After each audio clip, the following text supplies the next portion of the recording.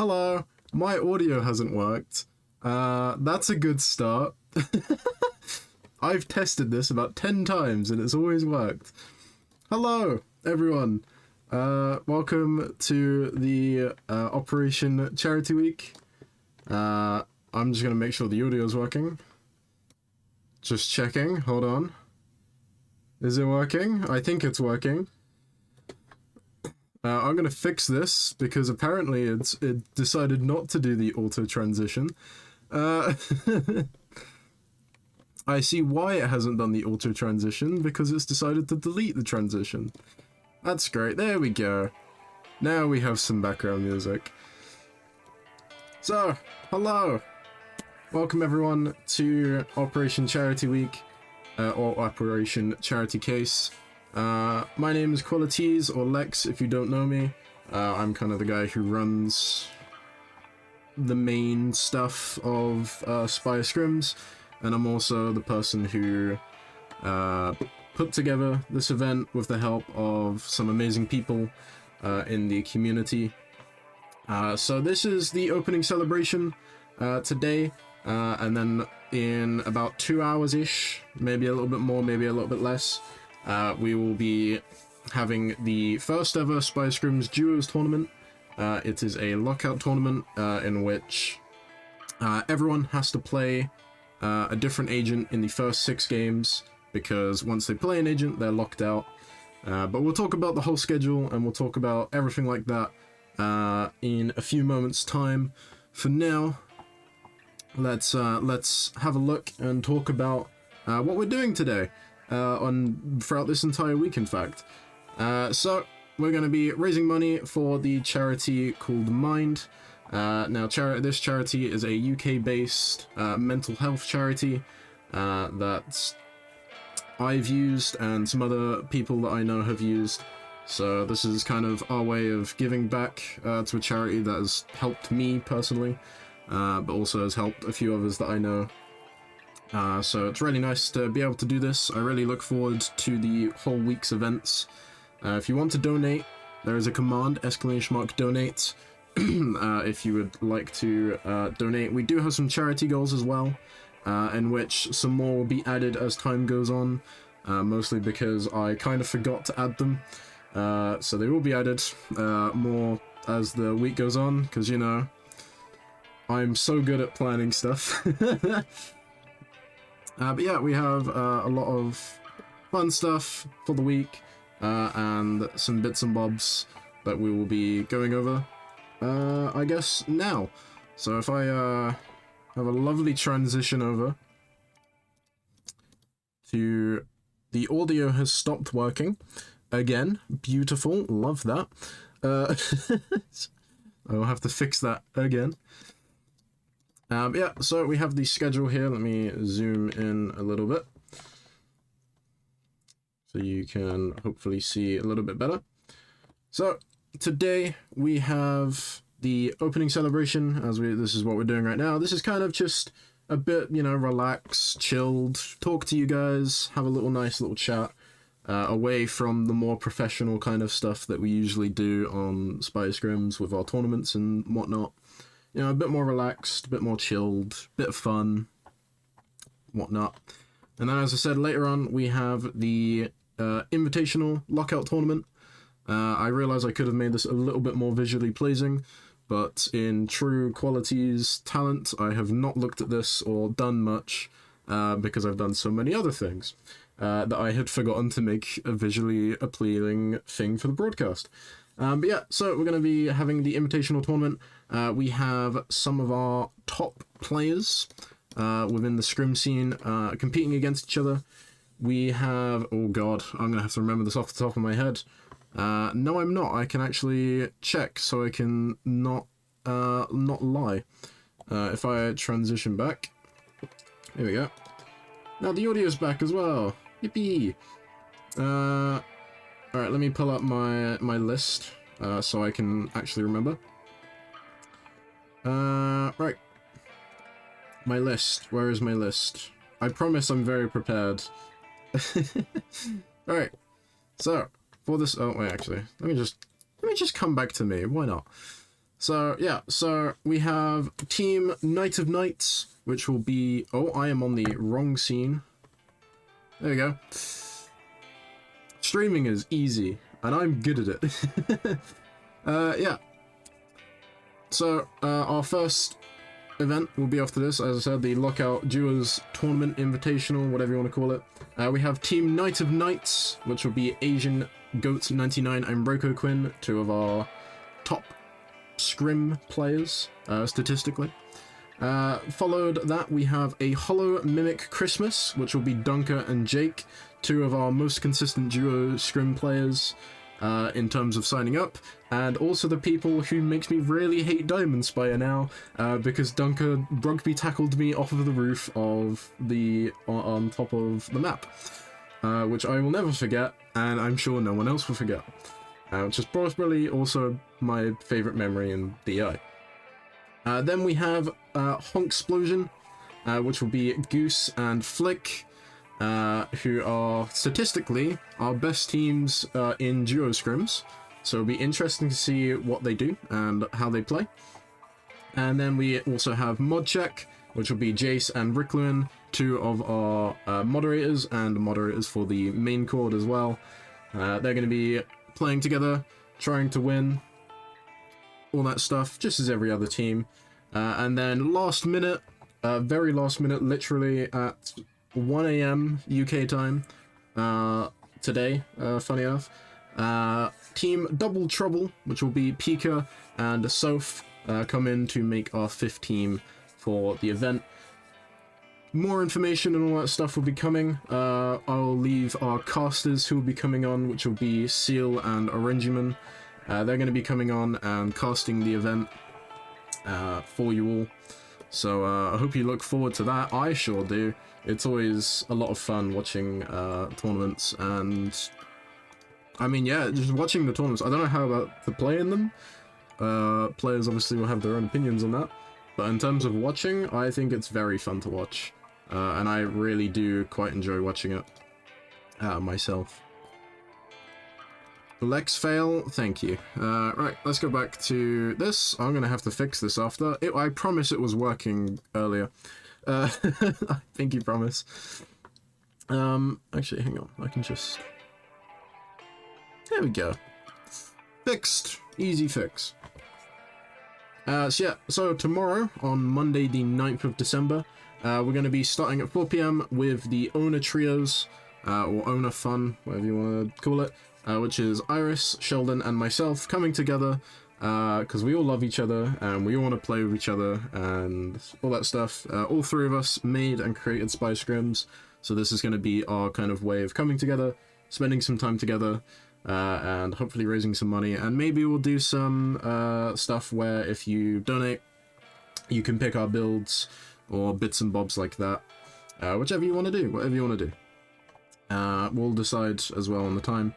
And then we have our first guest appearance, which will be the first Glitch, who will be doing Keybind Chaos for about 3 hours-ish, in which for every £2 that you donate, because we are British and this is all done in pounds, for every £2 you donate, viewers can basically pick what they want Glitch to use in terms of keybinds, which is something I don't think that's ever been done in DI before, in which, yeah, if you donate £2, you can be like, hey Glitch, change your W key, your walking forward key, to P.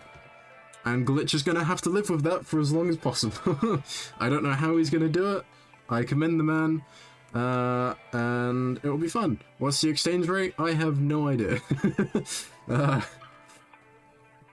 I'll be perfectly honest. We could probably look it up after. Yeah, and then on Tuesday we have our second guest appearance. We have Rickleman coming on broadcast, and he's going to be doing a couple hours, 4 hours of Copycat, which, if you know what Copycat is, it's basically where the person who killed you, or the last person you played against, you take their build and you use it for yourself, and then he'll keep constantly rinse and repeat that all throughout the day. And then after that we have some cozy games, some relaxed and chill vibes, with some Gothic fun and some other random mini games. This would be myself and some people who are free and wanting to play some fun games. Just to have a bit of chill, some relax, and all of that lovely stuff. And then we have a after hours broadcast, which was done very last minute. Myself and Iris are going to be playing Outlast Trials with the newest update that comes out on this day, on Tuesday the 10th. So this is going to be an after hours one. This will go on for however long we decide it to go on for. And it'll just be some fun, little bit of a spooky game for those who enjoy it. And those who would like to also see the new Outlast update, I suppose. Then we come on to Wednesday. Now this one's going to start a little bit later. This one's going to start at 5 PM GMT. This is just because of time stuff. I've got a few things to do, so I might be late at 4, which is why we're starting at 5. This will be myself and Irish, also known as Adam. We have been friends for too many years. I've known him longer than I've not known him in my life. So we're going to come together, play some duos, have some fun, chill, relaxing times, have a nice cup of tea as well, because why not? And then after that, we have the Worst Builds event. This will be the first event that people can sign up to and actually partake in. So if you would be interested in that, you can do !schedule, which will bring up this Google Doc, in which you can find the sign up form right there, in which this whole event is basically you will play some DI with your worst builds. And by worst builds, we mean things that you've maybe used the least, things statistically you're the worst at in using. For example, mine is probably Cav, is probably my worst character. So if I was to play, it would probably be me playing Cav with probably weapon 2 or 3, because I've barely ever used either of those, and I'm sure when I have, it's been terrible. And then with my worst chips, which, if I'm honest, is probably Gold Exfiltration Scanner. I believe it's called Gold Exfil, whatever it's called. And all those other chips that I'm really bad with. So Cover won't be in there, which is my favourite chip and the best chip in the game, if you ask me. Ammo will probably be in there as well. I don't look forward to that. And yeah, and then there'll also be things like gadgets, what your worst gadgets are. Mine are probably to be honest, probably the DI camera. But that's probably my worst gadget. But I mean, Luna knows it, and Luna will provide it, and you'll be playing in 5 games of regular scrim kind of points, in which whoever builds up those points wins, using their worst agents and worst builds. This is then followed by the Thursday, in which at 5 PM again, a little bit later, just because I might be a little bit late, we're going to be playing some Fall Guys for a few hours. So those who enjoy Fall Guys, who enjoy this kind of game, then that is, you know, a bit of fun, bit of chill. The audio is really going to annoy me because it isn't working, and I don't know why. And yeah, we're going to be doing that. Bit of fun, bit of random stuff, because why not? And then this will also be followed by Orange's Gadget Gauntlet. Some gadget mini-games, things that utilizes the gadgets in DI, as I think they are kind of underappreciated, unless you're using Shield or Bounce Mat. So it would be nice to see some other gadgets come to play, see what mini-games he has lined up, and what challenges people will have to face, using something that typically people don't use. So it'd be nice and interesting to see that. That is on Thursday at 8 PM GMT. All times are in GMT. And then on the Friday, we're going to be kicking it off with some Jackbox at 5 PM. It will be open for everyone to play online if you'd like to, so feel free to do that. Have some fun with us. Again, this will kind of just be whoever's free and wanting to play can join along. And then also on Friday at 8 PM, we'll be having Jace's Random Builds fun. Not to be confused with anything else, it is Friday Night Fun, nothing else, I promise. In which, yeah, just random builds all day, playing some meme stuff in customs or in pubs, whichever Jace chooses to do. I'll be honest, I can't remember off the top of my head. And yeah, a bit of fun for everyone, because why not? FNF, yes. Our favorite. We love FNF. Stands for Friday Night Fun. And then on the Saturday, the last day of the week, unfortunately, but it must obviously come to an end, we have the Larson League 2. Larson League 1 was done many time ago by Shani and someone else that I've forgotten the name of. I hope someone can remind me because I feel really awful that I forgot their name. They're going to be coming together to host this event and going to be doing some fun stuff with Larson. Going to be stealing cases from each other, doing a bunch of mini games and all of this stuff, all of this fun. That's it, Tachia. I apologize. Yes, Shani and Tachia came together to play it, to host it. Sorry, and ran it, and now they're back for Larson League 2, in which it's the first one, but with the number 2, and maybe some more random stuff. There is solos and duos for this, so if you'd like to sign up, again, !schedule will take you to this doc, and you can find it. It's also in the Spire Scrims Discord, and I believe it's on main cord as well. So there's quite a few ways to find it if you would like to to sign up, sorry. The reason why I said celebrate is because I then read the next one, which is the closing celebration. This will just basically be kind of this, you know, a bit more relaxed, chilled, talk to each other kind of stuff, in which we'll also be going back through the broadcast, looking at some favorite moments, some best bits, and all of that stuff, with myself and maybe someone else if they join. So yeah, a bit of fun, a bit relaxed to send off the broadcast and look back at some of our favorite memories. So that is... oh, I forgot to put the thing back on. So that is basically the week that we will be having. So I hope that makes sense. Also, I just realized, I don't think I ever said, our goal is to raise 500 Great British Pounds to charity. That is the main goal, that is the big goal that we're going for. So hopefully we can reach that. There are some incentives. There's a few more coming, as I said, but I'll read off the ones that are in here now, just because why not. If we reach $50 or £50, first glitch will be the first one to endure some love, in which he'll be doing a controller stream with his Nintendo Elite controller, I believe. So not even an Xbox or PlayStation controller, a Nintendo controller, which isn't the easiest to use in DI, as controller players will say. And I do agree, it doesn't seem easy. So that's if we reach 50. If we reach £100, the Rickleman will also be coming onto the stage and be doing his True Form stream again. If you don't know what his True Form stream is,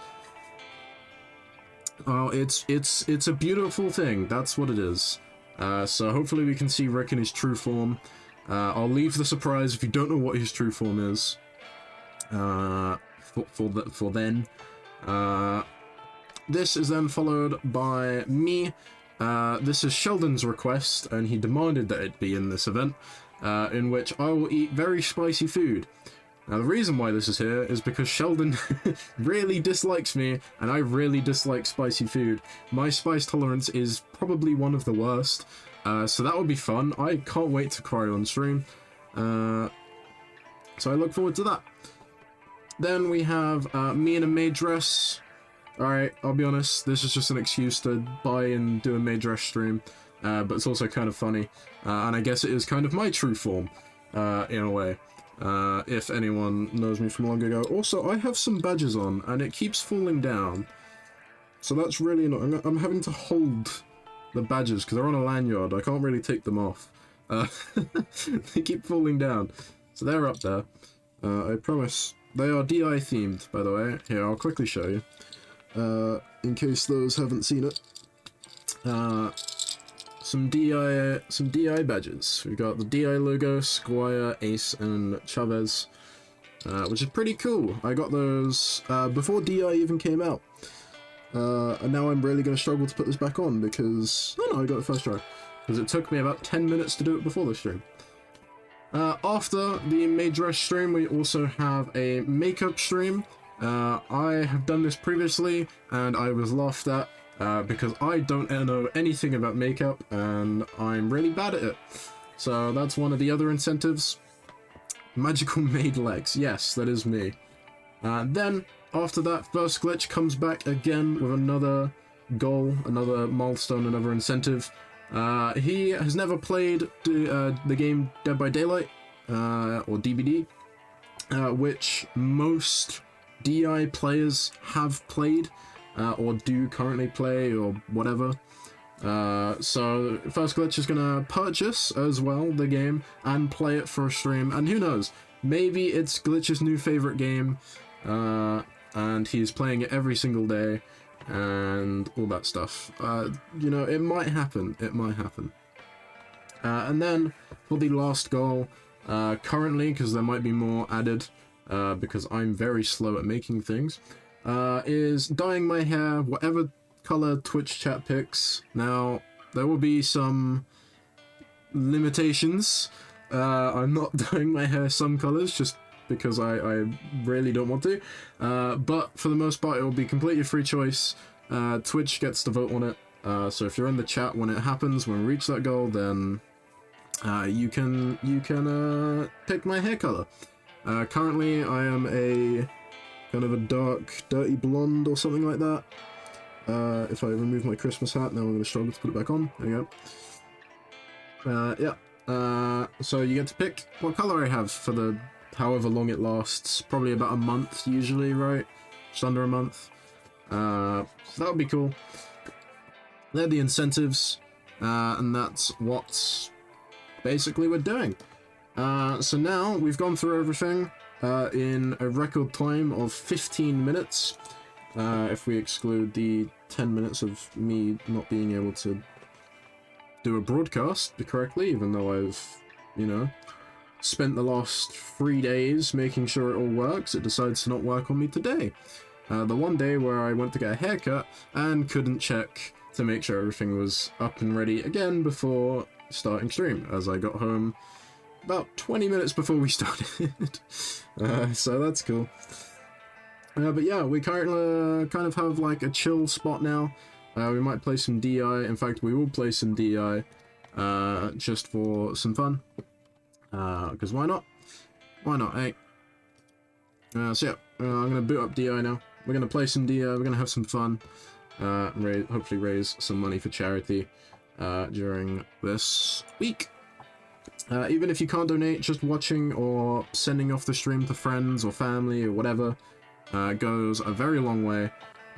Even every view counts, and obviously every donation counts too. So yeah, hopefully this week goes well. I'm looking forward to it. Looking forward to bringing on the guests, bringing on some favorite streamers and whatnot, and just kind of seeing how this week goes.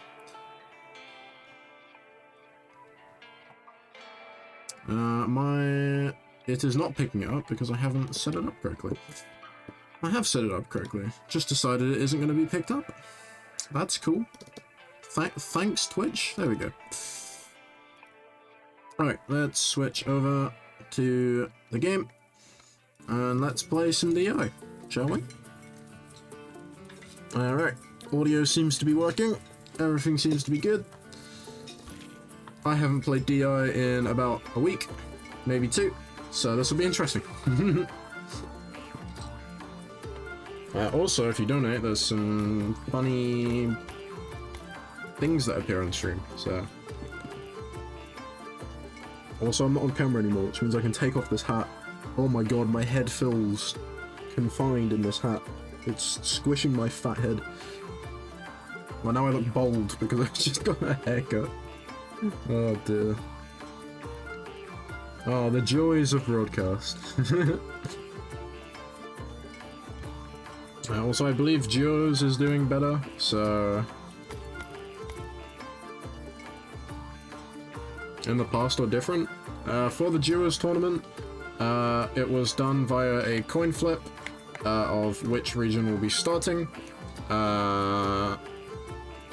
It's gonna start on NA, and then every match is gonna alternate between NA and EU, which means out of the 10 games, every match will be played on both EU and NA. Or every map will be played on both EU and NA. And it will just alternate between. So it'll go Hard Cell Morning to Sound Eclipse, I forgot the map's name. And then back to Hard Cell, regular Hard Cell, the night variant. And then all the way through to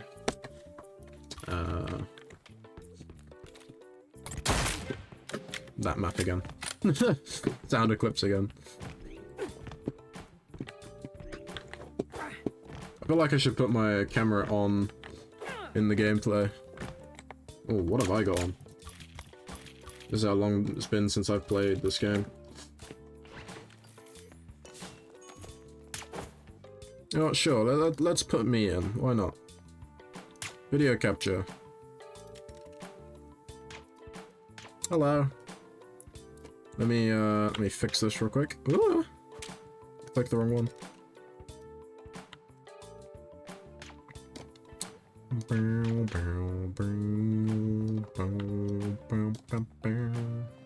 There we go. There's my fat head.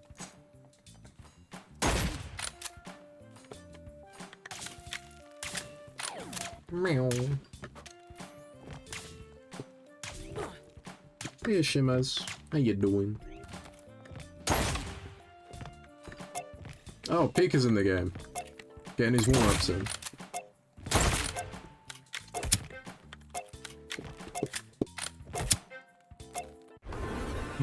Alright, I haven't played DI in God knows how long, so this will be interesting.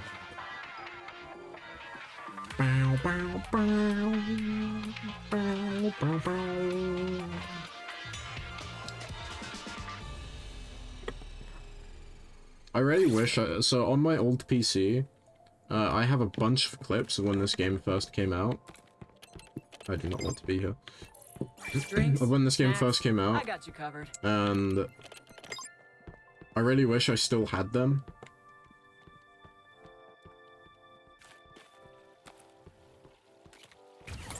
Because it was so different to how it is now.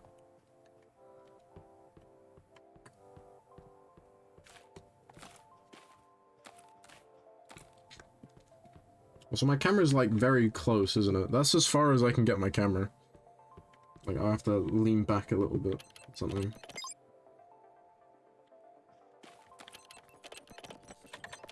Time to move.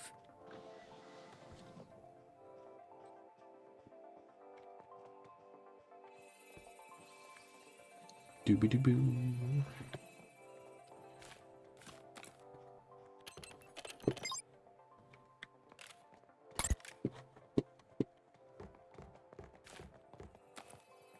I'll be honest, I thought the card was gone. Take it.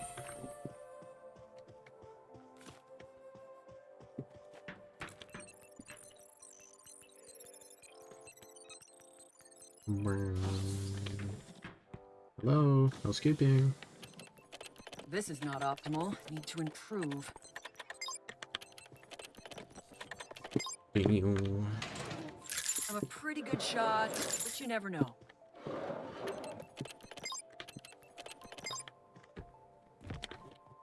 You saw nothing, Douglas. Oh shit. Someone else is here.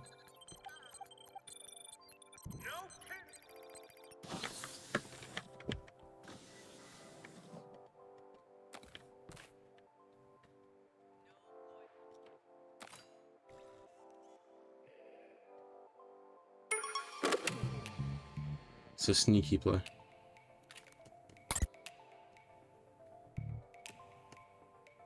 Come on in.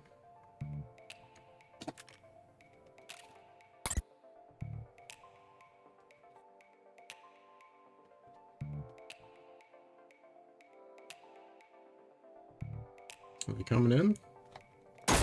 Oh my god.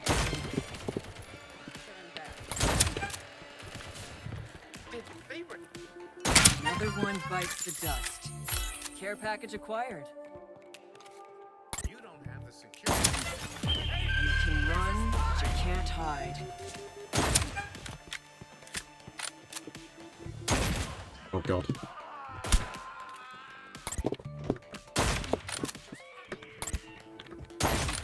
Oh, I'm so bad. Okay.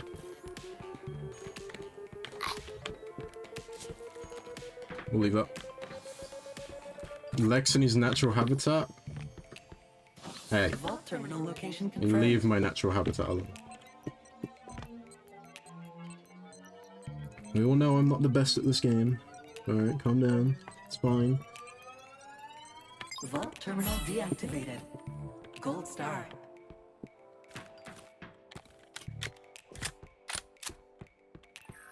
Blending in with the crowd. I don't need my blue, right?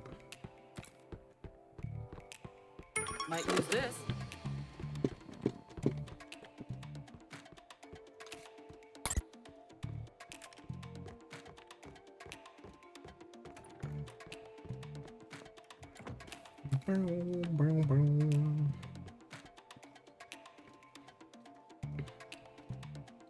You know, if I could aim, that would make this game a lot easier. I've been playing too much Rivals.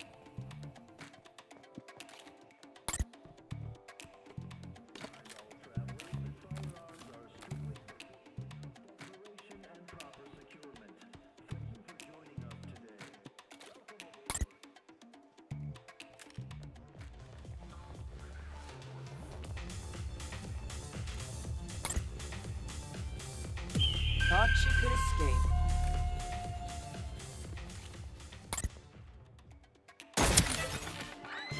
Perimeter set. I see you.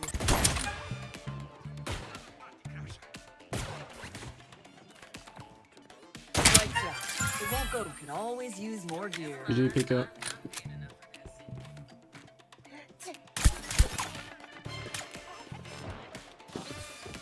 Deploying. These clothes are so Oh, now I wish I had my blue. I feel sick. Done.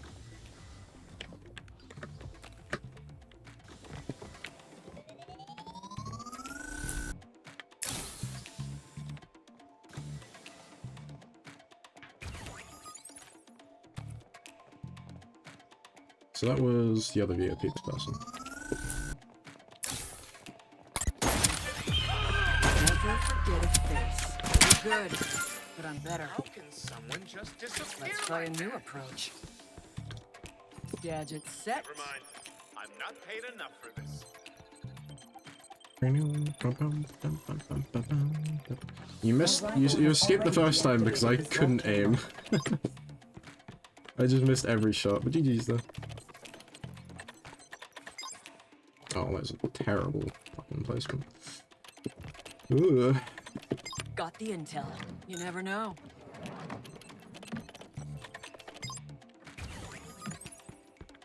And you baited. Deploying asset.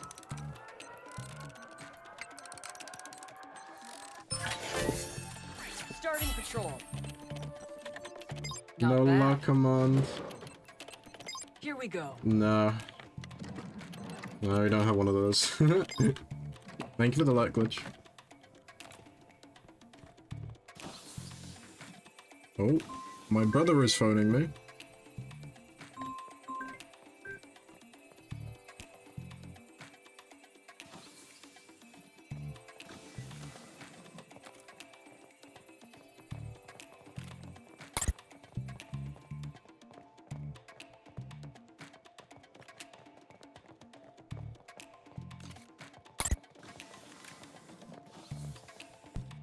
Sorry, my brother's getting food. Yeah, right. Let me put my phone back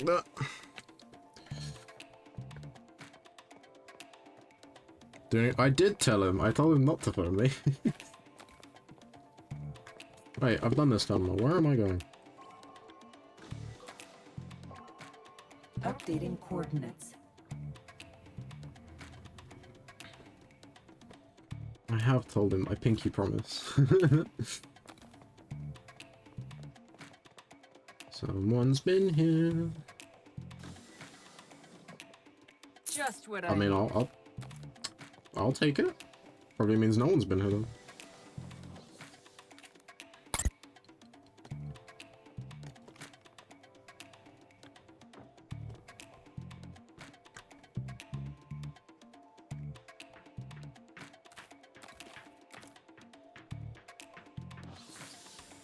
See you, Pico. Good luck today. See you in a little bit. You have wasted your time. There is no vault terminal here. Should make it easier to move around. Blue is definitely not my color.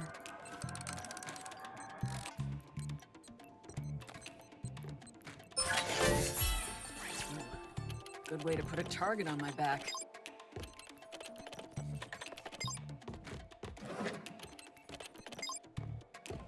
Do I really want to be a VIP? Not really, I feel much but better. why not? Why not? Let's have some fun with it. Also, this bin, when this first came out, the updated room, I'm convinced that bin wasn't there before they added this.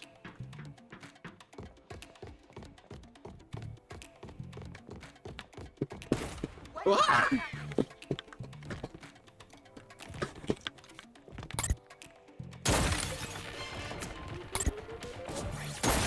Oh my god. No matter where you go, you'll follow. All for medevac, Hey, not for did me. I did. I won a game. They never Oh, stood a someone's donated chance. £5. Anonymous, thank you. I need to bring up the the donations.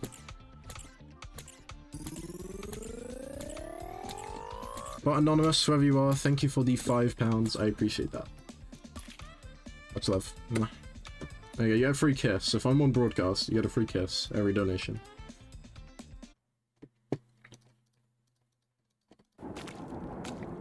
No matter how far, I'll hit my mark. Felt it when I woke up this afternoon. Today's gonna Look at all be these people great. practicing, warming up.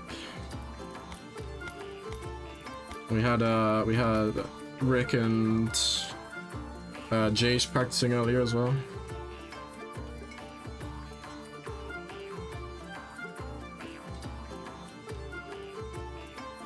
Hey, every donation is a good donation. Everything helps.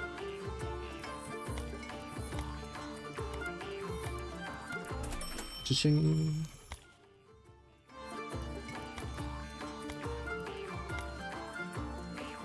So yeah, I really need to like find a way to move my camera back, but if I do that, it falls off. So I haven't really got much choice. How do people do face cams? I don't get it. It doesn't work for me half the time.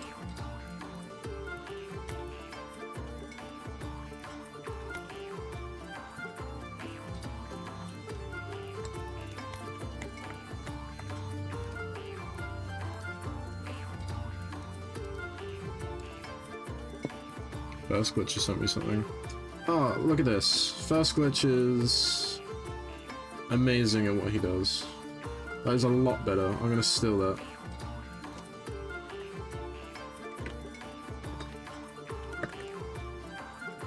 Alright, I'm stealing this.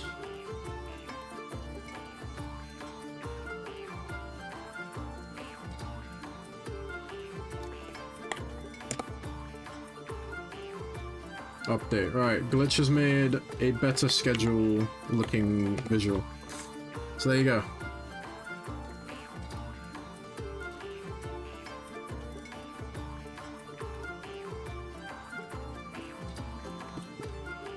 This is why I get other people to do stuff for me. Because I don't know what I'm doing.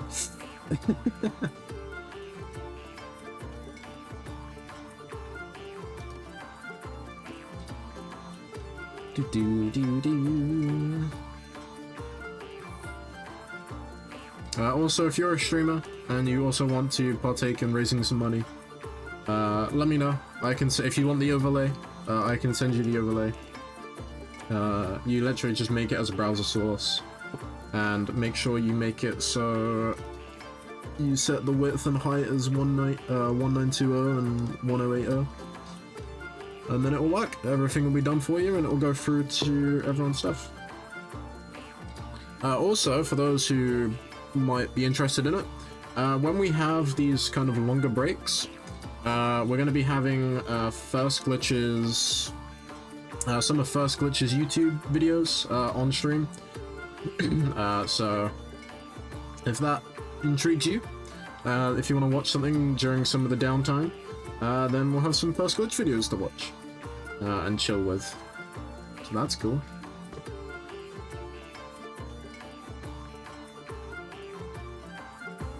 Found a mission. Mission found. Also, this is really annoying. It keeps falling.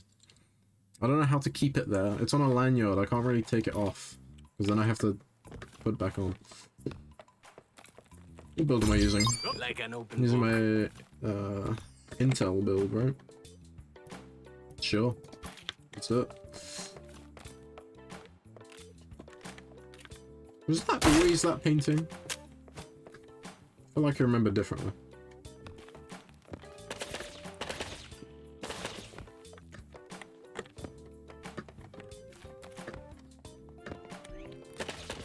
Try using duct tape? I don't think I have any duct tape. You're right though, I should try. Oh, now this is Speeder King.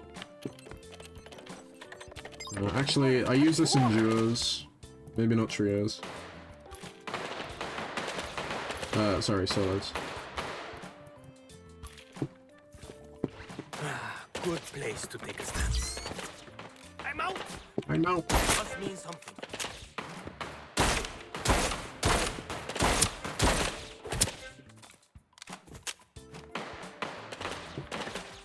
My flowchart shouldn't move. If yes, use WD-40. If not, use duct tape.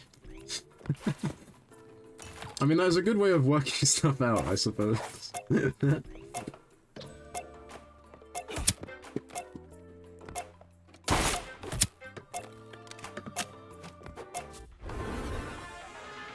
little thumbs up from our boy Octo. A lovely boy Octo. Oh my god, I keep moving more and more to the side. There we go. Jesus. Hi, Got better hi, use of my Giant Key. intel. Ooh, that's some boost. Bonds. Good value. And the next P cassette. And credits. Where next? This might be the only time I'm happy to have spawned here.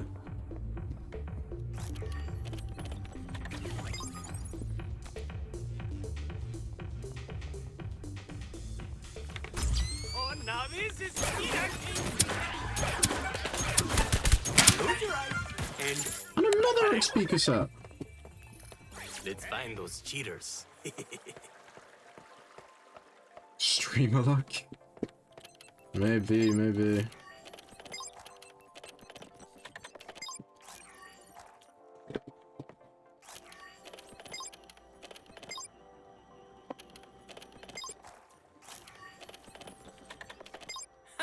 Where's the challenge?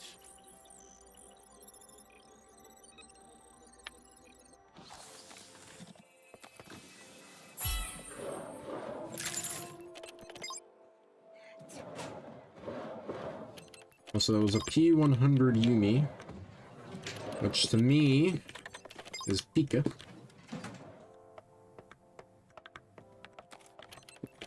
I might be saying Pika again.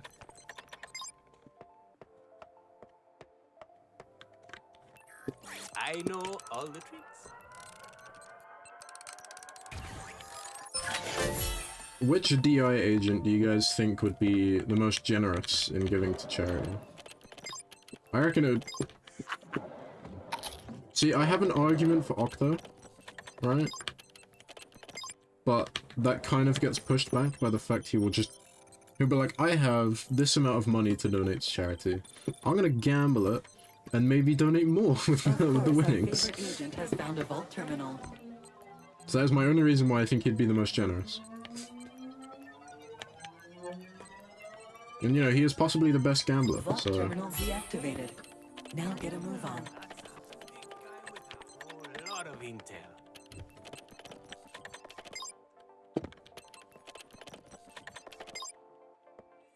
tablet and give it to the next charity. Going on. Precisely.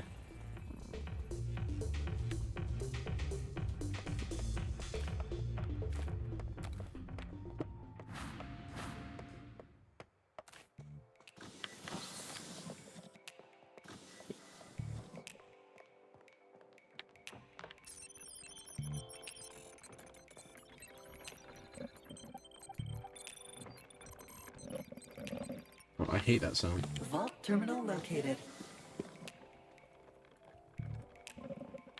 Ah,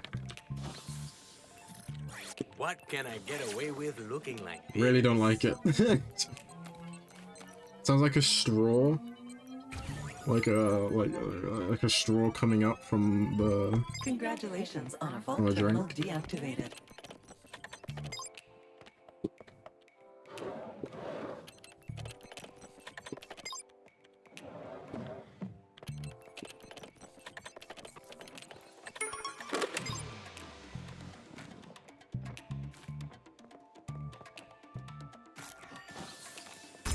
Oh, now this is speed activity.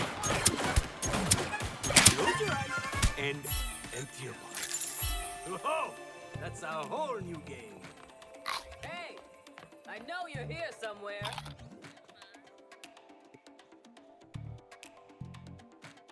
Bum, bum, bum. Alright, what we got?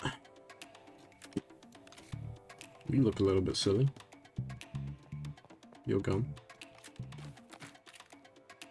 Just gonna wait for my expertise to come back. And then I'll make a move.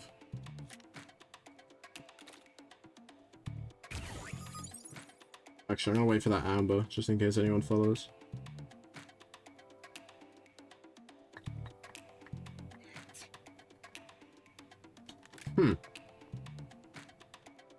Well, that's annoying. I was hoping that amber would come in. Shit.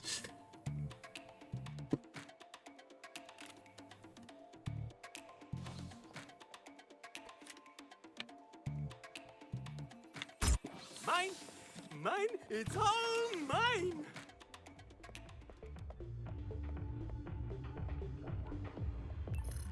Slick, but where's the bling? Where's the bling?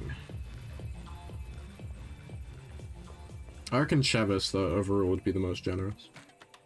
That's my prediction.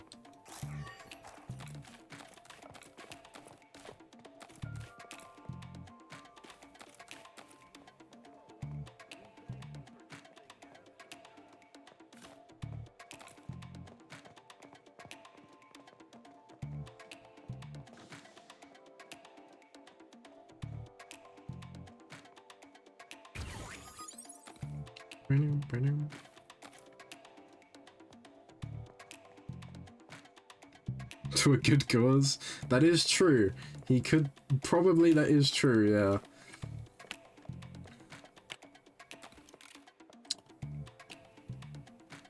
I think he's done.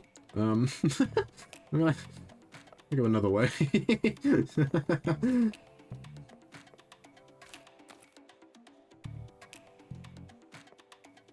That Chavez came from C, so I'm gonna go D, actually. Destination set.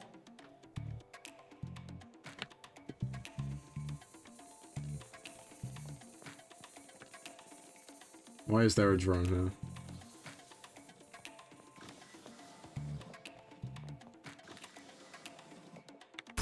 Going all in.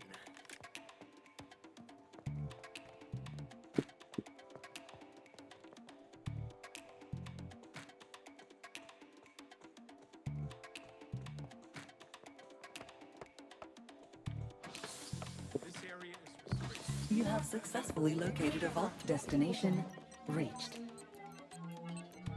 Actually, I'm gonna wait a moment. Just to get my expertise back.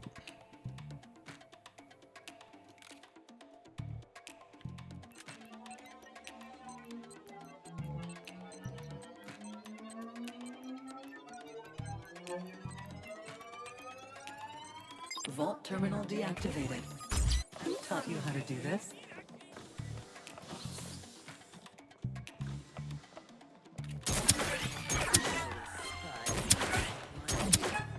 Wrong bet. get up, I'll take that. Not my problem anymore. Let's find That's those why I wait for my cheaters. expertise.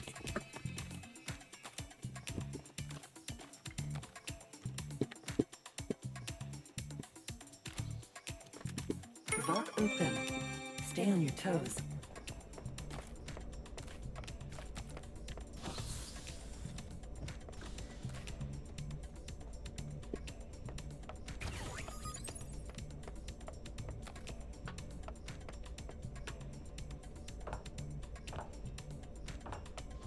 Their expertise not coming out. getting to Maybe the it's just the ping. You are playing EU servers. I did see you shoot it out though.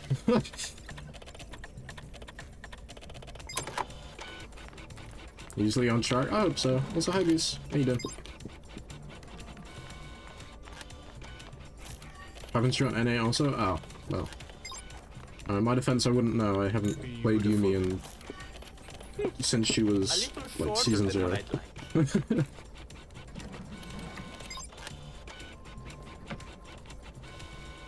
You're nearly done.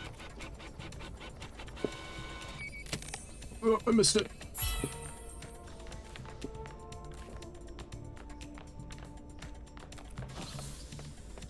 Should be fun.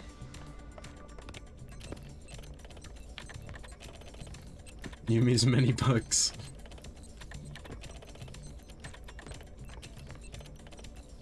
Let's raise the stakes. Initializing so rifle sorry. agent detection mode. Alright, let's get Laurentel and then we'll see what happens.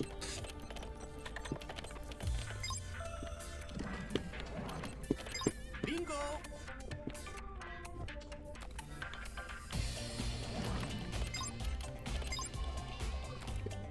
Yeah, still hasn't come out yet. No, we're just gonna mass fill up Laurentel. Rival agent detection mode activated. What a hack. Oh, my brother's home with food. Perfect. Initializing rival agent detection mode. We'll send out another ping and then we'll Rival agent detection mode activated. wait out.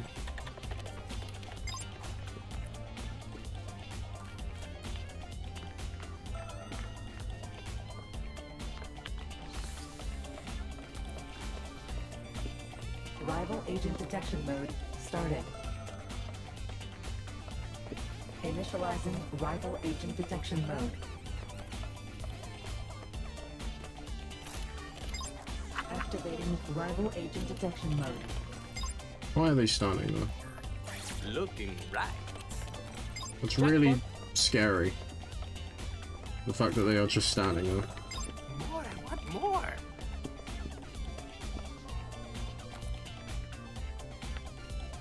Rival agent detection mode activated.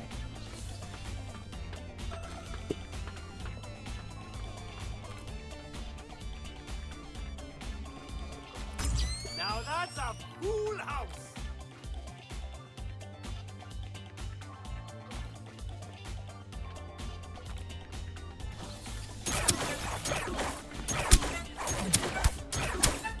Running low. We traded. GG. No, doors. No.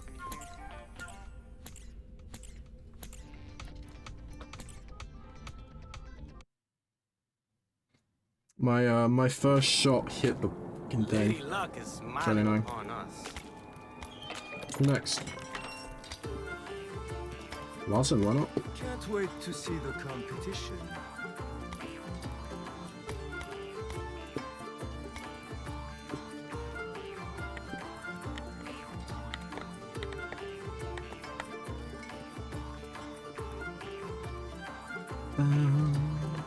Bum, bum, bum, bum, bum, bum.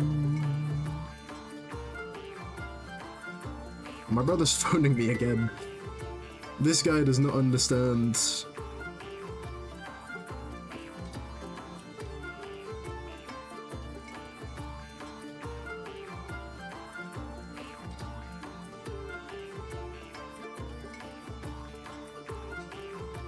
Alright, so what we'll do, we'll play one more game, hopefully, if we can find the match. And then we will... Oh, we can't pause the line again. We'll play one more game, then we will have a short break for about 30 minutes ish, where we can watch some First Glitch YouTube videos. Oh, I have pressed the wrong button. There we go. We can watch some First Glitch videos, in which we'll be back.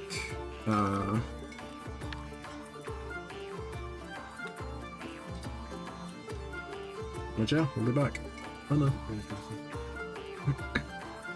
Again, he doesn't understand. I don't know why, I don't know how. Right, Being of which, I actually need to get Glitch's videos ready.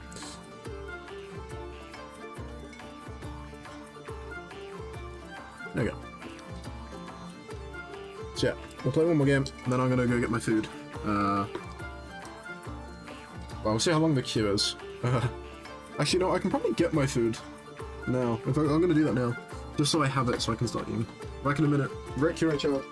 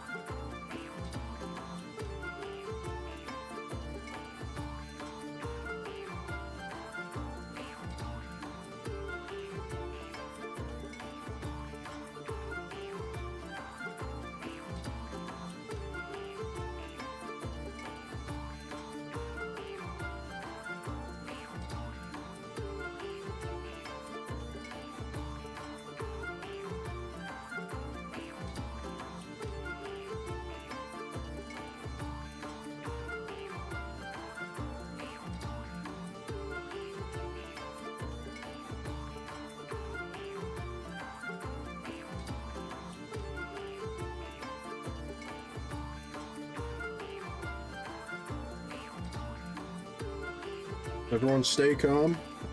I think everyone stayed calm. Oh.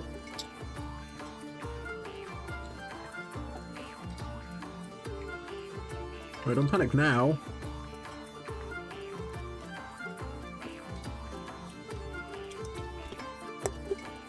Sorry, I have a tower of cans.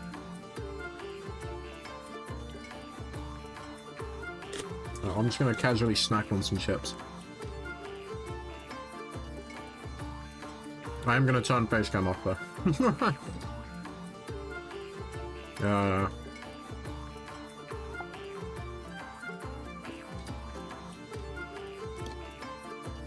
Just because I am eating. Long break.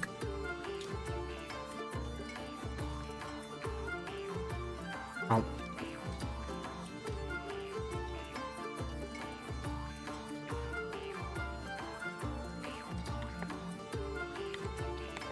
Oh my goodness.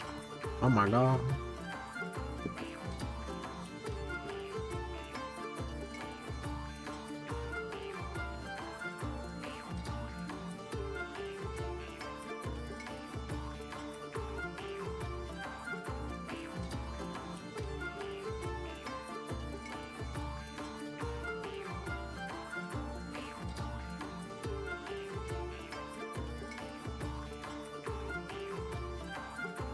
Don't worry, Rick, I'm back. I'm now in charge. Don't have to worry anymore. Okay, now stop panicking.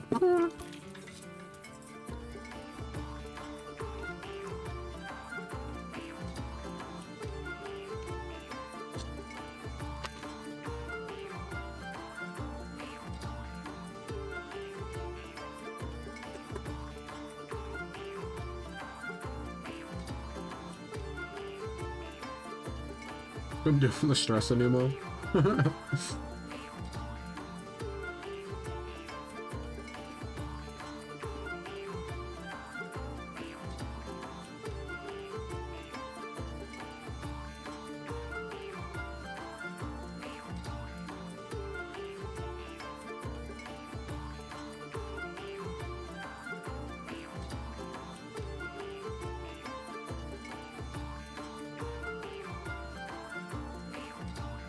That's a pretty high stress level. I can't lie. Hey.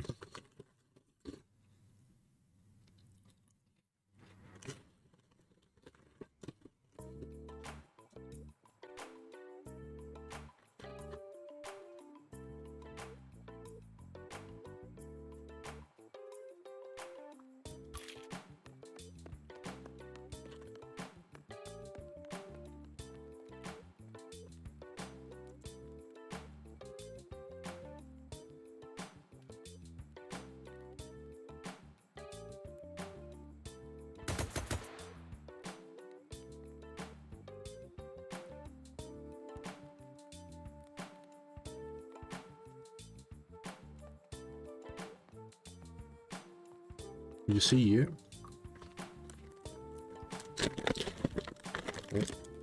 Let me not put my snacky chips, the crisps there.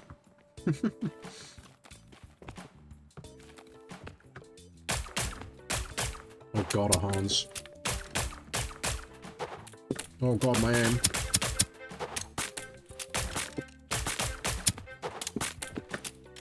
I'm on Silver Reef again! I can't escape this map!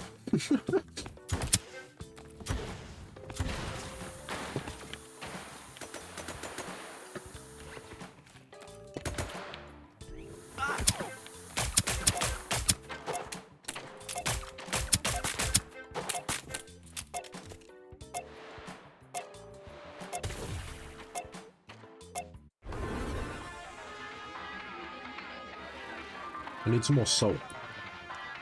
That's what I need.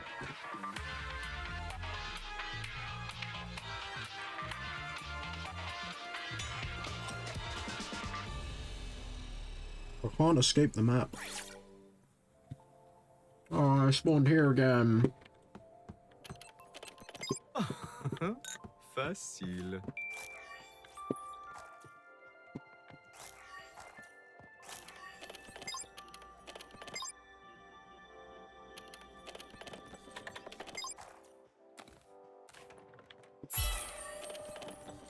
About time.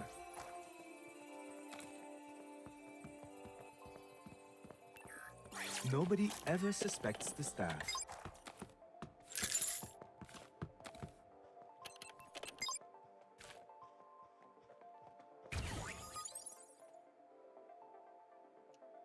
Morning, Douglas. Can you walk back in? No? Okay.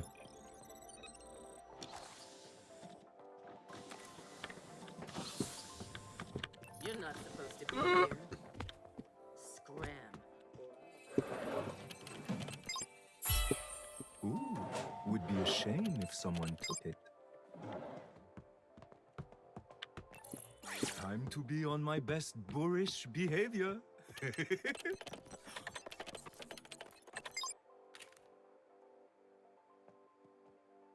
Hmm.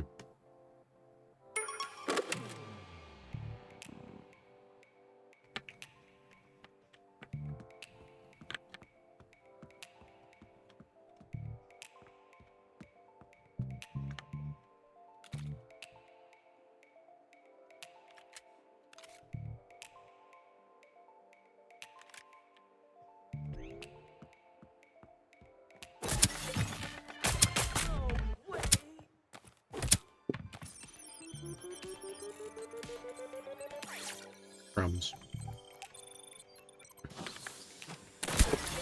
Terminal locate health critical.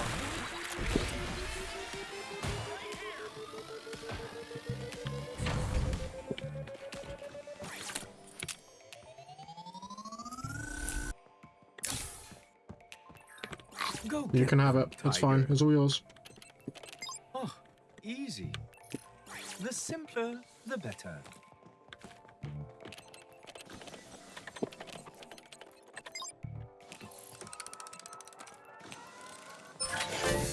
I can never say no to extras. Where can I sit? Okay. Perhaps trying harder would be a good idea. A vault terminal was deactivated.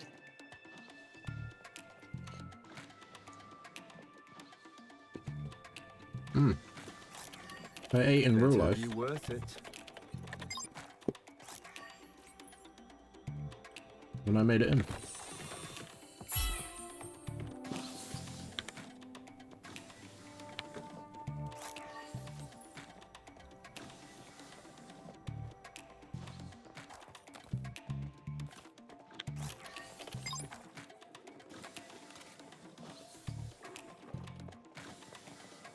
I have nothing to spy check with. Grr.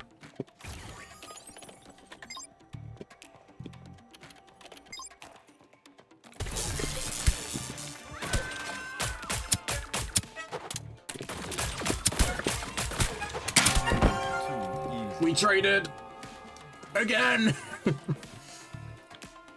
GG's. If I would have hit that first throw, would have been good. Unfortunately, I did not. Fine, fine, fine. Just let me finish. Therefore, it did not work. First. All right, let me bring myself back up. Yeah, that one. Switch. My camera has decided it's not going to turn on.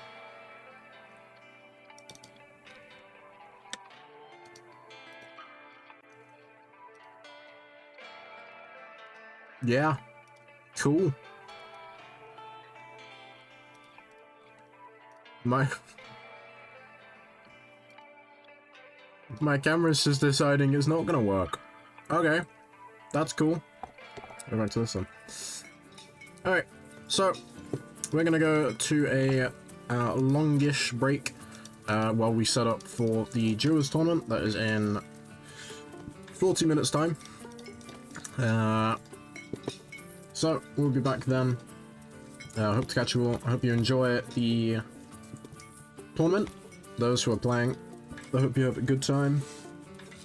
And yeah, we'll be back in a little bit. See you in a minute.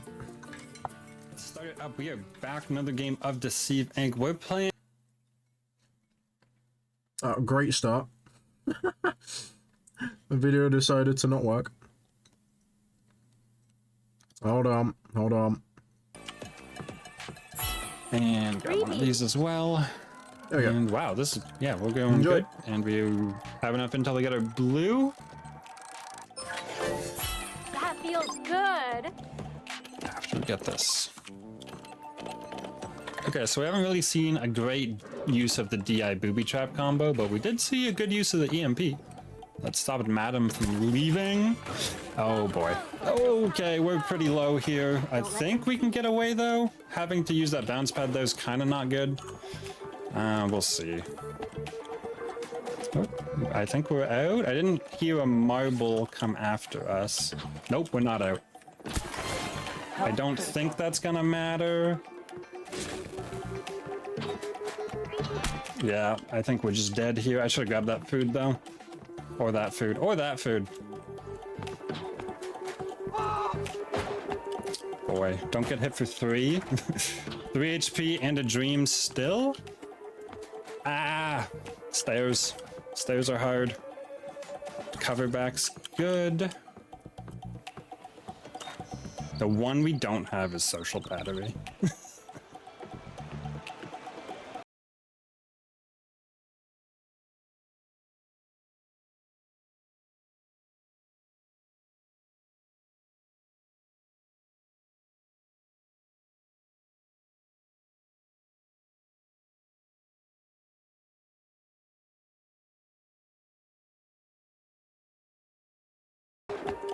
Boy, don't get hit for 3. 3 HP and a dream still? Ah! Stairs. Stairs are hard. Cover back's good.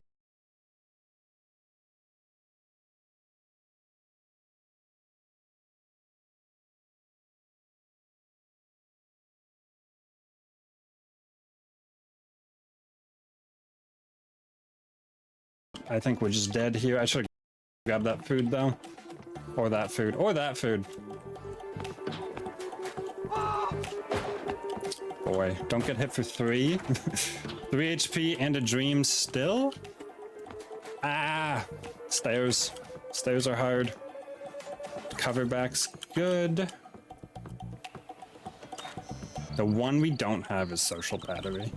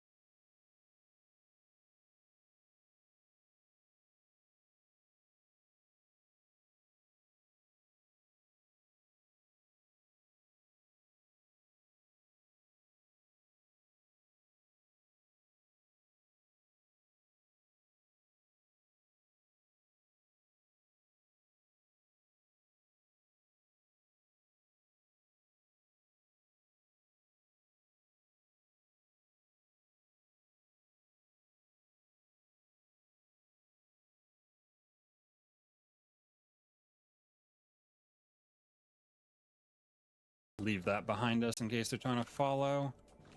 Oop, wrong door.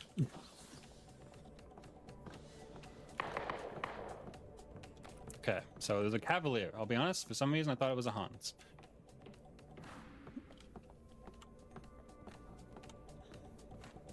I think that should have been the only printer that was running. So, this should just be free. Alright, killing a Cavalier as Yumi is gonna not be easy though, for me. Rival agent detection. Ah, they even came up the right way. What's the best way I can do this? I can't really like bounce them off the map anymore. Initializing But rival agent maybe detection. I just Go, Jimmy, go. do that? Just like book it out of here? They're waiting for it? Let's practice. No, you can't do that. You'll be Just leave it fine, here. baby. I'm just gonna use these as like actual booby traps. Whee! This disguise looks funny. She's coming. We are gonna have to turn and fight, which is not quite my Rival forte. agent detection mode started. Rival agent detection mode activated. Rival agent detection mode engaged. I think we're just gonna ping and then we'll fight here. Oh, maybe not. Maybe we won't fight here. I need more intel though. Those Rival security agent detection mode started. Whoop. English Break ones. that. Put that there. And guess on this one. This feels defendable, maybe. We have a decent setup. We're playing like a TDM. I have no UI though, so I have to use an intel to get that back. Running low on intel. Okay. I guess they could have come up the stairs. That would have been bad for us. Intel running low. Are we out? Oh, I'm just out of intel. Okay. I think I popped this. Extraction vehicle has arrived. Pop these. Just as quickly as possible. I think we're out. We've made it somehow, some way. Prize. Well, I did say that was one of the best Yumi games I played. I don't know where the Cav went. I don't think we did anything Hey, all Mom, that I complex. guess I'm really good at this. But wow, that was a good game. All right, that was game 1. We'll do a game 2. And I don't have anything to say after the end game was kind of not as interesting as the mid-late game or mid-early game. But yeah, we'll see you guys right for game 2 in a minute. All right, we're back for game 2 of our Yumi Booby Traps, not Spyglass, DI. That would work much better. Load out, and we got Fire Gun Short at night, which I'm not 100% sure if we got before or not. I'm not gonna lie. And wow, okay, well, I was about to just talk about how it'd be really nice to find the VIP, so we can do that. And lo and behold, we're good. We're good to go. All right, this is exactly what I wanted to show. Oh my god, there's the other one. We could put a cam on each VIP, but I don't think we need one. Okay. But Garcia does seem like he's a little more active right now, so I'm gonna go retrieve. Nope, I just want the cameraman. All right, thank you. So the idea with this, oh boy, that's a player. Boom, shakalaka laka. With big Oh my god, we killed someone with Yumi. more than you. That doesn't happen to me. Okay, Garcia's not gone anywhere important yet, but we'll check back later. So the idea with this is the VIP likes to roam the map, and it has an all access pass. Oh my goodness, to everything. So this is a little more, I'm gonna call it traditional use of the DI, where we can check what Garcia's up to now and again. Obviously nothing all that important right this second. And of course, if we really need to, we will just break the cam. And we still have this one we can use Terminal in this area. for actual cameraing or our booby trapping if we need. Ideally, we would pick this one back up and then we don't lose our Garcia cam. But if we have to, we have to. Deactivated a vault terminal. And he's still sitting. All right, maybe I picked wrong. Maybe Luana was our ticket. Okay. So much power. Okay.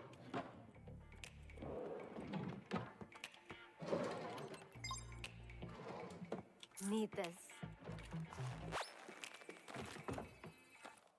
Okay, he's on the move again. We might get, if he goes in, the hope is he goes somewhere important and we can get info. But if he just kind of chills, then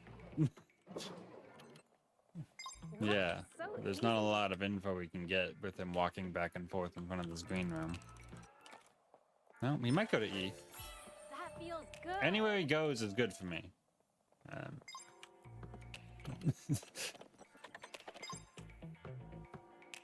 Garcia is actively making me look foolish, but at least we can check back. I guess we'll go to the bus and the yacht. We did A.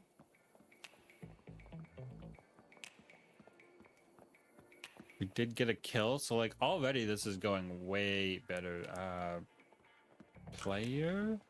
Maybe? It was a light wiggle earlier. Do I invest this in? Yeah, that opened too early. I'm pretty sure that's a player. Whoever is. Jeez. We're taking guard aggro I didn't want to take.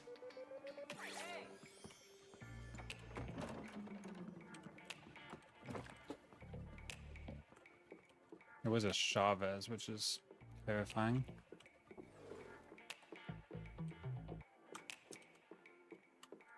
Dang, looks like they're also gone. I wonder if they're in here.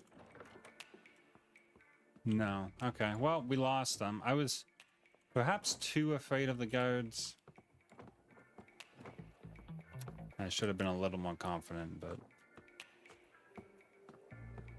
I saw a Chavez pop out and I got a little worried because they do not quite two-tap you, but it is close. Quick VIP check. Alright, he's in a green room. Yeah, not the most useful info we've got. I do need... I don't think there's really anything to sit in here. Okay, we can do this. I know it's only 5. We could use the plant, but... Oh, I guess there's a chair here. Was... Like that's gonna stop me? I guess it's a real chair. You know what? In case it's a player, here's an achievement. I don't know. I feel like I don't know enough to know if that chair is usually there or not. I kind of want a vial. We have good intel, so we'll grab 1. Garcia, how you doing? Okay, he's at the one we're going to. But we know there's a player there now. Hey, there's a... Yeah. That was somewhat intel? Did they retreat?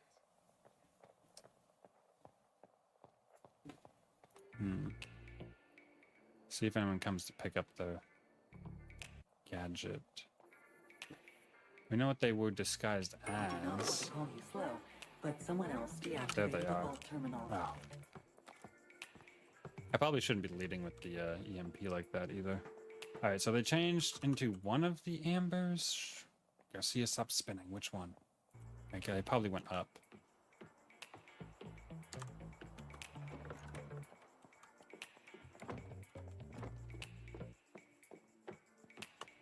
Okay, they broke their thing.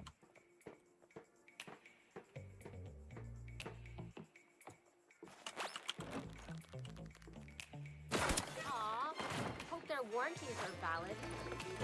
Go, go, Psycho Pellet, go! There is no vault terminal located here.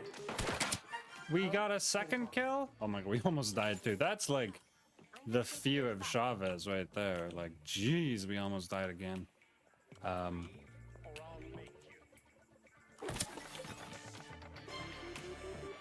Garcia cam. Alright, he's not anywhere important. The cam's not really worked out. It's done okay. I guess it helped us find this specific Chavez. Oh, look at me! Apparently we stand up when that I'm a happens.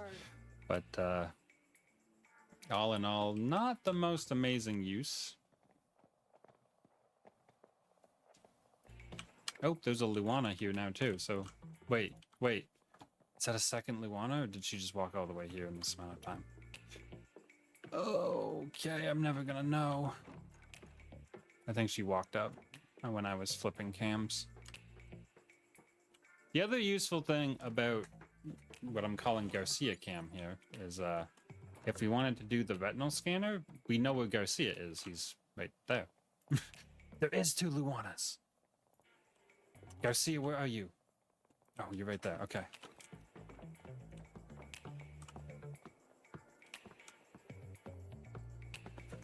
They're literally doing the thing. Okay. Boom, shaka laka laka.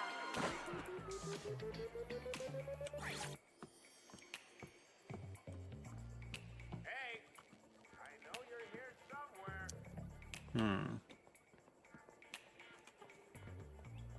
I didn't really have a plan for what happened for after I hit them with that.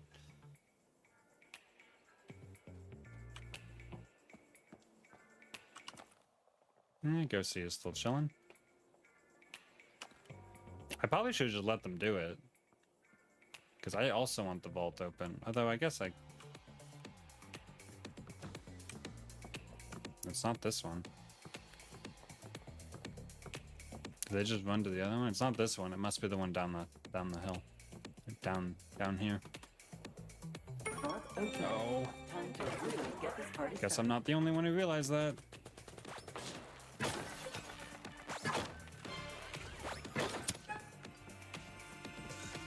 He's really low. Whoever enters this is in for a surprise. Leave aside, agent. Oh, and we got it. Okay, wow, that was a pretty good Yumi game. We saw Garcia Cam, and we saw its value in like a couple ways. Not the best, but like we got a win. Like 2 wins on Yumi's not nothing. So we saw some DI ideas, some specific booby trap ideas. Although the booby traps in game 2 have been a little lesser, but in game 1 I think we did okay. So yeah, that was a pretty good Yumi game overall.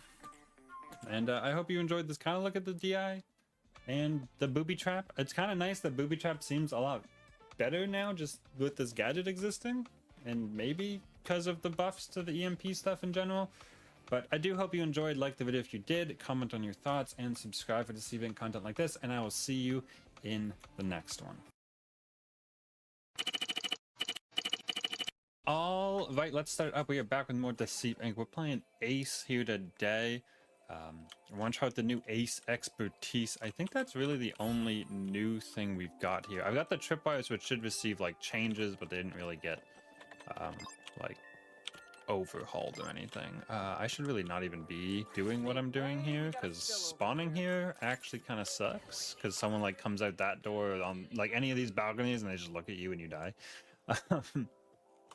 But I'm gonna hit this button. So we got the new Ace expertise, the heat vision. It's not doing anything currently, but pretty much if someone gets heat within 90 meters, which is really far, we will know, and we'll get at least some knowledge. I'm gonna put the, actually wait, I'm literally doing this like the old way. That's terrible. Oh, I heard it right as it ended. I heard it. Dang. All right, so we can now put these on walls and ceilings, not just floors, so we can put them at like this height, which is, you know, a lot better. Okay, this doesn't seem to have too much cooldown. Is there anything else I can really do? I think we just chill and get intel for a little bit. Of course, we still have the bounce pad. Not really anything gonna change there. We get to hit the button again. That's kind of why I'm just hanging out. I heard a noise. Maybe that's just it turning on and off is the noise. It's not actually anything to do with who is and is not. Oh, if she goes in, we're great. In range. I should be looking around a little more. Oh, she is. Starting patrol. Someone was in here though. Are we gonna get shot? Ugh. In position. Shut up. I'm way too clever. Health critical. Oh boy. That doesn't really matter. Oh, we got the quick turn. Okay, Ace Weapon 1's clearly superior. Oh no, they got in here around my tripwires without me noticing. Maybe they're badly placed, or maybe they're just, I don't know. But let's put some more down, I guess, just to make sure we're covered. Congratulations. Whew. Alright, that's a good way to start. Let's hit this button again. Just, I feel like there's no reason not to, because like, as we've seen twice now, sometimes it just does nothing. We're running my normal main loadout here with Terminal. health on gold, so this is a really big pickup. And other than that, I can just do this. And social is on this blue, so we'll probably rush over to that couch and finish that up. Yeah, okay, so the noise is just it turning on and off. That's good to know. Oop. Oh, that's dog. I thought it was a goo pod.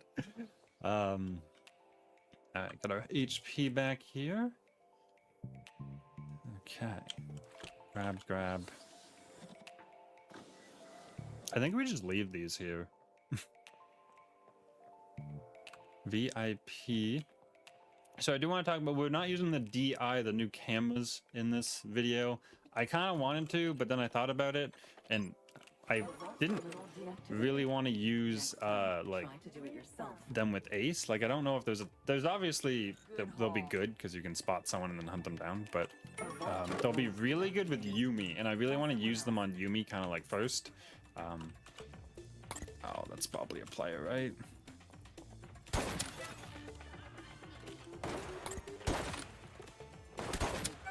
Vault open. Oh. Oh, I missed. I'm just probably dead, maybe?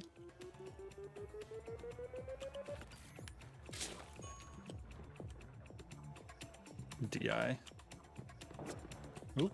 Did they actually jump down and shoot? Yeah, they did. Ooh. Don't mind if I do. Got a third-person camera.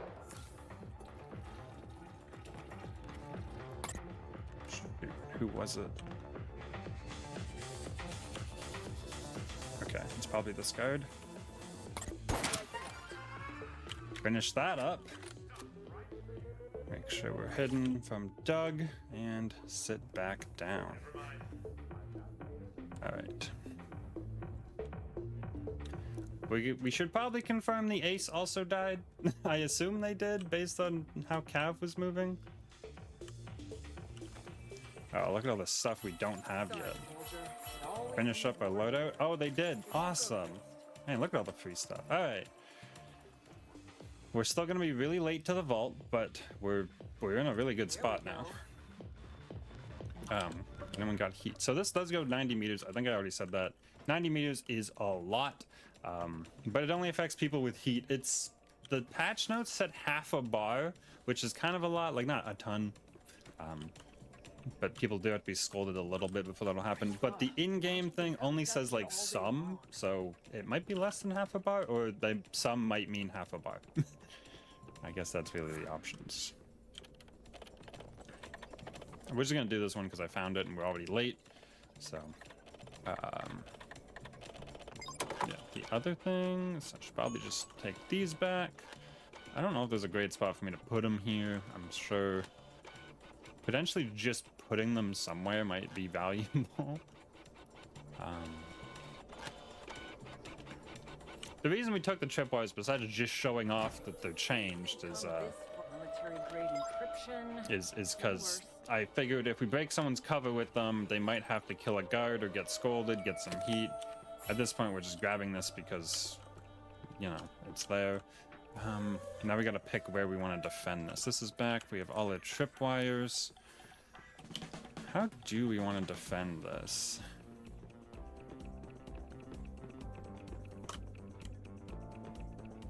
There is a lot of ways out of here.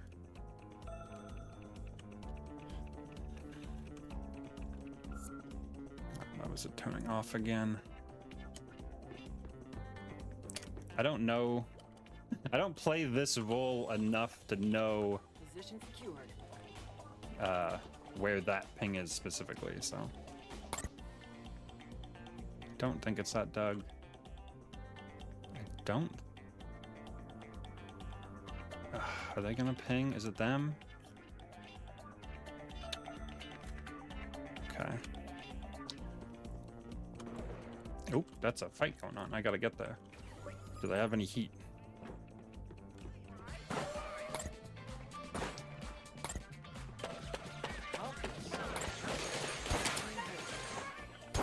Oh. Give me that back.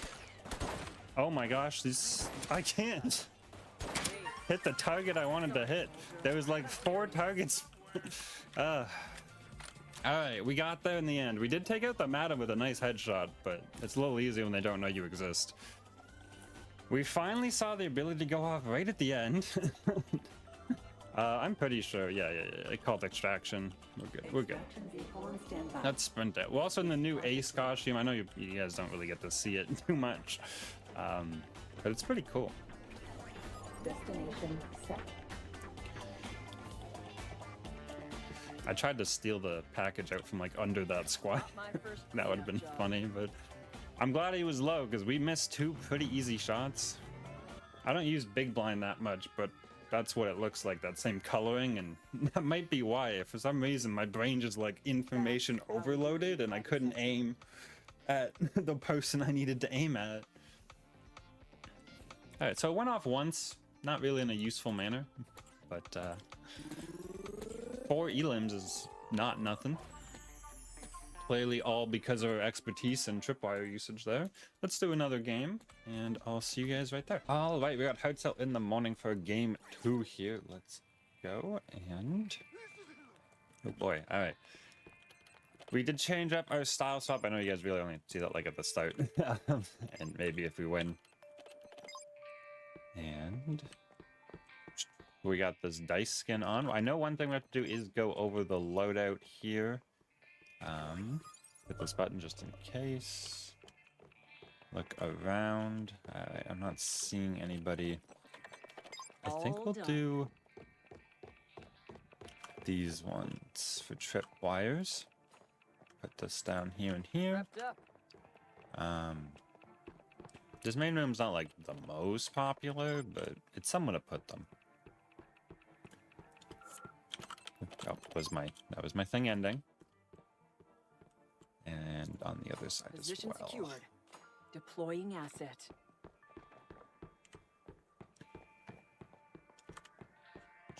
And we got 2 more to put somewhere.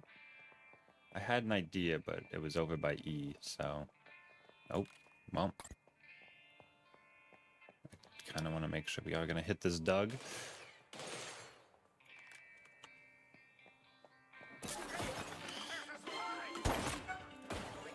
Oh my. Oh. Okay. If we had missed that one shot, that would have been real bad. They snapped into me is what happened there. We still got the horror icon, so that's a horror icon. Let's deal with that. I don't know where that was a Squire weapon 2 that shot. But I have no idea where from. Ooh. So I think that's a Larson. That's the new Larson skin. That's what they're disguised as. Where are they going? Over the rooftops. I don't know if there's anything I can do. Boop, boop. Hello? Was that them? No, it was. Vault terminal deactivated. Must be sent to have others do your job. 5 and 6. They could have got a decent distance. I don't have my button again. Apparently I'm just kind of hunting people instead of actually getting stuff. Hit this one more time, but... oh, hello. Probably that person. Can I do anything here is the question. Of course, Doug's coming this way now. Don't remember. No, Doug, you're too loud, and you're not near the door enough. Come on, buddy. Can't understand how one could use such a tiny little weapon. I wonder if they went out the back. I don't know if I can afford to look. I think we just go into A and hope they're still there, but I don't think they will be. Oop. Okay. Not for me. They did not go out the back, and that does answer which this is. Hurry up to the next location. Alright, Res. One just disappear like that. Let's get this. Care package Let's see. Oh boy. 4 HP in a dream. Up. And out of there. Oh, that last shot actually would have crushed us too. No one expects this play. We do have a social. Gold toilet heals twice as fast. It actually doesn't, but like... oh, geez. Okay, some excitement there. I was a little worried after we killed the Octa someone else would be around, but... okay, we still need a green. We still need a gold. Just chilling, healing. I'm pretty sure Doug never sits on this toilet, so if someone comes by, we could actually just be screwed. It looks like we've made it. That's like Garcia's private toilet. I don't think Doug actually ever sits on it. Solvers. Oh, jeez. She was scolding, but I don't... don't see anyone. Like, it could be this person, but probably not. And I don't think it was the person who walked into the bathroom. Oh, wait. Nice work. It was the person who walked into the bathroom. Ma'am, you can't be here. I can hit this while we're doing this. I haven't gone over the loadout yet. Vault terminal. So we got weapon 1, which means... Oh, I don't have to go that way. I'm going to waste a bunch of my 15-second timer here, but whatever. So weapon 1, 5 shots per to reload. We saw the fire rate there and previously already. Let's see. 32 damage to the body, 64 to the head, and our charge shots add 25% more damage to push that up to 40 and 80. So this is probably gone, maybe. I don't know if this is where we saw. We have key codes. Yeah, we're good. If this is where we saw that license. No, it's not. Okay. Agent has found a vault terminal. And then we have passive 2, which makes all of our charge shots slow as well. And we obviously have expertise 2, which we talked about a bit, but just to make sure I nail down the specifics, basically, oh boy, if anyone is half a bar of heat within 90 meters of us, it makes this big circle near-ish them. They're not guaranteed to be in the middle of it, but it makes a big circle near-ish them. This is a bad spot for me to be. I'm like too early here. I guess I'll just stand. I should have just not healed and then I could have socialed this. And then the amount of heat they have, the circle gets smaller. I should smash my tripwires as well. And put new tripwires. I had those two. The other 4 will come back in due time. Clearly they didn't do a lot, but I mean, maybe they did. Maybe they changed people's pathing. It's impossible to know. And I think that's the whole thing. The circle gets smaller the more heat they have. It shows the disguise. We've seen it. Like, it is what it is. Military grade encryption. I've seen worse. Yeah, I was somewhat sus of that guy originally. Oh, okay. Let's see if we can do this. Are they coming this way?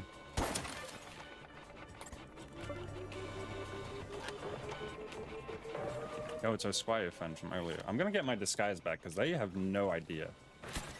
Oh, they do. I lied. It was not on. There we go. Hello, everyone. I promise I'm good at this. Hello, everyone, and welcome to the Duos tournament that we'll be running today. I obviously have been here before. I wasn't supposed to be, but I've been here before.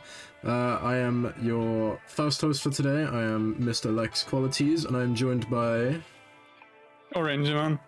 Hey. So yeah, we're here today for the Duos tournament, the Invitational tournament, for the first ever Spider Scrims Duo tournament. We've never done one before, so this will be our first. So I look forward to it. Yeah, so what we're going to be doing is we're firstly going to go over the point system, which Mr. Orange Man is going to walk us through, and then after we're going to have a little talk about the special rule for this event. So Orange, take us away. Right, so for the point system, the most important thing is obviously if a team wins, they get +4 points. And aside from that, they can earn points by killing a player, which gives them +1 per kill. Deactivating a vault terminal, which also gives them +1 per kill. Entering, like if one of the 2 players enters the vault, the team gains 1 point per a max of, like as a max of 1 point per team.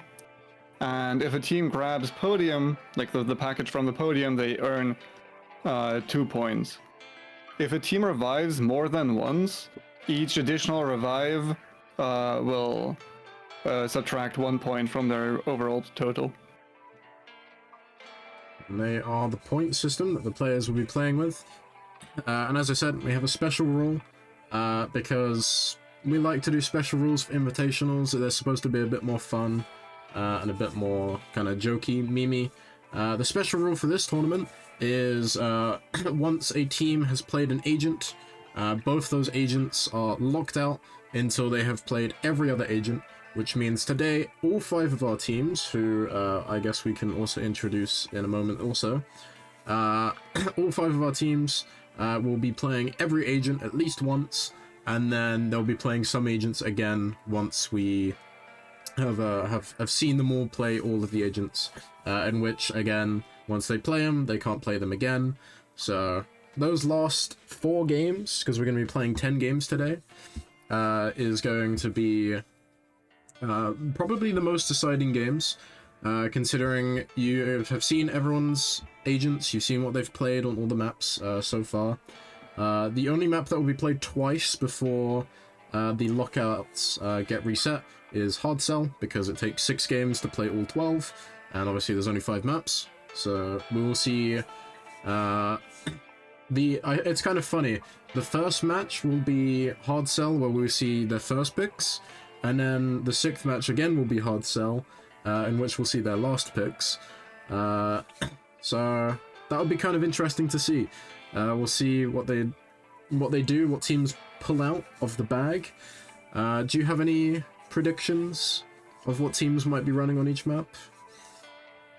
I'm not entirely sure what teams are running on each map, but like I think there might be a mismatch. I think some teams might bring out the best agents right at the start, and some agents might like wait with the best agents right like till the very end. They will try to like lock out all the other agents first. It's going to be really interesting to see like how that kind of works together, because you will have teams that feel very confident on their picks going up against teams that like might not feel as confident on theirs. I asked all the teams what their favorite maps are, and the overwhelming majority said either Hard Cell, Sound Eclipse, or Fragrant Shore. So Sound that Eclipse. it is going to be very interesting to see what they bring out on those maps. I wasn't expecting Sound Eclipse to be a favorite map. I I'm can't lie. surprised, yeah. I mean, you know what? Maybe, I mean, to be fair, we have seen Sound Eclipse, obviously in Scrims as our last kind of played map. And I've just taken a screenshot by accident. And typically, we see that that is probably the most important match when it comes to winning Scrims. It's also a map that is notorious in tournaments that we've ran for kind of being the map where teams get over that little bit of an edge, or the players get over that edge. We saw in Chavez Cup, it was the map that Rick got to the threshold with. I believe you got it on Hard Cell after getting a few points. I don't think you won, I believe, Sound Eclipse. I can't remember. I won Sound Eclipse, did win it. like 2 Larsons facing off against Irish. Yes, that is true. I'm just inviting the teams to the lobby, trying to do 2 things at once. But yeah, would you do the honors of introducing the teams while I make sure the lobby works for me? Absolutely. Thank you. So the first team is gonna be called A Holomimic Christmas, and it will consist of Jake Braun and Dunker. We've seen them play a lot together in scrims before. They're like I asked them what their confidence level was at, and they were like, "Dude, we're just gonna make it fun. Like we're just gonna be here to give you all a really good show." And I think as far as like unpredictability goes, that is definitely like the most unpredictable team. You don't know what they're gonna bring out. They are very creative with their gadgets and very unique playstyles. Next up, we have Modcheck, which consists of Rickleman and Jace Hammer. And as far as I know, that is not the original pairing. Unfortunately, Jace Hammer's duo partner couldn't make it in time for the tournament, and so Rickleman had to jump in. And they're both very like seasoned players, very good players, and also very versatile, which I think with the current rules it is like a very important factor, because they can really like bring out all the agents and immediately feel comfortable on them. Next up is Knight of Knights, consisting of Raiko and Irish. Or I think in game Raiko goes by the name of Captain Mamazu. Yes. And they are also very well known in scrims. I think they've played in most, if not all, duo scrims so far. Very, very seasoned players. Especially Irish, literally plays everything. Before the singles invitational last time, I asked him what he's gonna play, and he was like, "Yep, I'm gonna run every agent once." And he tried to, and you stopped him. yeah, exactly. Like he probably would have like gone through all of them multiple times if he could. Yeah, And just insane amounts of versatility. Irish is also a very, very creative player. And I asked him what his confidence level was at, and he said really high, very confident. Nice. Yeah, next team is Honk Explosion. That is Goose Who Games and Flick, who also, just like the last couple teams, play a lot in scrims, duo scrims. Goose is very well known for his Madam, also plays a lot of Red and Ace, which I think are pretty good agents and duos, so that is going to be very exciting. And Flick is also very, very strong, I think. Even made a name for himself in solo scrims. And they're also very, very confident. They feel very great about this. A lot of experience, a lot of chemistry together. They've played this game a lot.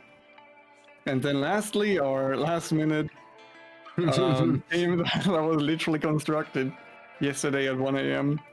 Yeah. Being made up of Soph and Pika Chewbacca, which I like.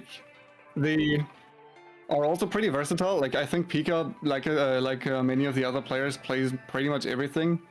Soph is a bit more of a specialist, like specializing in Ace, Calf, Madam, and Red.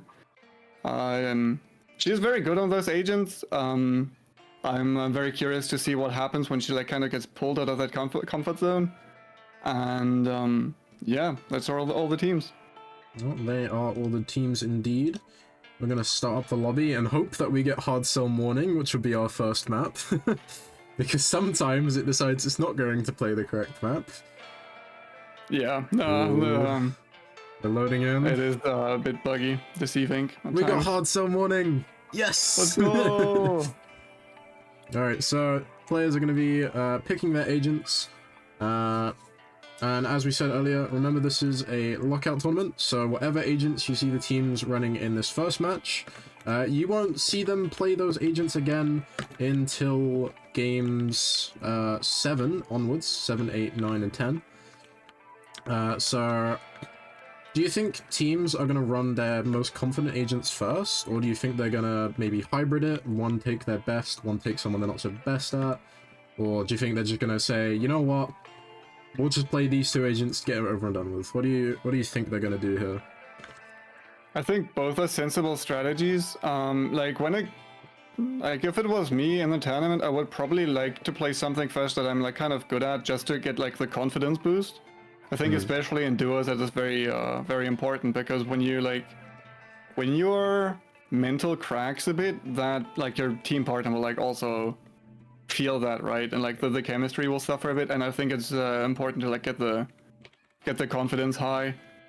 I don't think that people are gonna bring out their absolute mains. I think that is something they will most likely keep in reserve, just for when things get dire, they have something to fall back on. Well, yeah. We can actually now have a look, as we're about to operation as a go. We can actually have a look now to see what teams are going to be playing. I'll make it so you get audio, 1 second. Where are we? DI audio. There we go, you should have audio now. So yeah, we can see all the teams. Obviously I'm the Larson in the middle, so ignore that Larson. Yeah, we're going to Hard Cell. Statistically, most people's favorite map, I would say. We're going to the morning variant as well. Yeah, we're also going to the morning variant. Sorry, I keep cutting you off. Which is the new variant towards the map. This will be the one and only time we see the morning variant, as when we go back to Hard Cell, we'll be going to the night variant. Same with Fragrant Shore. Once we get to that map, we'll play it on morning first, and then we'll play it on night the second time over. So, I have been eliminated, which means we can send the message to the players who are already moving. They haven't took the hint that they have to stand still from Soph and Pika.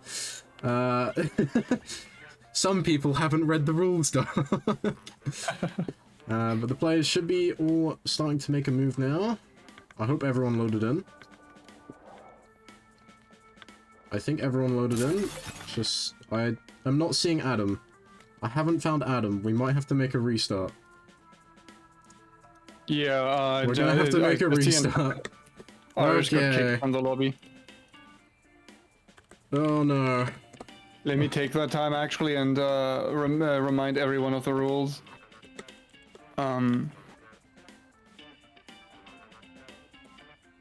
Hopefully that message gets through to everyone.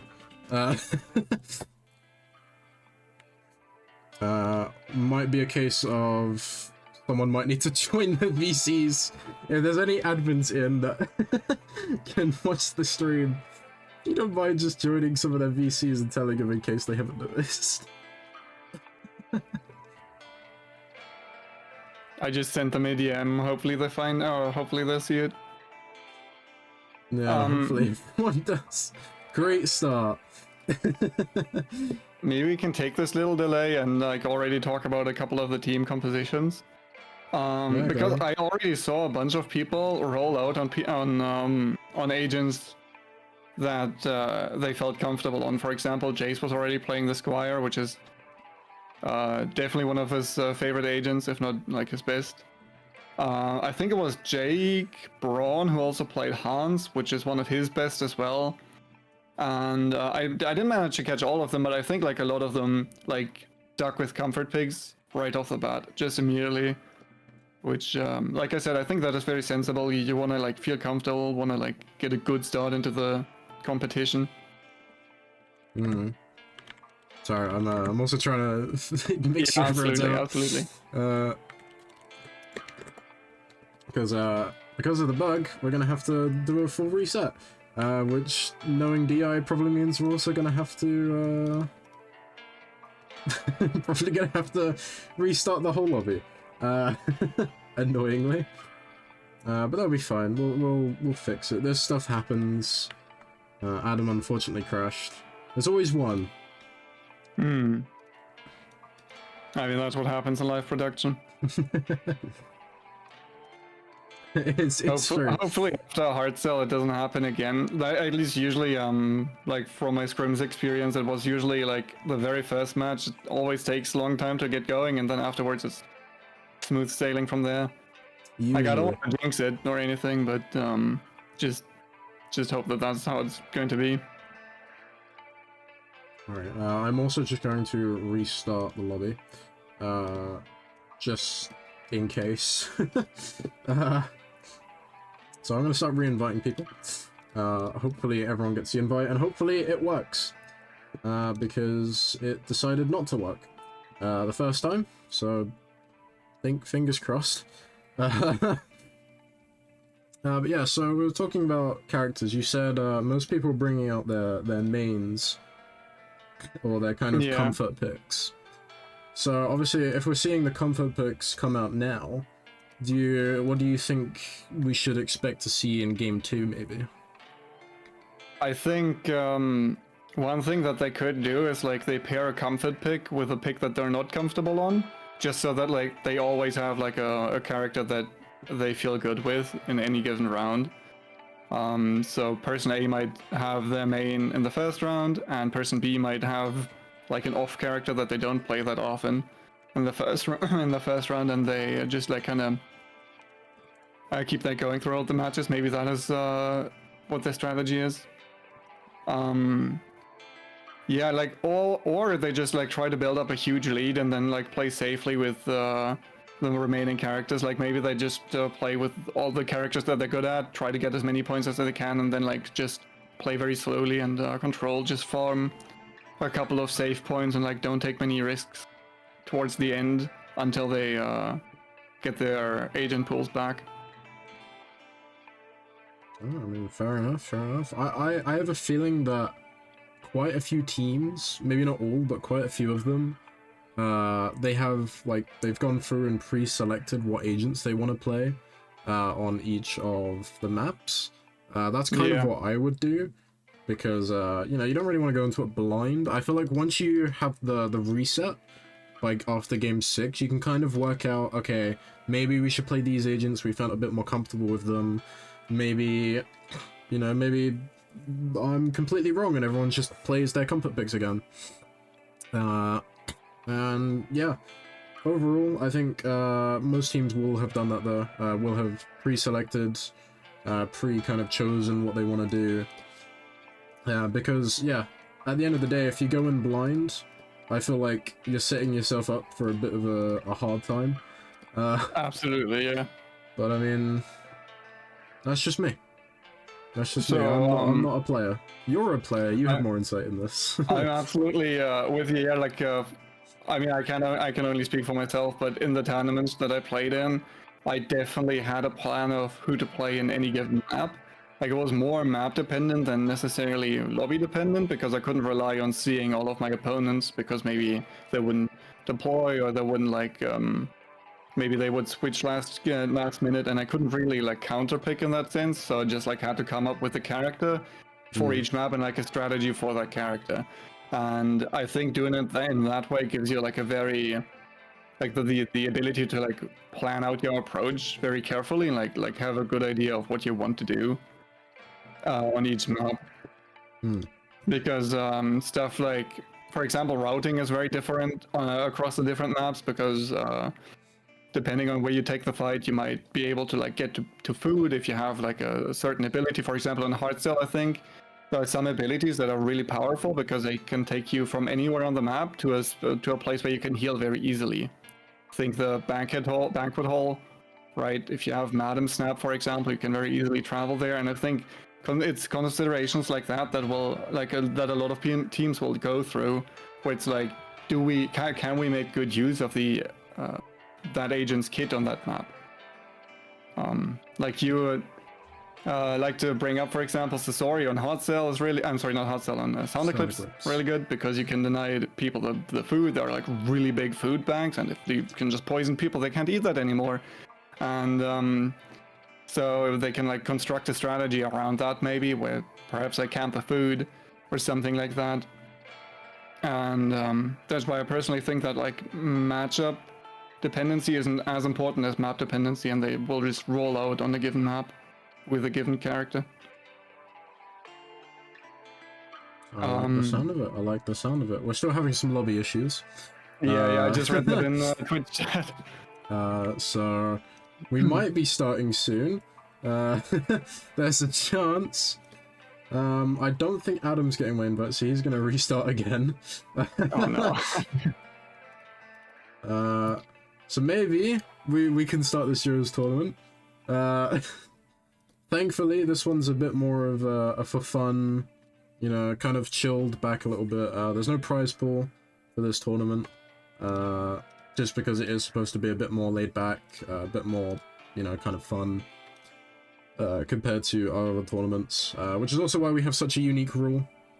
If anyone watched the first Solos Invitational for Cap 5, the rule was you can repeat the same agent, so you could bounce between 2 agents throughout the entire thing, which I don't think anyone did. I don't remember off the top of my head. I don't think anyone did that. But in this, it fully locks you out. You fully can't play the character anymore. So that's kind of unique, and it also, in a way, kind of challenges everyone to maybe play someone they've never played before.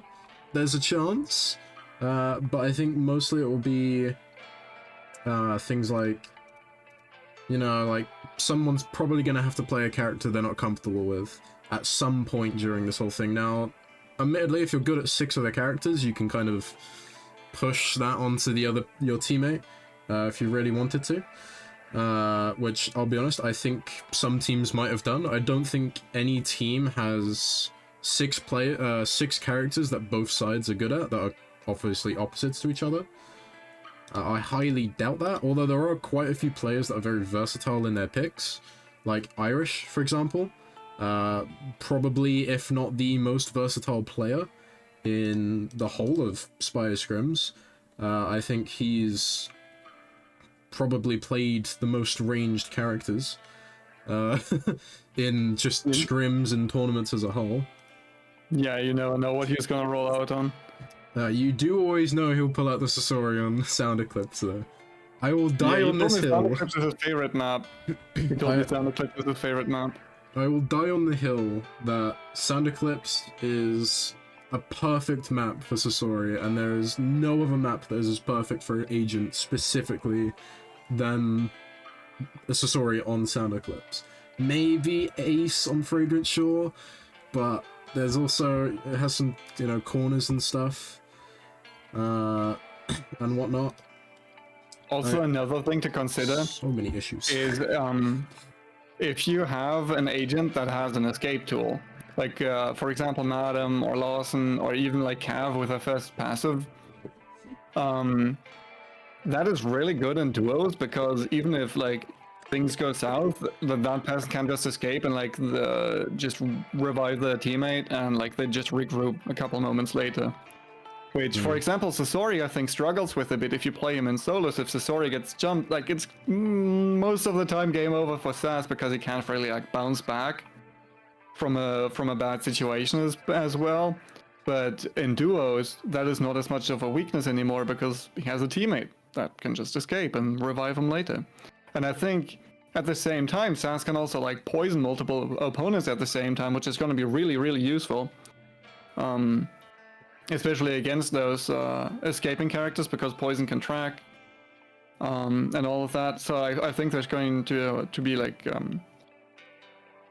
I think they will consider like a lot of the agent synergies. I think that is going to be very important to look out for, like what agents they bring and like how those agents synergize with each other. Are we still having lobby issues? Like, I'm not sure. Do you read Twitch chat real quick? I'm sorry. Interrupt. Yeah, we are still having some issues. Okay. We're missing 2 players. We're missing Reiko and Pika.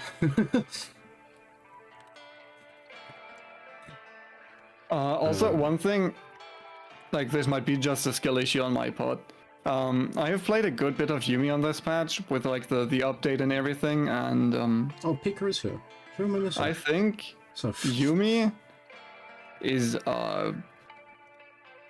like, I think she's not a very good agent. you She has a don't? lot of really good tools. She has great spy checking. The MPs are very strong. The heal bubble is probably one of the best expertises in duos, just because you can like heal your team up to full. It's really, really strong. However, I feel like Yuumi just does not do a lot of damage.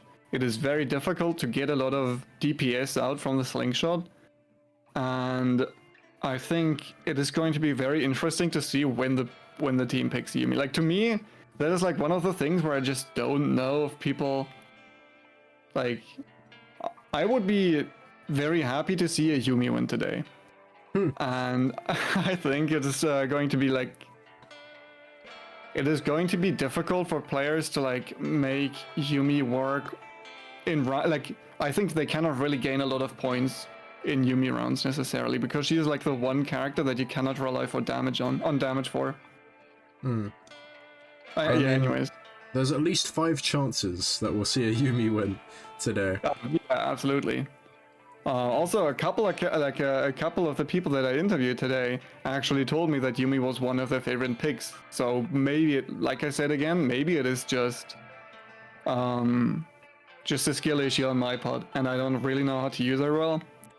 I'm just curious to see. Also, I don't think I've played her in duos that much. Most of my experience comes from solos, so it might also just play differently. If you play Yuumi with another character that can make up for that lack in damage, I could definitely see that working for sure. Like, specifically, I think she has like the utility from Yuumi is like especially useful when you consider that she can just break agents' covers really easily, especially multiple people at the same time, because those bubbles, those EMP bubbles, really are so big.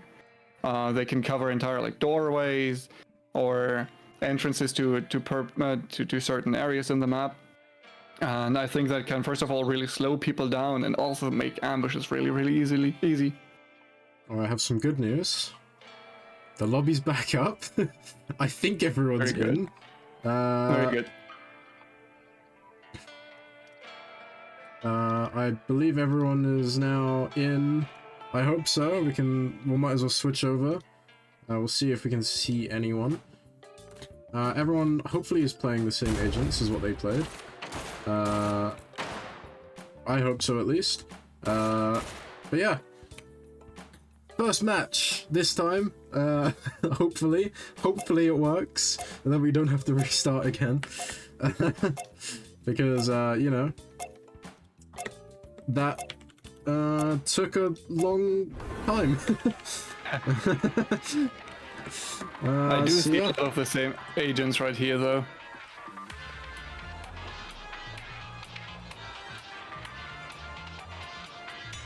Alright. And we spawn somewhat near an edge. Means we'll be able to jump off a bit quicker. For those who don't know how this works, at the start of the game, the observer, which is me, has to jump off the map, and then we let the players know that they can stop playing.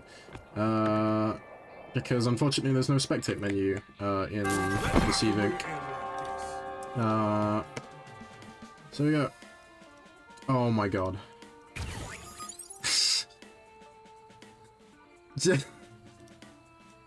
There's been another issue. Yet another issue. Jace, I don't think loaded in. Jace hasn't loaded in. Oh, no, Oh my Rickon is playing without a partner. Oh my god. Oh my god. Alright, at duos. Trying this one more time. Restart. We might play today.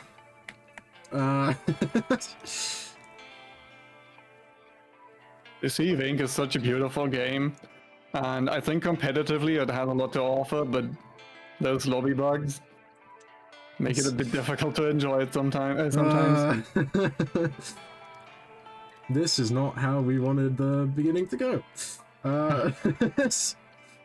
Some of those comments in chat, first to 1 point who wins. At this point, first team to load in wins.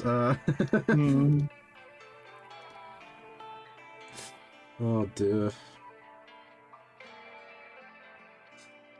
Yeah, maybe we can take this moment to talk about why Hardcell is one of such a favorite for most. I think there's only one team that I've interviewed that didn't list Hardcell as their best/favorite map. And for me personally, I think first of all it's just the aesthetics. I think Hardcell's a beautiful map. But also I think because of the unique layout of it, it makes for a lot of different playstyles. You have a bunch of different areas that play differently. You have long range areas on the roof. You have really close range stuff in the room, in the blue rooms, for example, in the corridors. You can get really creative with your tripwire usage, for example. You have multiple elevations to play around with as well. It is a great map if you want to kind of lay back a bit and wait for the package carry. It is this kind of hold back, this kind of approach that you see a lot of in CompTI, where people don't immediately go for the package, but later for the package carrier. That is, I think, really strong on Hardcell because so many corners on the map make it really easy to approach a person. Also, I think it's one of those maps where collisions don't happen very often, before the vault opens. There are some maps where you will have a lot of collisions. For example, specifically Silver Reef, Sound Eclipse as well at times, maybe a bit of Diamond Spire, but I think Hardcell doesn't have a lot of teams, third partying and fourth partying and all of that.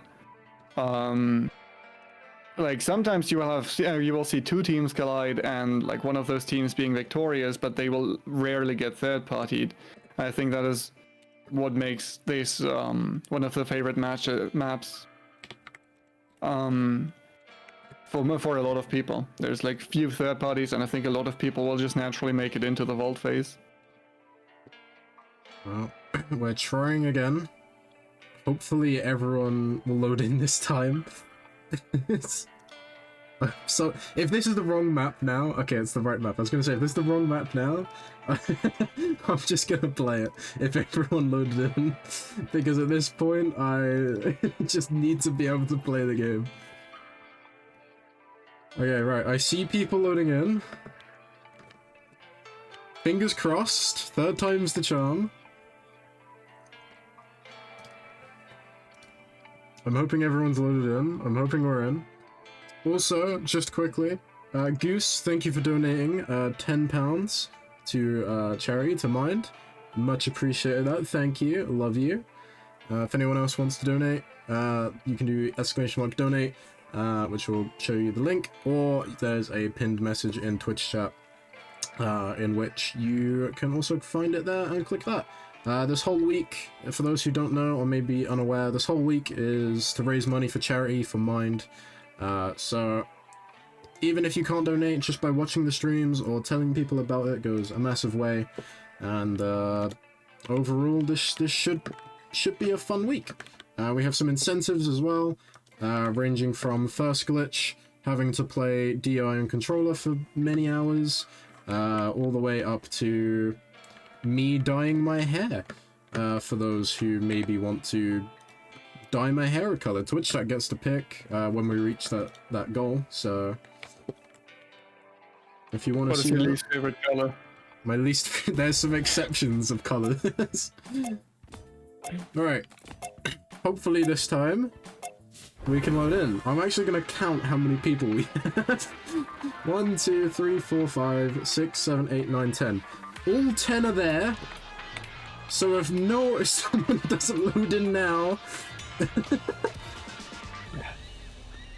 Fingers crossed.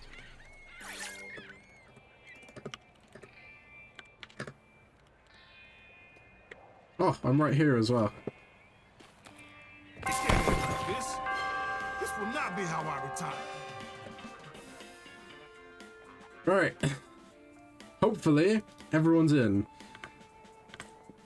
We have Rick, Flick, Goose, Pika, Jace, Jake, Captain, Soph, that's Dunker, Irish, and back to Rick. Right, I haven't missed anyone, have I?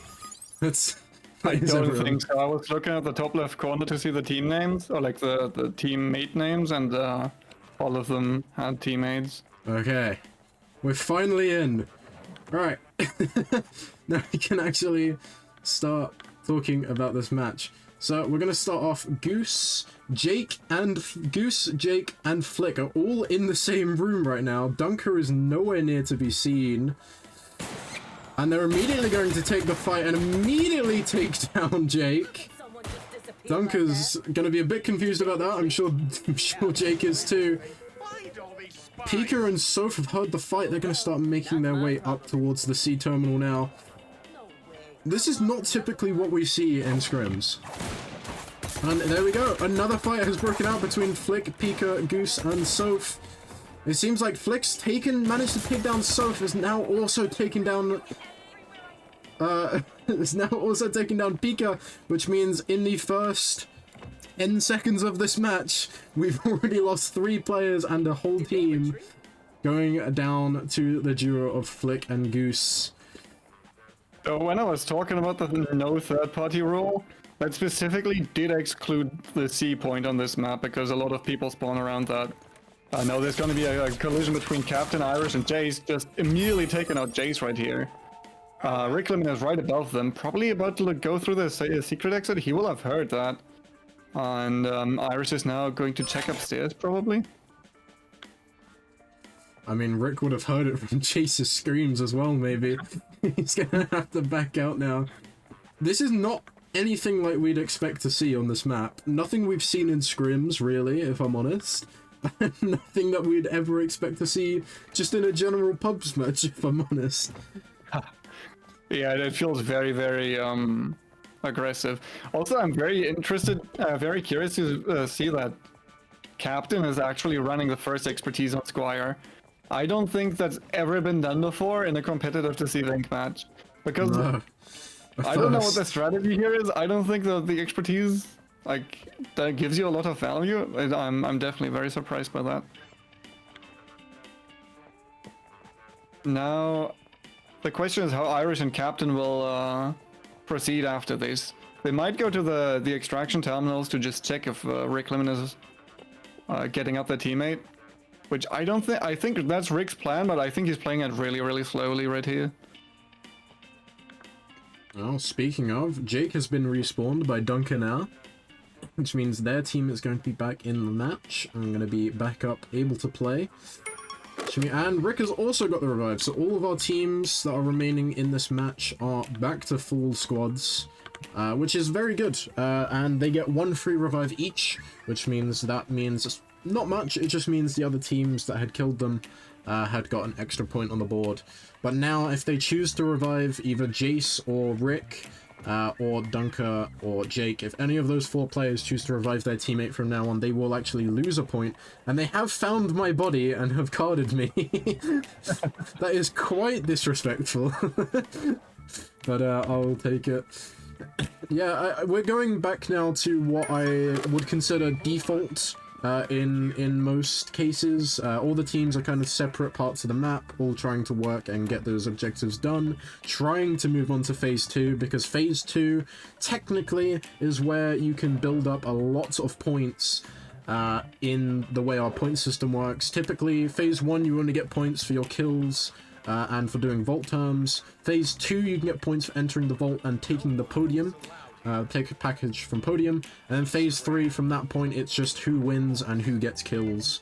So, you know, Phase 2 is, to me, kind of the point you want to get to. If anything, I mean, ideally you would want to win, but if anything, you want to get to Phase 2, you want to get those free easy points. And it actually seems like we have a little bit of a contest. I think there was just like... I think Rick Lemon just collided, like actually physically collided with Irish right there. I think they like walked through each other and like they didn't see. Dunker is now taking aggression on Flick and Goose, but he has to retreat after receiving a lot of damage from Flick right here. Probably mimicking on the corner, and Flick just sniffed him out, turned around the corner and just shot him dead. Meaning that if Jake is now to revive, that is going to be a minus point for their team, because that will be now their second revive. Also, Goose and Flick are absolutely dominating right now, just getting kill after kill after kill. I think that was 4 points for kills already. Yeah. And if I'm not mistaken, they have done the vault terminal as well. So massive point leads right now. They could die and probably still be like top 2 or top 3 teams, even if another team wins. So they're feeling very, very comfortable. Also, you can see Goose on one of his favorite agents, Red, right here.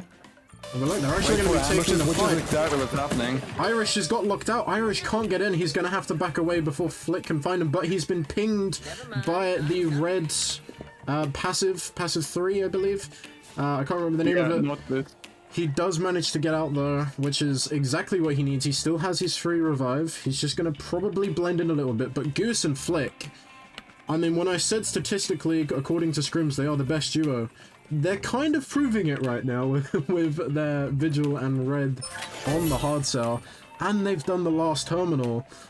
If I'm honest, they're probably going to be the team now that is able to get the case, which means they're going to have a monstrous point lead, especially if they can win this match. Absolutely, yeah. I think like one thing that really shows here is not only how experienced they are at this game, but also at playing with each other. Like they're so quick at those executions. Like it's actually executions, right? Like they just turn around a corner and just immediately assassinate somebody. Yeah. And I would love to hear the communication for this, because they don't leave their opponents any time to react here. It's literally just pretty much instant. Massive damage from Flick, massive damage from Goose, and on top of that, Goose's expertise just makes it impossible to get away. On top of that, they have both keycards, so getting the printer right here is going to be comparatively easy for them. They will be able to move through all the rooms in the vault. Mimic and I'm sorry, Dunker and Jake both up again. They're out here probably scrambling to get some scraps. They will have to touch the vault door just for the free point. And on top of that, just try to get any chip that they can. Realistically, they're not going to be able to grab the podium anymore, but they can still win the match. They just need to protect the extraction points well enough. Well, we'll see how that goes. Goose and Flick are now going to be able to enter the vault and steal the intelligence from Garcia, the VIP. Dunker and Jake seem to be wanting to get into this vault. We'll see how they respond when the case is taken. Most people, especially on this map, would prefer to play outside of the vault. The vault is quite easy, if I'm honest, for the case-carrying team, especially Endurers, to win and hold. So I would not imagine any team realistically wants to push in there. Or at least that's what I see in scrims. Apparently everything we've seen in scrims and in even pubs doesn't matter. Every team has decided to play a match of Team Deathmatch today so far. But it'll be interesting to see. I think it's notable that none of these teams are really ranged. So, like, I think this vault specifically, if you have packages, if you really favors long-range characters, because you can just like shoot down from up top right next to the podium room, and none of them can do that. But still nobody pushed in, so that wouldn't have been a thing anyways. Rickleman and Jace must have been eliminated off screen as well. I only see 3 teams, but I didn't see the death. They were eliminated around here when we saw Irish get taken out of cover. A little bit ago right now. Either way, Goose and Flick are doing what they do best. They do this a lot in scrims. They split up when they have the case, and they try and look for a really nice, easy ambush onto a team from the front and the back, using the case kind of as a bait. Because realistically, when you play in duos, obviously only one person can carry that case. And with that, it means your teammate is probably, if they can know how to blend in, is probably the stealthiest player in the entire lobby from that point on. And not many teams will expect the case carrier and their teammate to separate like we have here. I mean, admittedly, Flick can just kind of jump down into Goose, but, you know, there's quite a distance behind them. If Goose got caught off guard, then Flick would be completely on his own with the case, which is a massive disadvantage, especially in duos if you don't have a teammate. But look at this, because of the pings going on all over there, everyone is not pushing Goose because they don't know where he is. They only know where Flick is. And this is exactly what they do. Also, Goose can relay information to Flick. Like, Flick doesn't have to perma-scan all the time. If Goose knows that he's looking at players, he can just relay that information. Like, they don't need to scan anymore because they will always have an eye on them. It seems like they are waiting for the first ambush as well. Then yeah, exactly. This is such a good setup from them. They must have practiced that before. This is like really, really good. If that team goes through that door, Goose is just gonna land on their head with his expertise out and just immediately start shooting people. Realistically, that's gonna take anybody by surprise. And that's exactly what they're doing. Captain is so far away. Goose is right above Irish. They must know it's him. He is actually going to take a step back from after being scanned, regroup with Captain. I think every team is just waiting for Flick to get back on that exfiltration, to get back on the exfil, so then they have a nice easy fight, but they won't know about Goose. So Goose is probably, if Flick dies on the objective, which at this point I'm assuming he's going to, because no matter what, any fight they take, both teams being on either side is not going to look good for them, and they're actually going to start the engage. Goose jumps down, never mind, Flick is being dived by the Hans by Irish. He goes down to 50 HP, but Goose is here to assist. Captain is nowhere near to be seen, and Irish goes down. Flick on 15 HP. Captain coming back in to try and win the fight. Can't find the shots when it matters most and goes down. Is now just up to Jake and Dunker. They are going to see them running away. Jake is nowhere to be seen though. He's trying to cut them off. Dunker is coming up behind. If they can find Flick, he's not on much HP, but some nice shots come out from Jake. 30 HP onto Goose. Flick is still trying to run away right now, and Goose goes down. It's just up to Flick, who's on 28 HP. No social barrier either, is only going to have his syringes to use. He's in a 1v2, and Goose is not in a good position to be rezzed. Oh my god, what did we just see? The fight didn't even happen on the car. We thought it was gonna happen on the car, like Flick were to bait the extraction, but no. That's just insane patience coming out from Jake Braun and Dunker right here. They're super patient, just trying to wait for the other teams to push. They were very aware that there were still other teams alive, other than the package carrier and themselves, obviously. I know they've pushed Flick into a corner. There's gonna be food around here though, so Flick will be able to heal up or use a heal station as well. But it is going to be very difficult to push past Jake and Dunker here. Actually, it's just gonna recall the car to the new extraction point. What that will do is just tell them where he is right now and like what his plans are. Like they know now that he's gonna stay close to that car right here. He's not gonna move away very much. Because like personally, I would be surprised if he tried to the central extraction, because I personally think it's not a very strong point to hold necessarily for the package carrier. Wait, do you think Flick is just like trying to fake them out and like actually going back to Goose? Because Jake and believe he is. Behind. The ping will come out shortly. They will know now. But the thing is, now that they've left, they can't realistically leave the extraction point. So they're gonna have to let Goose get res. Now there is still a point for Dunker and Jake. Now, if I remember correctly, they did get one extra revive. Oh, nearly run into the tripwire. That would have given Flick and given Jake and Dunker a lot of information. Unfortunately, luckily they saw it last minute. It seems like Jake and Dunker are going to be taking a split route, which is exactly what Flick and Goose need, and exactly what they're going to engage off of. Jake is nowhere to be seen. Dunker is taking so much damage and dies. It's now just up to Dunker, in which they're going to be shot at by both players. Goose is going in to try and clean up the kill, although Jake will have some food. Jake actually needs one more hit and gets it, but Flick is making a run for the X-Rail. I think Flick gets this. Yeah, especially if he like puts down his mimic and not his mimic, his bounce pad right here. There's no way that Jake can make this. Like, yeah, he's not gonna be there in time. Hans doesn't have any way to speed up. And Goose was just a bait. They were like, hey, take Goose, you can kill him. No matter, no worries. We'll just take this case. Hope this was a good learning experience. Flick and Goose. That was insane. Really heads up play by Flick and Goose. Well done. Very well done to our two players, our top team in scrims, proving themselves to be the top team in that first match. Rather interesting to see how everyone played out. If I'm completely honest, it was kind of like a roller coaster, right? We started off, we went up with the loading in 3 times. We kept going up and up and up. And then everyone had some built-in anger, maybe some frustration that they needed to get out, and just all decided to fight at C at the very beginning of the game.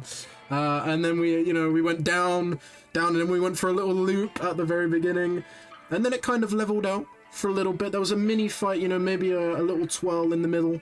It leveled out a little bit for the rest of the ride, and then that final match, it was just a very bumpy up and down ride, quite a lot of spins, quite a lot of random stuff that none of us really thought would happen, based off of watching and for yourself playing in scrims. That's typically not what we see, which is why we didn't predict any of that match, if I'm honest, which was quite interesting to see. I quite enjoyed that. Oh, absolutely. Yeah, that was great to watch. They were so patient with it. They had such a good understanding of like the game sense was really, really good, right? That this is why, like, I think this is what playing in Scrim so often does to you. They were so patient. They came up with good strategies on the spot, like baiting the people to the extraction point and then resurrecting on the other side of the map. And like Goose and Flick actually managed to bounce back from a massive I lost my train of thought there. They managed to bounce back from a massive disadvantage. They played this really well, but also, I think the game could have been swung the other way around. If, for example, Captain just got the couple shots in that he needed to kill Flick right there. Like the game could have ended much differently if Captain picked up the case right there. And I think it was really interesting to see, like, before the second to last fight pretty much broke out, there was like just this tension building up. Everyone was like going into position, just like rotating to the perfect moment where they were like just about to initiate the fight. That was really interesting to see how they were gonna approach that. Great plays by them. It was very good, and a very good performance from all the teams. Unfortunately, we did lose one of our teams very early on. We lost Pika and Soph. Now, admittedly, if there's ever a team that's going to have less time to practice for an event, it would be those two. As they quite literally only had, what, how many hours? 15 hours? 14 hours? I've noticed of them coming in today. So I'm really glad. Yeah. Well, I'm really unfortunate. Sorry, not glad. I'm really unfortunate to see that happen to them. But there's still 9 more games to go. 9 more games of hoping everyone loads into the lobby, but also 9 more games of mayhem like we just saw. And I'm really hoping we do see more of it. If there's anything, like, if there's one thing that Soph and Pika have going for them right now, it is probably that they don't have a lot of expectations, as mean as that sounds, because they they are absolutely the underdogs in this situation, right? They came in last minute. Like they played a bit here and there together in public matches, but I know they have never scrimmed together, for example, and they will have to like figure out a lot of that on the fly. And I think that takes off a lot of the pressure from you, because there's no like you don't, like, they don't feel like they can do much wrong realistically, right? Like if they get any point, that's really good. Also, another advantage for them is nobody knows what they're gonna run. Nobody knows what they're gonna do. I know that both Pika and Soph are good players, like especially in duos, they know what to do. They have the experience in the game, absolutely. So they will just have to like figure out a way to make that work. Yeah, I mean, also aside from that, just I think that like we saw very methodical approaches for the most part. Like all of the fights that we saw were very like I felt like they weren't very scrappy. For the most part, it was like one team taking a planned engagement against another team and like just taking out the main threat or taking out the entire team immediately. And I think that was very cool to see. It was a great synergy between the players. Very good synergy indeed. I believe the scores are in, which means we can take a look as we hopefully load into the next match. It is Silver Reef, I believe. I didn't actually check. But yeah, let's have a look at the points from that match. Now, this is going to be the total scores. We will see this between every match. As we can see, Night of Nights have managed to get themselves 3 points. Hollow Mimic Christmas only managed to get themselves 1 point, unfortunately. Goose and Flick, the team who won 14 points in one match. An incredible amount of points there. Modcheck, unfortunately, only not being able to get any points. Same with Double Trouble.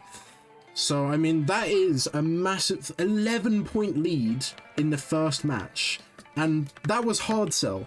That's the match where usually it goes quite well for most teams. Quite an even spread. We're now going to Silver Reef, which, correct me if I'm wrong, everyone calls the Team Deathmatch map.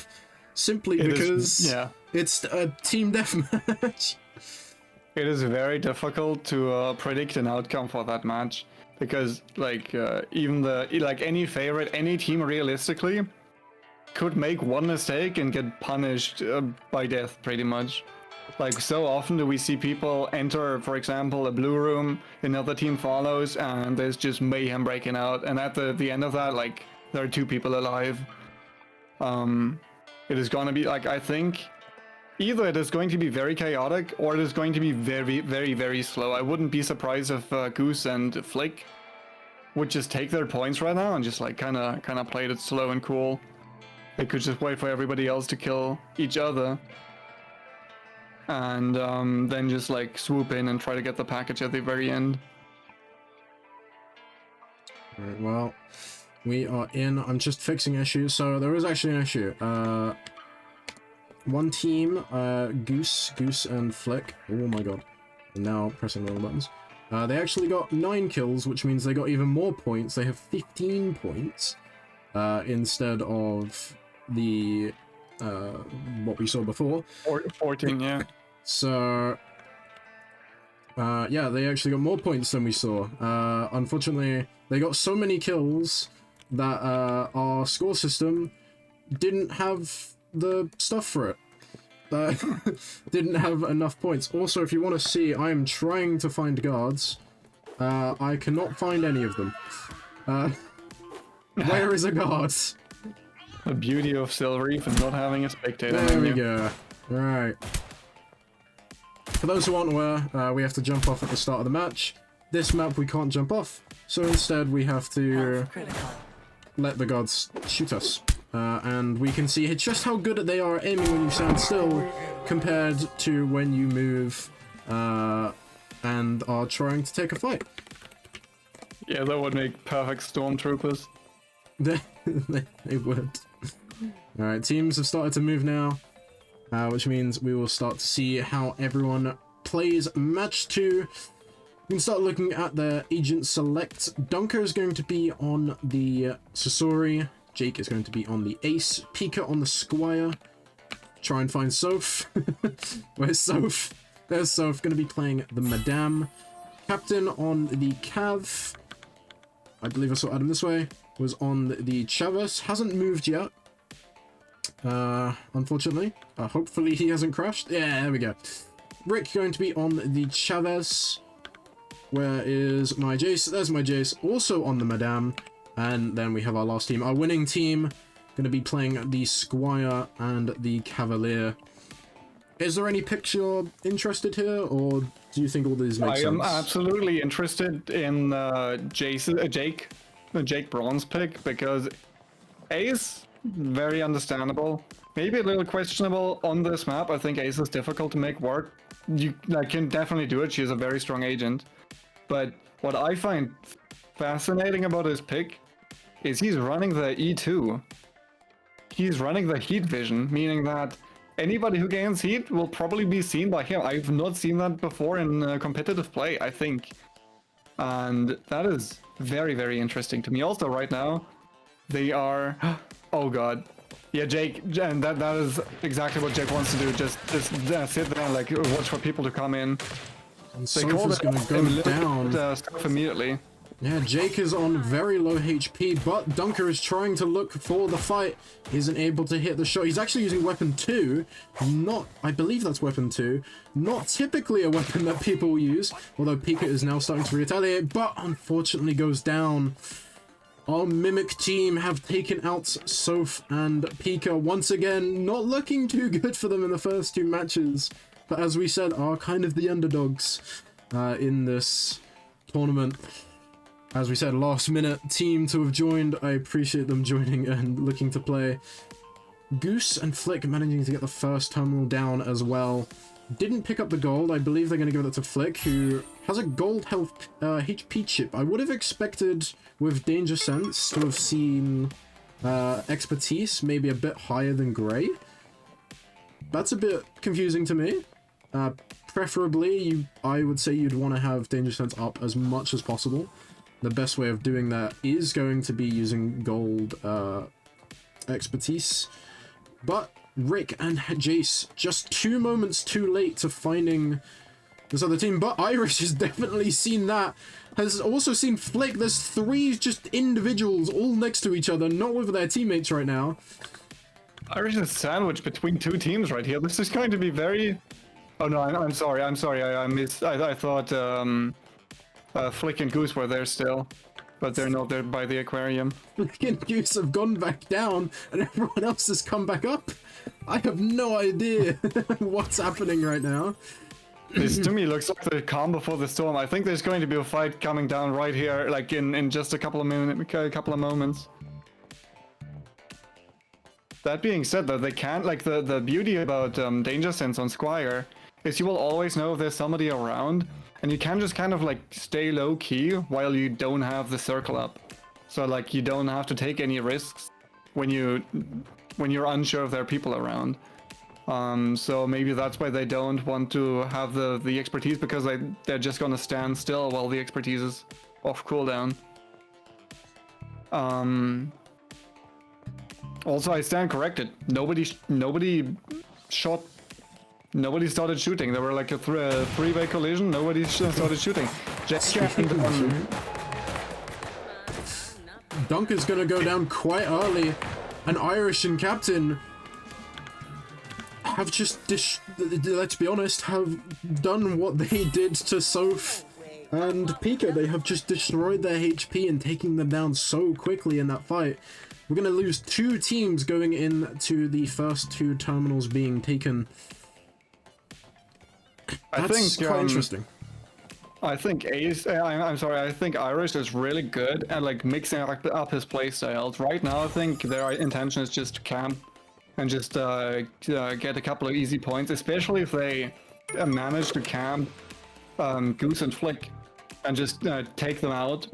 That would be really beneficial, not only for them, but for the entire, like for all the teams. And Goose and Flick, surely they know this. Surely they're gonna take the fight. They're gonna tail it. They're gonna wait for a better position maybe, or just maybe leave them for a later point in the match. They are going to keep trailing. Maybe they're wanting to use the Cav expertise to try and maybe single out one target and work together that way. No, they didn't want to take the fight in front of the blue room, perhaps, because that would attract more people. Like maybe because like other people would also go to blue room, so maybe they just wait until Irish and Captain are somewhere else. They're looking for the hack. They're looking for the Cav expertise. They might not have an entire suspicion that it is them, but they do 100% know that they should be players. Like anyone would look at those 2 run out of that room and think, yes, we need to fight them, but they're choosing not to fight right now. They are trying to trail them, but now they've lost them. There's no way that they're going to know where they are now unless they manage to get the Cav trace, which they should be able to get something. They should be able to see on this door where they've gone, if they choose to use it. They haven't chosen to use it, and they've only taken the key card, which means they can't be traced by the Cav. I don't think that's true, actually. I think you can trace the little like belt attachment thingy from the keycard, actually. Oh, you can? I mean, they've used it, so they have found them. So they've hacked something. I didn't know that. This is how little I play Cav. But look at this. Jace is just around the corner. They're not going to see it. They've just about managed to escape via the secret exit, and they're just about managing to go around and going to start heading into that vault. Jason Rick, I think, knows it, but didn't see anyone come out of secret. Which means we're going to have 3 teams now all coming into this last terminal. Sorry, not into this last terminal, all making their way into the vault area. Hopefully, if no fight breaks out. Sometimes they will see people running to the vault, and a fight will break out in front of the vault, and like nobody ends up going in there because they're just all fighting and dying. So Rickleman and Jace could definitely see Flick and Goose right here, and if they manage to shoot them in the back, they would be really happy. Taking out the biggest competitor right here, possibly if they start to engage, could be very beneficial for them. Which also, I don't know how many points Goose and Flick have made yet. I don't think they have killed anybody, and I don't think they have taken a terminal yet. No, actually, they have. I think they've taken A. Look at this. An unexpected thing. I didn't expect to see this. Irish is using Overheal. Oh. I would never expect to see someone using this, especially with Weapon 2. I feel like you'd rather use Passive 3, which increases your health per shot. But I mean, clearly they have a strategy. Very interesting. Yeah, I mean, you can camp printers, for example. Just sit down next to a printer. If somebody comes by, you already start the fight with 150 HP. Which is a great advantage. Oh, this is gonna be interesting. I think Flick and Goose might also get into the vault. But they already have the key cards. Yeah. They won't have a key card, I don't think. They've only just started printing, which means they're gonna get the case, get themselves those 2 points on the board. And guess who else is here? Rick and Jace have joined the frame. They're going to hear the hack onto the key card, but they're going to also now know that a team has taken the case, which means they know there's at least 2 teams alive right now. To be fair, only Goose and Flick won't know there's 2 teams alive. They're completely unsure. Obviously, our case carriers, Captain and Irish, will know that there's 2 more teams. They would have seen them on the scan. Hack Trap comes off. Flick, there might be a fight here. And they are going to take it. Taking down Goose at such rapid speeds. We're going to see Flick trying to do his best. They can't find him just yet. The shots are coming out. He's taking a lot of damage. And he's also going to go down, which means we're going to have a new winner in this next round. It's a 2v2 to take Silver Reef. And we'll see how our teams respond to it. The Irish and Captain are going to see that one team has gone down now, which means it's just up to Rick and Jace to intercept the case and take it for themselves. That is... Like, that dude, oh my god, man, that was crazy. The speed at which they took down Goose, and then afterwards, what is Flick supposed to do? Like, nothing. You can't just, like, scramble, like, run around the boxes, but realistically, he just dies there. That was really a really good executed assassination right there from Rickleman and Jace. Well played. This is going to be difficult for them to push into, actually, I think, here, because of the natural high ground of the point. Which we already see Jace going up onto the second floor right here. And Irish is preparing. I think this is the idea behind the gold health and the P2 for the overheal. This right here, because you can prepare for a fight, like for example in package fight right here. Irish is just going to flank Rickleman right there. Very smart.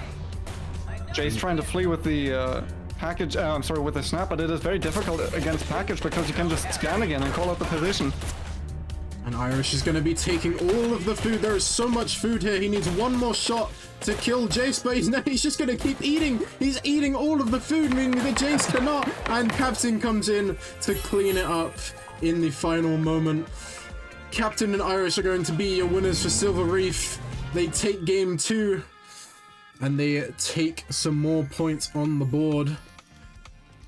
That is not what I expected to see. I know we say this all the time, but again, was not expecting to see any of this really. I expected more of a team deathmatch like we saw in Hard Cell. This was so smart. This was like so smart for Chavez. Exactly. Like, we see that. I see that in chat as well. The overheal Chavez. First of all, you have social battery to just heal on the bench, and then afterward, the extraction point was right next to a huge bank of food. There was so much food for Irish to eat there, and he just went up to it and just spam ate all of it. Like he just didn't care. It was like he healed up to over 100 HP again while getting shot at. And from that point onward, like, almost putting Jason in an unwinnable situation. That was really well played. Great idea to go to that position right there. I'm very curious to see what the points say now, because I would not be surprised if Irish and Captain Mamazu were now tied with Goose and Flick, because Goose and Flick I don't think made too many points this round. I think they made one for entering the vault and one for deactivating a terminal. But then Irish and Captain picked up the case. They won with the case, and they already also killed 2 other teams, if I'm not mistaken. Sorry, I blanked out. What did you say? I was trying to do something else. I think I think actually Irish and Captain killed 3 teams. They killed Soph and Pika, if I'm not mistaken. They killed Dunker and Jake, if I'm not mistaken. They killed Rickleman and Jace at the very end. So that is 6 points for them, plus entering the vault, plus grabbing, plus winning. That is so many. I think that they might have. I don't know if they tied Goose and Flick now. I think they actually might have overtaken Goose and Flick right here. And we'll find out momentarily when the scores come in. Our lovely Megan is behind the scenes doing the scoring today. So, thank you, Megan. I'll give you a mini round of applause for scoring these matches today, and also dealing with all of the stuff that we have to deal with. That is custom games. Also, I believe I've seen another donation come through, so let me refresh my page, and we'll say thank you to who this is. Pineapple has donated £25. Thank you so much, Pineapple, for donating. I appreciate that massively. Thank you, thank you. And if anyone else would like to donate, you can find it in the pinned message or by typing !donate. All proceeds are going to Mind, which is what this whole event today is about, and all the events coming up throughout the week is about. So even if you can't though, just promoting the stream, promoting the event, and all that great stuff goes a massive way to help promoting and doing all this stuff for charity. So many thank you again, Pineapple, it means a lot. Mwah. And also Goose. Mwah. Do you want to give kisses, Aaron? Mwah, to all of you. There you go. Alright, well, I believe scores may be in. I'll wait for, I believe Megan is listening along on broadcast. Megan, if you give me some indication whenever you're done with scoring, then we can have a look, because I did it too early last time. Because, you know, I'm great. It is ready, right, perfect. We can have a look at the scores. So this is the total scores. Oren, I believe you have the scoreboard up, so if you want to talk about individual points, you can. But let's take a quick gander at what that match has done to the scores. We've seen Knight of Knights have now stormed up in points, up to 17 points. Only 3 behind Hoxplosion, who are still in first with 20 points. Followed by Hollow Mimic Christmas with 4 points, and then by Mudcheck with 3, and unfortunately our Double Tubble team not causing too much trouble other than to themselves, still after 2 matches unfortunately with 0 points. Maybe they need to play a bit more safer, maybe they need to start ramping it up. I'm sure you might have a reason to why. I'm gonna try and make sure the lobby works, so I'll let you talk about whatever you want. Yeah, I want to take a moment to just like talk about the flexibility of Irish right here, right? They like coming up with Overheal Chavez and making perfect use of it. I think that was like actually the perfect use of Overheal Chavez, just camping at the exactly right moments. Great game sense from them. They just like sped through the vault right there, just getting to the package as quickly as possible, because getting the package realistically was their win condition. They played this really, really well. Massive respects for that. Like just coming up with a strategy on the spot, really. Also, hey, Sorry, yeah, I'm curious to see what will happen now on Diamond Spire. I think Diamond Spire sometimes has this quote-unquote issue where like a lot of people collide with each other, which I suspected would happen on Silver Reef, but then it didn't really happen. Everybody just knew it was Silver Reef and played like carefully. So 3 people made it into Vault Phase, which yeah, That's I mean that is interesting. I think on Diamond Spire sometimes, not all of the time, but sometimes it kind of goes the way that we suspect to go it on Silver Reef. I just suspect it to go on Silver Reef. Sometimes I also just like play really carefully. It's also a great map for camping, because those rooms are really small and kind of difficult to get away from. Because it's like, if you go out of the room, it's just a straight hallway. Like there's no cover there. You can't run around the corner realistically, right? So we might see more of that strategy right here. Either that, or we see the first long-range agents like Ace and Yuumi being played, because if you do make it to package phase, the vault has really long sightlines in the lobby area with the big stairs, and outside of the vault, because it's like the way that Silver Reef is set up, you can just like look across the entire map pretty much. You can look from one floor, like from the top floor in one corner to the bottom floor in the other corner, and just like see pretty much like a lot of movement and shoot If like any character that doesn't have fall-off damage, like Octo, Ace, Yumi maybe, is going to be very beneficial here. I wouldn't be surprised to see Sasori either, for the same reason, and for Sasori's great ambush potential. So I think that is definitely something that the teams will consider here. Well, we can start to see their considerations as we've loaded in. We might as well... That is the wrong transition. Hold on a minute. Let me get the right one prepared. There we go. So we've loaded into the match now. Hopefully everyone's loaded in. Can have a nice look around.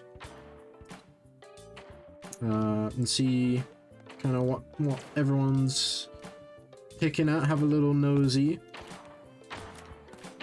Is that the Rick playing his true form? Oh my god, it is! I believe it is! It is him. And we're going to see everyone else playing their agents also. We're going to see Goose on Ace as well.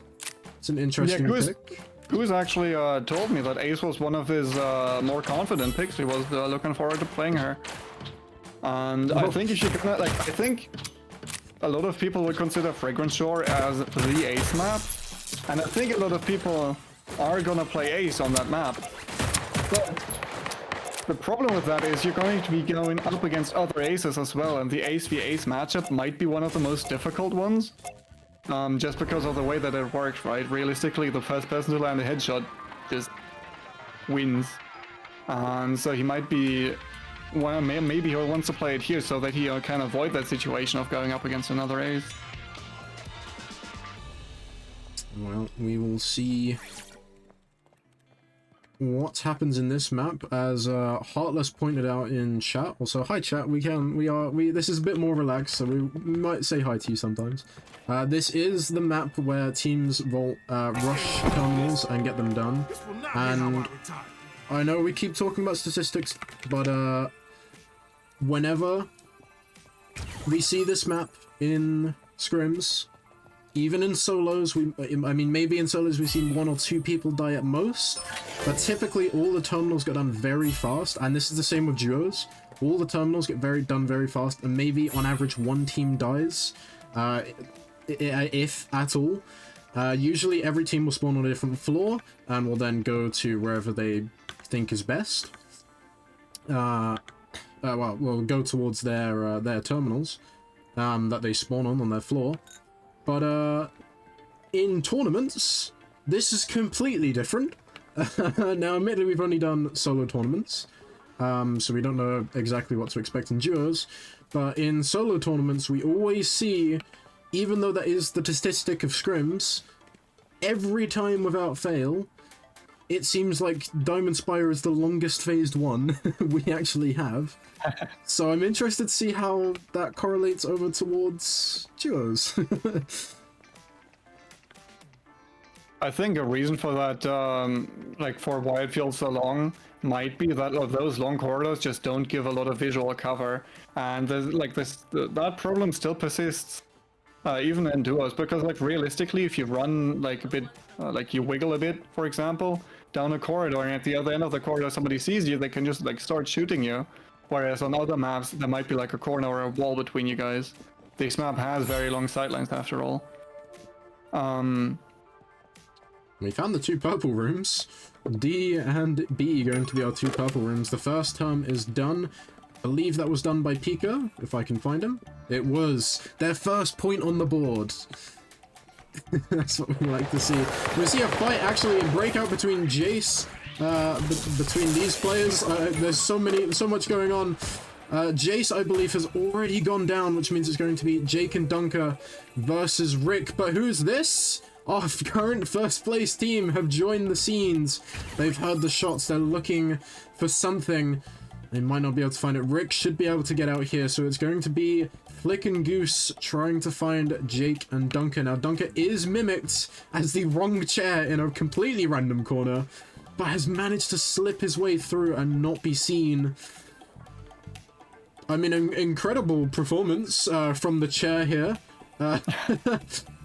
Managing to take a rest. Rick's actually just going to make the res and gets it off on the drop, on the spawn. they're not going to know about the other team being there.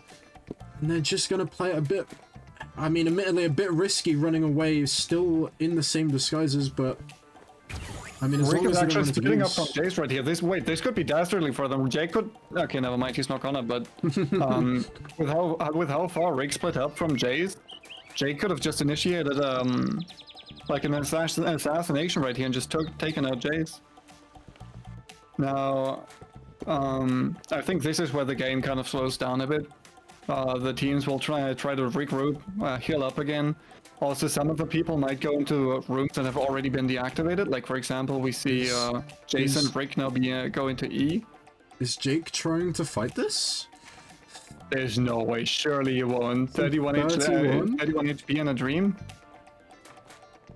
Surely Like, he not. has to know that this is not the play. He doesn't even have a full magazine right now. There's no way you play like that is... okay. It seems like they're not going to take the fight. They do know about it, Yeah. but they're not going to take it. That's what that's what I Thank thought. goodness. They were not prepared to take that. They were not prepared to take that fight. They would have just given up points for Goose, and to Goose and Flick, I think. Yeah, and I mean, even... However, I think they are setting up an ambush right here. I think they definitely know that they're in this room. You can escape from through the secret exit, but I feel like a lot of teams don't really like doing that because the secret exit is not really secretive. Like the big hatch is very easy to see. So I think Dunker and Jake are just going to camp the blue doors, and they might actually run into Flick and Goose. Well, every team has survived currently. Every team should maybe make it in to the vault now, which, thank goodness, for once we've able to predict something where all teams, even though there was a bit of a fight, have managed to make, or should manage to get into the vault. To get the point for entering vault, all you have to do is take one step into the vault and you will achieve your point. So it's nice to see a lot of teams still alive and making their way. But it seems like there is a bit of a fight over towards, I can't remember this side, but the shield is going to come down. Soph isn't going to be able to keep fighting Flick. It seems like they're actually trying to chase down Pika, who is across the vault now, meaning they're going to be split up. Jason and Rick have joined in, and they've actually managed to find Goose. 3 HP and he goes down. It's just up to Flick now, but Flick also gets the kill. It's a 1v1. Hans versus Yuumi. Hans should win this. Yumi's going to need a lot of damage coming out, and Flick wins it. What a play. I think this is kind of what I meant. Yuumi just like doesn't feel super damaging. Also now, okay, Dunker and Jake are now coming up the stairs. They will find a Flick and a Goose who have now like will have to regroup after a fight, heal up. Maybe they haven't fully healed up yet. The next fight might be in Dunker's favor, and Dunker and Jake's favor. And Soph and Pika, I think, just have split up. I think they just choose life. They chose life. They were like, Pika, if you get the package, that's great. I'm gonna stay out here so that our team doesn't die, and we might get some points later. I think that's the idea right here. Also, if anybody's played in Publix against Pika, he is really difficult to find, or like really difficult to catch once he has the package. He's a very slippery player. Now going up into the vault room already, the first one there, and grabbing package. This might lead to some points for Team Soph and Pika right here. It will do. They're going to get themselves 2 more points and the case. Soph is going to start making their way in. But that is not a sight anyone wants to see. Soph has just ran into Goose and Flick and goes down instantly, which means it's just up to Pika with the case for his team to try and score some more points. Goose shooting at a guard. I don't know why I pointed that out, but I have. This is, like, in all my time of playing this map competitively, I have to say, being the package carrier, like, this is probably the second scariest, if not the scariest map to be the package carrier. Just first of all, because a lot of people make it alive into package phase. And then secondly, you're just boxed in. Like, there can be a team or a player at every single one of those doors, and it is so difficult to make a move. Because the first time that you fight anyone, all of the people are gonna swarm you and just start shooting you, and you don't want that. You want a controlled engagement. I think Pika might actually make the revive here. I think Pika might get... No! Flip, okay, Flip just shot Pika, swinging down. And Jacob's right here. Taking the KO and the package with it as well. What is going on? A team deathmatch has embroiled. No one knows who they're fighting. Everyone is just shooting at someone. It seems like Goose and Flick have got the upper hand on this entire fight. So many people have just died so quickly. It's only Captain left that's not got the case. Who has What the has case just right happened? I believe either Flick or Goose have it. Oh, yeah, I did Flick. I just saw it on Flick. That is... Like, that is, like, that's just what I mean. This is such a volatile position. The first time anybody shoots anyone, everybody is just, like, gonna collapse on that position, start shooting, pressing all the buttons, and suddenly people just die. Like, it is so difficult to predict what is going to happen. They managed to get the res. Some shots are now coming in. Goose has been locked out, but never mind, he's able to get back in. Goose is on very low, but so is Flick. Irish, the captain's nearly full HP. If they choose to continue this fight, they might be able to win it. They're going to be able to get some resets, some heals. Irish and Captain are choosing not to take the fight, which means Goose and Flick are both going to be able to full heal in that little contest. Now, Captain just about managed to get that res in time, which is now going to set them up very nicely for this last fight that they're going to have again. This was such a difficult call for them to make, I'm sure, because, like, now they can be scanned again. Now Goose and Flick know where they are. Like Goose and Flick know where Irish and Captain are, but not the other way around. This is going to be really difficult for Captain and Irish to contest actually, because they don't really know where the package carrier is. Had they pushed right there, they could have taken the fight and maybe even won it perhaps. But it would have been like a very decisive fight. Had they kept pushing, then they would have either died or won right on the spot. And they chose to play it a bit more safe and not take that risk. And it would have been very dangerous as well, because Hans, in that kind of tight space, would obliterate any of their health. Yeah, absolutely. Also, another thing is, if they take too long to push this, Hans has this thing where he can slow down rivals by breaking their cover, and then also uses expertise to slow them down even more, or like even longer. So if they wait too long to get to the point, then they won't be able to reach it in time. That being said, Flick already initiated a fight on them, and Goose has taken pot shots from very far away, running up onto the glass roof, and Flick overextending actually, running into the middle of their team. Irish just grabbing the package and running the hell out of there. He did take the package. It's now a 1v1. Goose only has 6 HP. He's trying to get the res. Does get the res. Irish has to take another 1v1 against Flick. He paces down the hill bubble. Isgard is trying their best. They're both hitting their shots, and Irish wins it. Irish. Oh my gosh. I will never say anything bad about Yumi ever again. Irish just putting on a masterclass, an absolute clinic on how to play that character. That was beautiful to watch. Like, I will have to see how many points they picked up from that fight alone. Or like, not from that game alone. That was insane. That was absolutely ridiculous how well that was played right there. Just the levels of precision. The levels of precision on like the accuracy on that slingshot, that was insane. I wish we had a first-person perspective of both of the players, just to see how it looked on their end. I wish we would listen into their comms. I want to know what's going on in there now. That would have been like they must be ecstatic. I, for one, would have loved to have heard what just went down, but I also would have loved to have seen what they saw, right? We saw a massive team deathmatch outbreak in the vault, and then we saw a big clutch, even with the res onto Flick. Had Irish still managed to take them down using the heal bubble, which I'm not sure if it helped or not, but I'm going to assume it did for the sake of he stayed alive.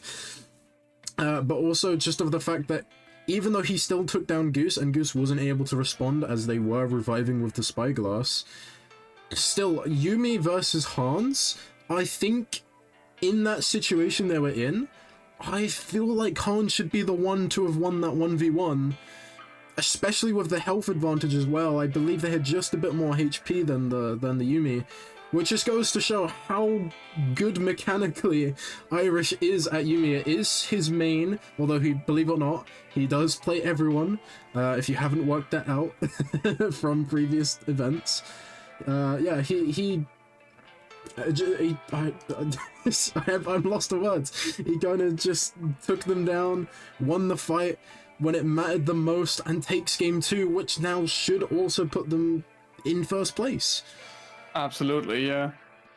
Like, when you play in a tournament, and especially if you're like the last person alive, at least that's what happened to me, my hands start shaking, right? Like, it is difficult to like control your aim just because you're like the nervousness is getting to you. The nerves make it difficult to like focus on the opponent. Like you have to force yourself to stay calm, and because otherwise you're just not gonna hit the shots. Yumi is very difficult to land the shots with. Same for Hans, and I think like that's just expert level play from Irish right there. Just staying Most calm. definitely. I like getting the loads of damage in with the slingshot. And That on was- ping as yeah. well. Irish is right on ping Yeah. as well. They're playing on NA. Irish is an EU player. Either way, we'll talk more about the rest of that match, and we'll look at the scores after a 5-minute break, just so me and Oren can rest our voices, rest ourselves. The players can have a moment to maybe rethink, maybe discuss how it's gone previously. I, for one, definitely need to go grab a drink and have a moment to breathe. So we'll be back in 5 minutes when we will hopefully go straight into scores from those 3 matches, and then straight into Fragrant Shore morning. So we'll see you in 5 minutes.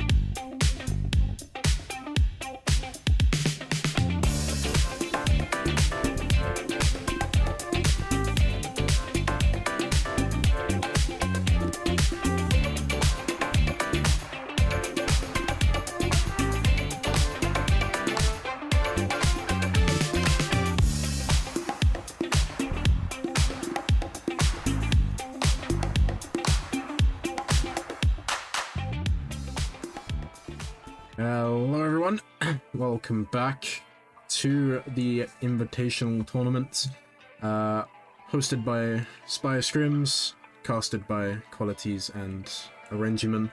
So, before we went to the very short break to catch our breath and have a quick drink, we saw Diamond Spire be played. Finally a match where our predictions were somewhat correct, to an extent. We're gonna have a quick look at the scores as we hopefully load into Fragrant Shore, the morning variant. So if we take a quick gander at the scores, it seems like Honksplosion still have the lead in points, but not by much, with 28 points, despite Night of Nights winning that match, still in second place with 26. And then we see a massive gap for third with Hollow Mimic Christmas at 7. Then we see Modcheck at 5, and Double Trouble finally managing to get themselves some points on the board from that match. Managing to get themselves 4. I believe they did a vault turn, maybe a kill, as well as doing entering the vault and doing the podium, taking the podium. Yeah. I think something that is like very unique about teams compared to solos is how volatile those point sets are, like the point numbers are, because in solos, if you play in a lobby with 8 players, you can make, like, at most, and that is very difficult, 70 limbs, right? That is the maximum that you can get. In duos, however, that is that is not true, because people can revive. Like, every person could technically be alive 4 times, or like give up to 4 points, if not like even more, with the when they get their revives back after the podium grab. And I think that is how we can see that is a reason why we see teams like sometimes skyrocket in points, just because they like kill so many, just because they get so many eliminations. That's just it. And like even the point differential that we have between second and third, or second and fourth, I think that can be made up for if like 1 good game, 2 good games, something like that. It is no reason for the most important thing for the players right now is to not let this like affect your mental, right?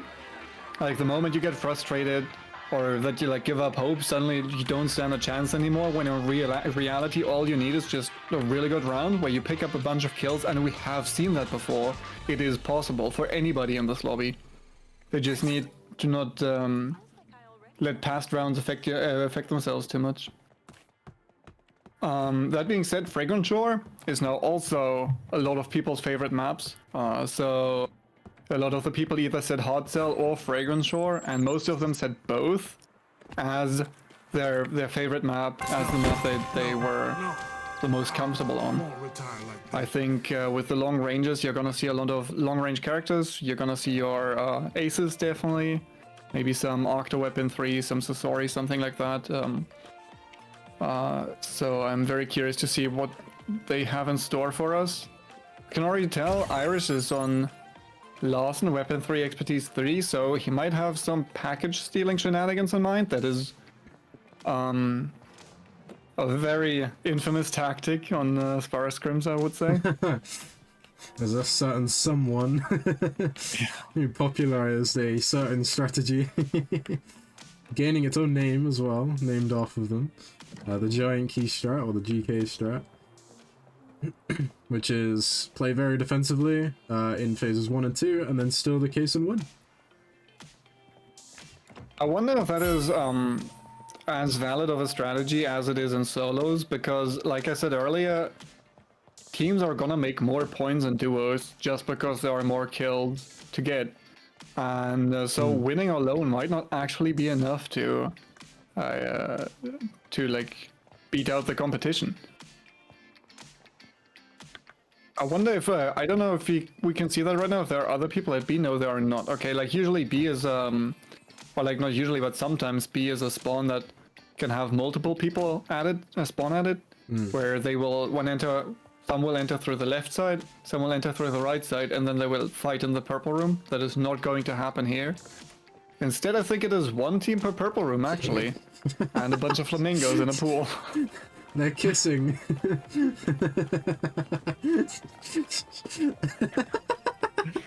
Nothing that I would expect. This is great. Can we give them +1? +1 point. Yeah. +1 for Flamingo. Too hot for Twitch, yeah, man. Spire Scrims is getting cancelled now. As a The first terminal is on the board. First terminal was done. Okay. I believe it was Jace. No, it wasn't Jace. Looking for the gold chip. Here was the gold chip. Captain has the gold chip, which means Knight of Knights will take the first point so far in this match. Sorry, that completely took... I knew we'd expect to see some... some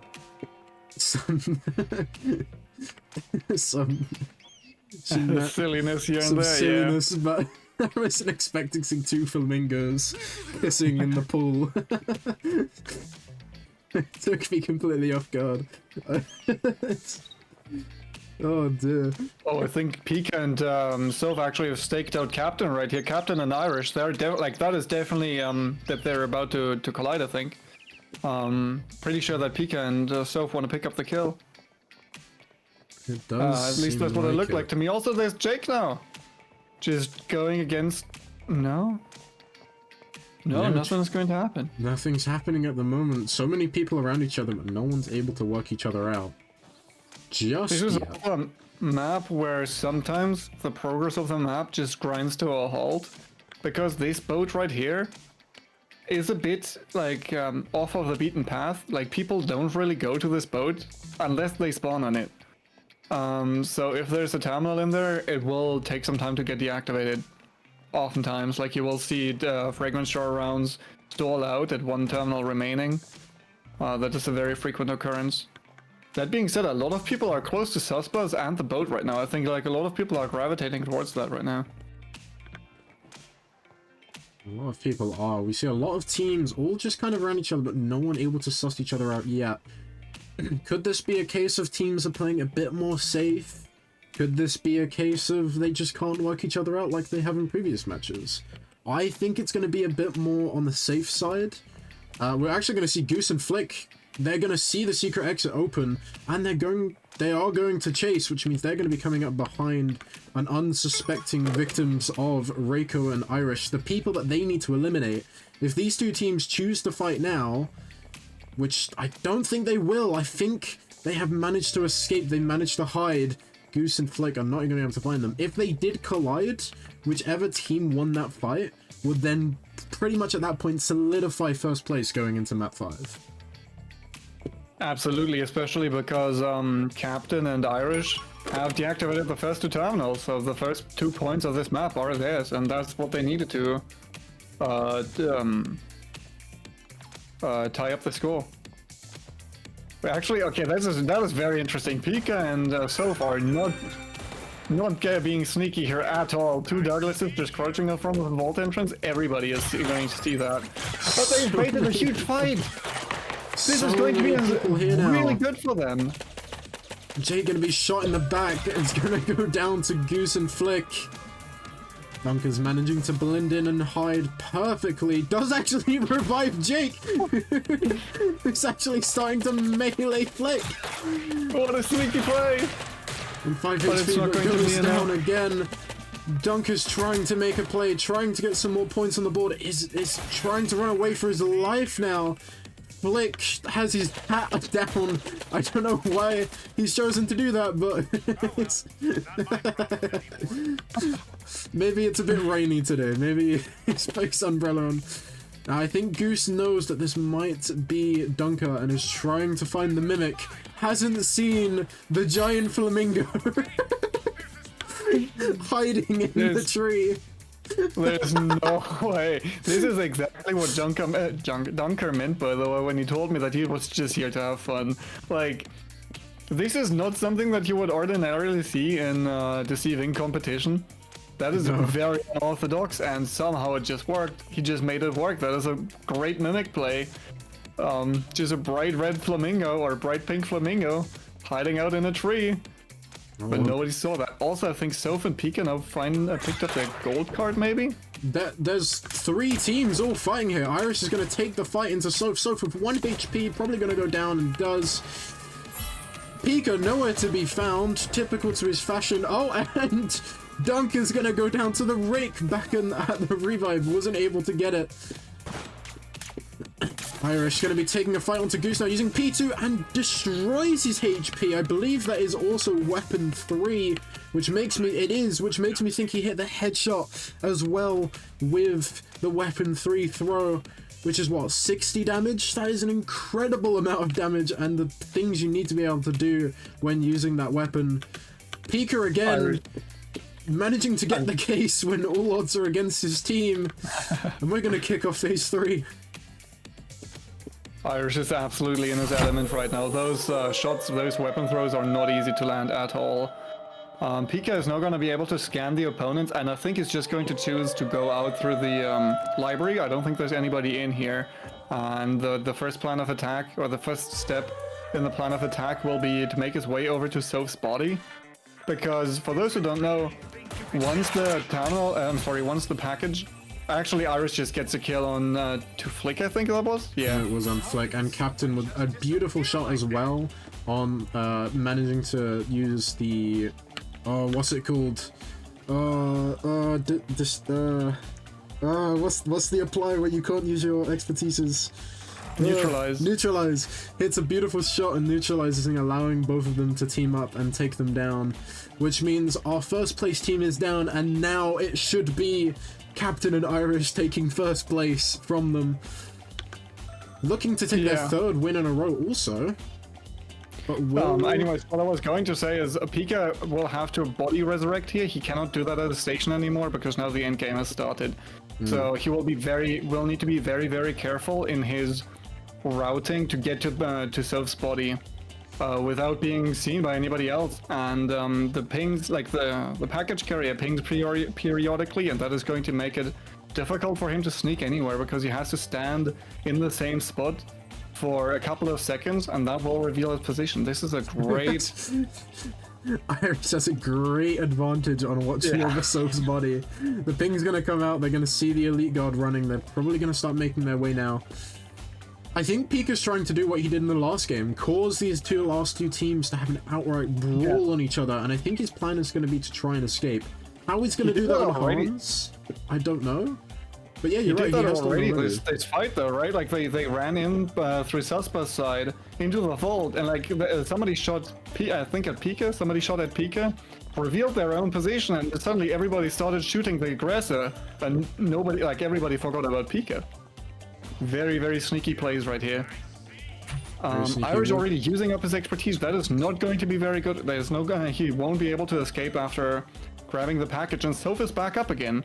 Pika is now in a team of 2. And I think there's going to be a collision right here. Irish is going to collide with Soph and Pika right here. He's going to wait for his teammate to regroup and take the fight together. They're not even worried about the ace shooting in the back. They just want to take on Irish. They managed to get one. It's now 2v1 up to Soph. She has heat and she's on 3 HP. Any amount of damage should kill. A no-reg came in and goes down. Irish and Captain looking to make 3 wins in a row. The only people now that can stop them is Jace and Rick, who desperately need these points if they want a chance at coming back in this tournament. This fight right here, I think, is actually going to favor the package carriers massively, because Captain is playing Ace right now, and Ace with a package carrier package is so good because you can just line up those headshots, or I'm sorry, those body shots from really far away because you will know where they are. That being said, though, taken, and Jace goes down. Irish is looking to take the final 1v1 against the Rick, and he does it. Irish and Reiko, the Knight of Knights, taking Fragrant Shore, taking 3 wins in a row in the bag, and most definitely taking first place now in the tournament. This just seems like it's going to be a battle between Irish and Reiko versus Flick and Goose for first place. They're just, both teams are absolute monsters right now, and it seems like the biggest monster is our team of Knight of Knights. I think again we just see how like flexible those people, Irish and Captain are. They just pick agents and they just make them work really, really creatively. I think pair that with just pair that with great damage and great accuracy That's from how we do it in the Irish, private and sector. just like the overall awareness of them, of both of them, and they just cut through the opposition like a hot knife through butter. Yeah, they really did. You know what? I've got to say, this is just me personally. From obviously casting this will be my second time casting a DI tournament, third time, hosting it and watching it. This so far has been, in my opinion, the most fun tournament to watch. Just because of how outright mayhem there are with fights. It feels like every fight, there's either a team just around the corner ready to take the third party, or there's at least 3 teams already in the fight from the get-go, all fighting each other and all scrambling to try and win it. That is absolutely right. I think that's just kind of maybe the nature of duos, just because there are so many more people involved in a fight. If 2 teams collide, it's not 2 people anymore, it's now 4 shooting at each other. It's And, really crazy. I'm Yeah, loving it. absolutely. Like, so often have we seen third-party situations lead into fourth-party situations, and then like it is absolutely wild. It is really hard to predict who will come out on top of those gunfights. Well, just a moment break from it. We have another donation from Sheldon with £15. Thank you, Sheldon. Mwah. Orange, you want to give a kiss also? No. There we go, the mandatory kiss, which means we've now raised £55, which means we've reached our first milestone, which is Glitch having to do a controller stream. He will probably plan that for the future, and it'll be a little bit down the line. But that means Glitch will now be playing with a controller for a whole broadcast, so if that sounds like something fun to you, then that is something to look out for, and I'm sure he'll make a date and put something in maybe Spire's Twitch, as well as his own Discords and platforms about that. So, lovely. With day 1, we've already reached the first milestone. Will we be able to reach the rest? I hope so. We have some more beautiful milestones on the way. If we reach 100, which is the next milestone, we will be seeing the Rickleman, the one and only, enter his true form on stream, which if you don't know what his true form is, the only way you can find out really is by reaching that goal. Another £45 to donate to Mind, which is, as we keep saying, the whole point of this event, the whole point of this entire week, to have fun and to kick some ass. If I'm honest. But yeah, anything you want to talk about that last match? Anything specific? So, like, not necessarily like just the last match, but one thing that I've noticed, those players, I think for the most part, they have now burned through the characters that they considered their best characters. So, for example, we've seen Flick on Octo, I think that's his favorite, Madam on Goose. I'm sorry, Goose on Madam. We've seen, like, I think everyone brought out most of their mains, if not all of their mains already, meaning that Sound Eclipse and the next Hard Cell are going to be very tricky for them. They will have to like come up on the spot with strategies with characters that they don't really play very well. And yeah, I mean, that is definitely going to be very interesting to see how they can adapt to those situations and come up with ideas and strategies on the fly. That we'll be finding out momentarily. I believe scores are in. I believe. I'll wait for Megan to maybe give me a thumbs up, just to make sure, so that I don't put the wrong scores on stream again. I've done it once, I've learnt my mistake. Although I think there might be one screenshot we're missing. Maybe. Not yet. Alright. In that case, we'll start loading up the match. The next map is going to be Sound Eclipse. Sound Eclipse. This is the map where I expect to see the most Sasoris. I think we've only seen one Sasori so far, and which means a lot of teams still have that to show. And I mean, there's only this map and next map. There's only 4 agents left for each team to play. So I am going to make the prediction we're going to see maybe 4 Sasoris here, which means the whole point of Sound Eclipse vault entrances being, you know, a lot of food for teams and individuals to consume. I don't think it's gonna matter anymore. I think it's gonna be, I think for the most part, it's gonna come down to which team can take out the other Sasori first. That's my prediction. Do you agree or disagree? Yeah, absolutely. I mean, like, Sasori is such a... Like, frankly, he's just such a boom or bust character. He's a bit of a glass cannon. He does really good amounts of damage. But he has, he struggles with, like, escaping from fights. He struggles with bouncing back once he's been surprised by somebody else. And that is going to be a bit, like... I think if a team surprises another team, like, or surprises another Sasori, that is going to be very beneficial for the aggressor. Also, just an interesting fun fact, the teams who are currently struggling the most told me that Sound Eclipse was their favorite map, so we might actually see people catching up to the first place here. I hope so. Double Trouble and Hollow Mimic Christmas listed Sound Eclipse as their favorite map. We'll take a look at the scores in just a moment. Let's first look at what agents we'll be seeing in the Sound Eclipse, and then we'll go back to the scores, and then we'll let the players go. We'll have a quick talk about the scores in that last match, and all of the matches put together. I'm having a cheeky little look, and I think a team has finally taken first place. So, do you want to talk about the scores? I've been talking about them a lot recently. Yeah, absolutely. So, Night of Nights pulling into first.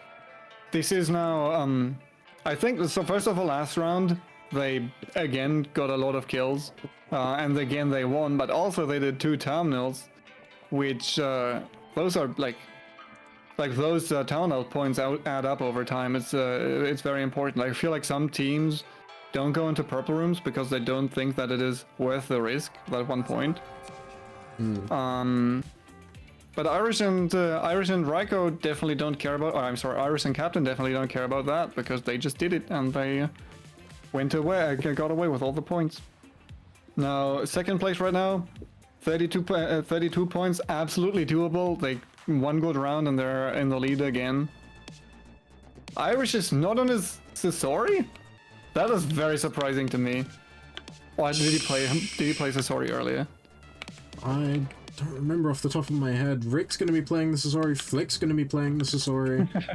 Let's see if anyone else is going to be playing the Sasori. No, only 2 Sasoris come out in this match. We have seen 1, which means there's 2, I think, off the top of my head. Only 1 of a Sasori has been played.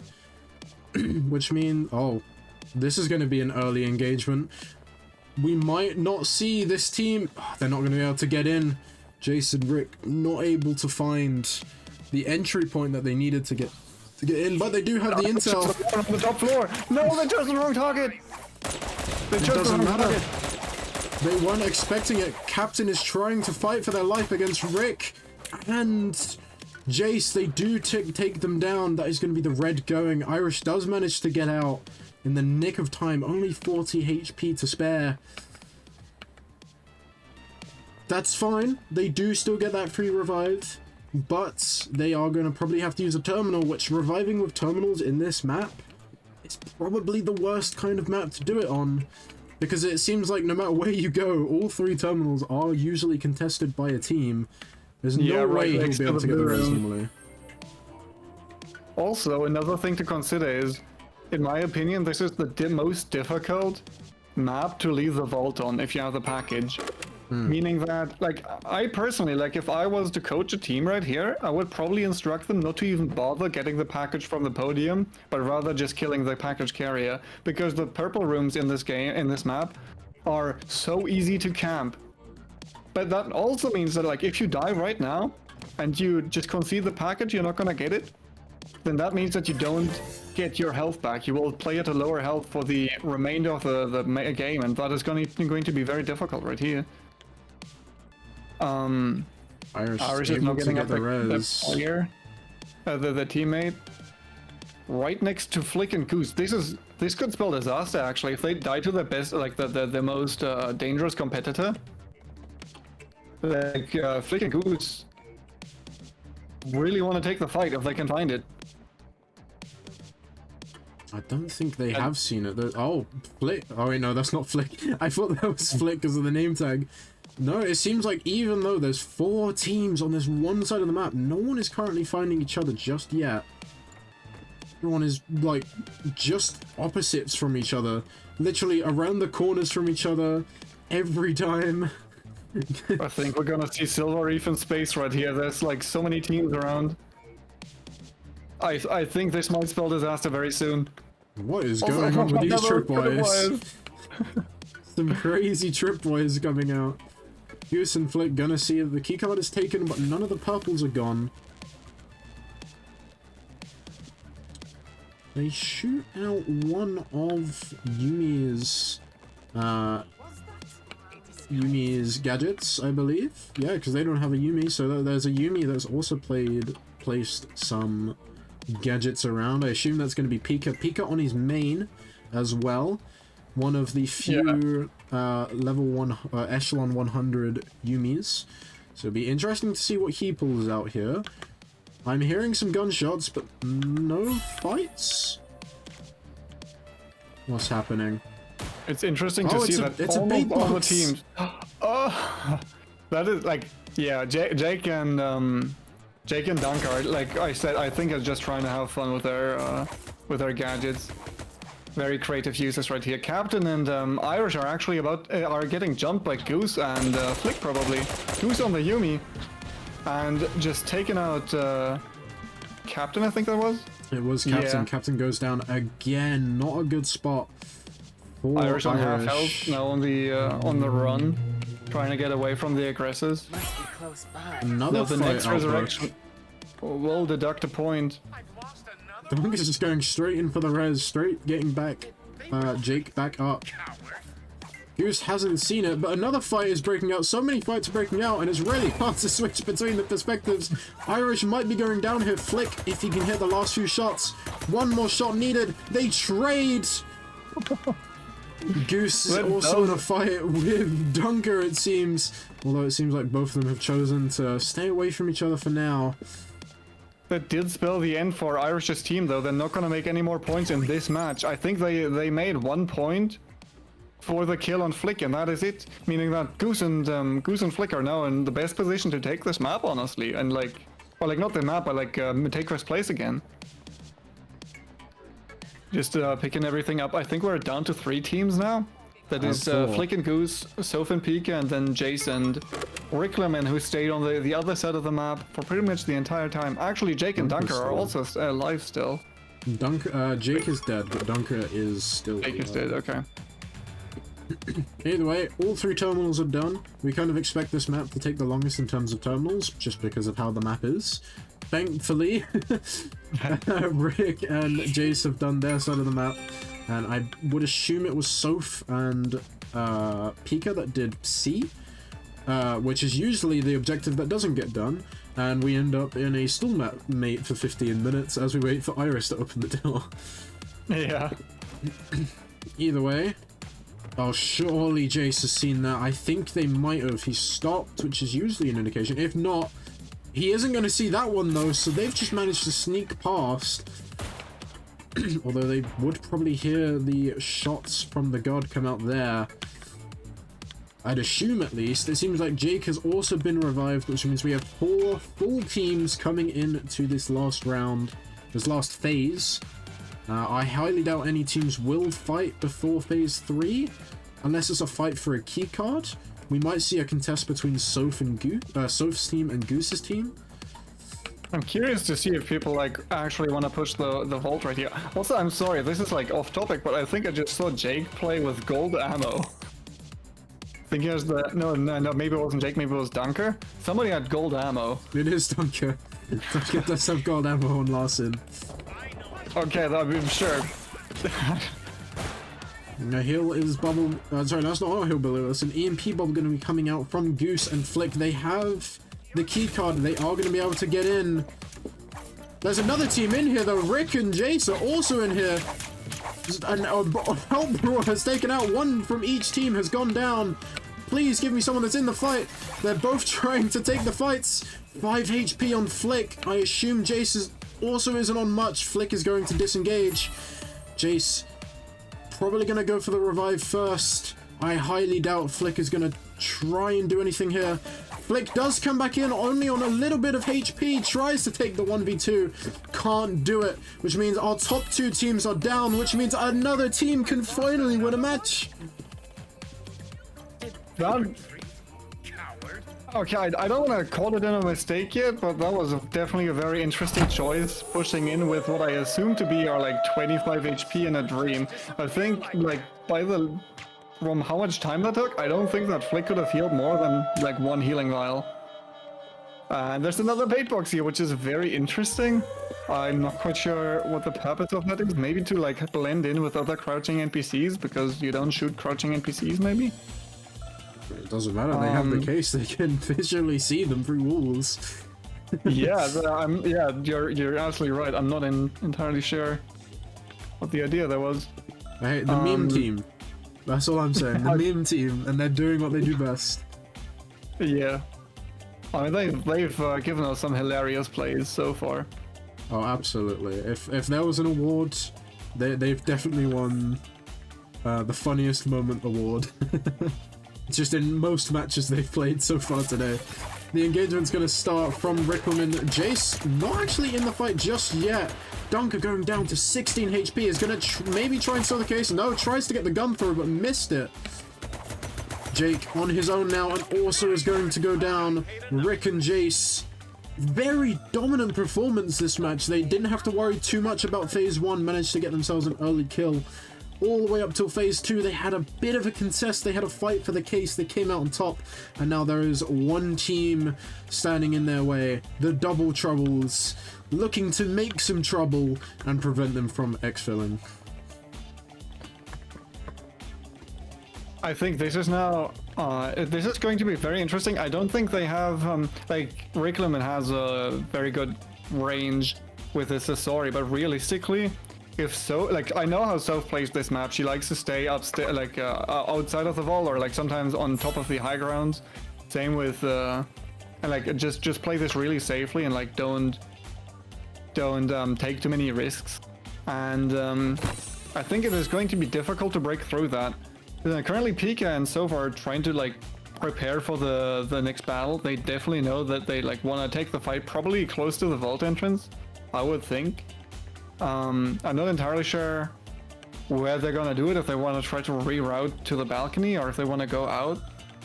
It is going to take a lot of good communication from Rickleman and Jace, because on this map it is very difficult to like ambush someone realistically, because like you can't rotate around other people pretty easily on this map because there are so few paths that you can take. I mean, yeah, what do you think? What do you like? What would you reckon they do in this situation? I reckon they bounce pad up and they try and take the engagement. Rick does miss it though. But they don't go to the same side though. I think they want to force the extraction right here and then just shoot down the shoot down the range pretty much. When they go to A now, there's going to be this long hallway past the food. And I think their plan is just to shoot down the hallway when Soph and Pika have eventually have to run through there. But this is what I would like to see. Now, Rick has the case, which might make this a lot more difficult than it needs to be, but Soph and Pika are both using heal expertises in a map that notoriously will have Sasoris, so they might have predicted that there won't be too many Sasoris. There is still a Sasori. Rick is on the Sasori, but I believe that is expertise 3. Which it isn't the greatest at hitting multiple people unless they're really close together. Yeah, there's no range, but yeah. And they're trying to force the fight by the food, which if Rick can hit both of them, not only can they not use their expertises to their fullest, they also won't be able to eat the food, which is exactly what Sasori dominates in this map, and exactly why I think this map is the best for him. Seems I really like want to they're see not. Soph and Pika be patient right here. They know they don't have to push until they see the bar, the contest bar, move up. They don't have to go anywhere. I want them to stay in cover until they see somebody touch that point or the next ping happen. If they go out and force the fight right here, I think they're just gonna lose, but they can play patiently. They don't know where somebody is until they step onto the car, and now they can contest, and that is exactly what they're doing. Well, they initially shot the wrong person, and they've both just won their 1v1s so convincingly. I didn't even have time to respond to the action of how the match went. Jace and Rickleman taking their first match of the day, Game 5, halfway through when it starts to matter most. We're going to be going to the last match where all players, well, not the last match of the day, but the last match where the last 2 agents on every team is available. Back on the hard sell as well. Hard sell, the night variant, the regular variant. If I'm honest, my preferred variant, I prefer the nighttime maps. Which, if you haven't noticed, we're doing the mornings first and then the night times after. Something that I was very happy that I thought of. It doesn't mean anything. But yeah, I'm really excited to see now, like you said earlier, a lot of the teams are now at a point where they've used most of their good agents. They've used, you know, the characters that they mostly feel comfortable on, that we should expect to see. We've seen them be used now, and we now know that they're all down to their last 2 agents, which, if I'm honest, is probably not going to be their best agents. Probably not, if I'm honest. So it would be interesting to see how they all do it, how they all work, what they all choose to do. The scores will be coming in shortly as well. Paid enough attention, they could actually try and figure out who has to be playing what now, because everybody, like, the choices are locked in already now. The win condition is just 10 matches, so there's actually a set end in this one. Just because a match point could be done in 2 minutes or in a few hours, so especially with duos. So yeah, especially with duos, because people can just rack up so many points. It is really difficult to tell what the progression should look like. So it's just a flat out 10 points. And if we do another duos tournament in the future, which we might do, it's unknown right now. If we do another one, then, and it's match point, then I'll kind of use this to kind of gauge where we should be in terms of point value, because obviously we do 30 for, well, now we do 30 for solos. That's kind of nice balance that we found, and it worked perfectly in your favor, Mr. Orangeman, last time we were competing. Last time we were competing in a tournament. But yeah, for duos, like RNG said, the point values are a bit more different in terms of there's a lot more points up for grabs, which means we kind of need to make it a bit more balanced in that regard. So I'm using this as a testing ground if there is another duos tournament in the future. Until then, we're going to hard sell again. I've also been logged out of my lovely donation stuff, so bear with me a moment. As I log back in, I've got to open my Gmails. Can I take a quick moment to just talk about the points right now? Yeah. So, Team Honksplosion, who is the team led by Goose and Flick, they have caught up a bit. They're now at 38 points, but still in second place, because Night of Nights had 40 to begin with last round. Now they have 41. And exactly, there we have it. And like the top 2 teams have not really made that many points this round. So realistically, there was just catching up for all the other people. Now we have Modchak cracking the 20-point barrier, the 20-point threshold. So this is still absolutely up for anyone's game, especially if Rick and Jace keep playing like they played on Sound Eclipse just now. That was a great performance from them, and I think, like, I don't want to cast a curse them, so I'm not. I will hold my praises, You're Well, about my to, be friend is- careful. I'm very curious to see how they're gonna do now that they've played every map once, because now they can like kind of like dial in like they know what adaptations to make. Like one thing about those two players is they are very flexible and they are very they can adapt to a lot. They have a huge cast of characters, which fair enough is not necessarily gonna come. It's not gonna be important on the Hearts round yet. They already have to play 2 characters. I don't know which ones they are because I didn't keep track of all the characters that I've played yet. But yeah, it's going to be very interesting to see what they're gonna do on Heart Cell now. That they, I think, kind of looked like they're warmed up, but like I said, I'm gonna hold my praises to not Kasaka's anybody. That being said, also the most points that were achieved in season, like in Catalog 5 in duo screns were 16 points, I believe, meaning that second place can currently catch up to, third place can catch up to second place within one round of, like within one good round. It has been done before, and if anyone can do that, I'm sure it's Jace and Rickleman. I mean, I hope so. Right now it yeah. seems to have been a race for first and second. Now we have a new competitors joining it. Yeah, exactly. If they can continue that performance, very good performance as well, then yeah, I think we should see a third team get to that high points. And there's still 5 matches to be played. We've seen how many points the teams have been able to build in those first 5 matches. So theoretically, it's still technically anyone's game, because all of those points that they built, any other team could now build again as we go back through the cycle. And if I'm honest, this might be the hardest match for all the players, because as we say, it's going to be the match where they're all kind of locked to their last 2 agents that they haven't played yet. But the next match, when we go back to Silver Wreath, I think is going to be possibly the most intense match, as everyone has now played every agent, everyone knows kind of, you know, each other's skill level. Everyone is definitely going to be warmed up by then.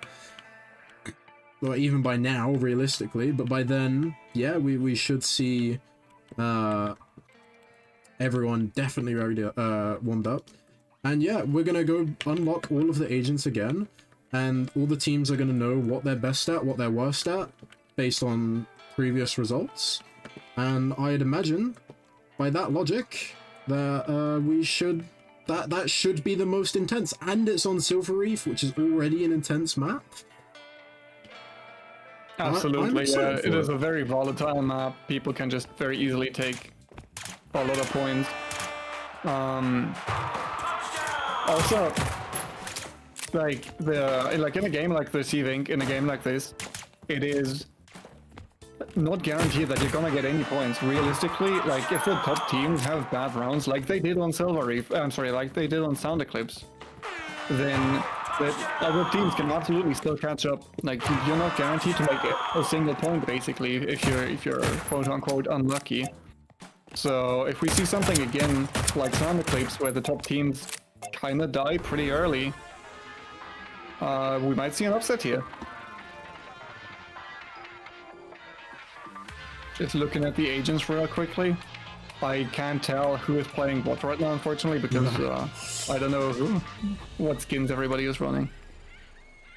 I'm just gonna tell the players to play instantly, because I have spawned right next to the edge. Means they can just go. Because why not? I spawned near the edge, I'm not gonna confuse anyone, right? So the players are now off. They're in and they're starting to make a move. Oh no, okay, Soak did load in, thank goodness. I was gonna say, please, not again. We had a good run on not being bugged. Already, I think... top 2 teams next to each other and accidentally took the cover. This could be definitely for them. The Goose is just gonna call out the position, and Flick is Irish is gonna call out the position. Yeah, exactly, and just take the fight right here. Flick trying to get away using the All-Star and is able to do it. Irish isn't able to find the kill. Is he able to find it now? He does find it, but does get traded out.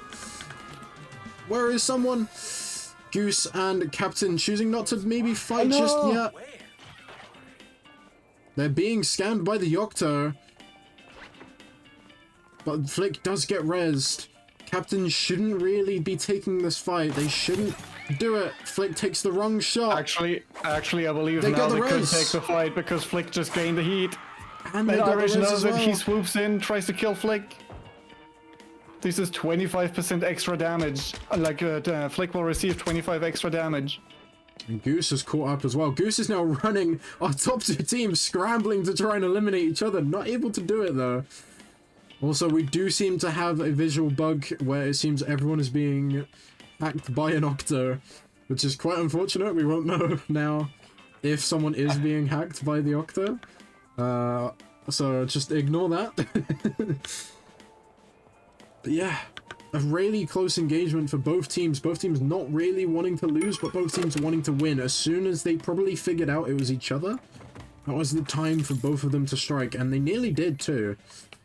I believe also we missed another fight between someone and Soph and Pika, because Soph, like, currently she's healed full, or like almost full, but she was at 18 HP, I believe, the last time that he swapped her, so I think she might have been fighting with somebody. Soph actually on the Larsen, which is, I don't think, a pick that I've ever seen her play. No, So but that is going to be interesting. when you're down to your last two, do you play Larsen or do you play Vigil, which is what their teammate Pika is playing? Yeah. The joy of the lockout system and tournament. Yeah, that is a very unique type of challenge where you just have to, like, come up on the spot with strategies and then try to fit the characters to each person's preferences. Two terminals down, nearly making it to 3. This is completely different to how we saw phase 1 in the last time we saw Hard Cell. Maybe it's because teams realize that they need more points on the board. Maybe it's because these top teams realize that all it takes realistically is 1, maybe 2 good games for the other teams to just boost up in points and then be competitors. Or even if you're Goose and Flick or Irish and Captain, 2 wins now could storm you so far into points that all you would realistically have to do is stop second place from getting the points needed, and maybe third if they manage to catch up also. But realistically, these next 2 games are going to be the hardest and probably the most intense, if I'm honest, just because of the agents they have to play, but also because of the reset. Also, we just saw like a collision right off of spawn. I think Irish and Flick, like Irish's team and Flick's team, spawned right next to each other, which. Oh, okay, Pika just meleeed a guard. I thought there was a fight going on there. They were right here a Just taking down the Douglas. Rest him. Oh, sorry, not Douglas. We don't know his name. Yeah. But let's be honest, it is Douglas. Either way, the One last thing- terminal's done now also. Yeah, exactly. One thing that I want to say about Pika and Soph is they get caught up in way less in the middle game nowadays, or like in the last couple of rounds. I think they've made it to vault phase. Yeah, nowadays. I think they made it to vault phase in the last 3 matches or 4 matches, and they are very defensive players. They take very calculated risks, which does equal to a lot of free points. I think they're no longer in last. I think they're actually in 4th right now, maybe shared 4th. I'm not entirely sure, or shared 3rd. That being said, that they will get attacked from behind right here. Rickleman and Jace. Rickleman on a signature Octo, and Jace on Vigil, just taking them out. Yeah, okay. You caster cursed them. Actually caster cursed them. Once again, the caster curse coming out. Jake is going to be following Flick, who's following Dunker, who's being followed by Goose. We have kind of a mini conga line going on right now, and the fight is going to outbreak. The kiss is going to come out. They're actually just choosing to leave each other right now. Jake's trying to hide. Wrong cover. But he's trying to blend in. Okay, the right cover is taken.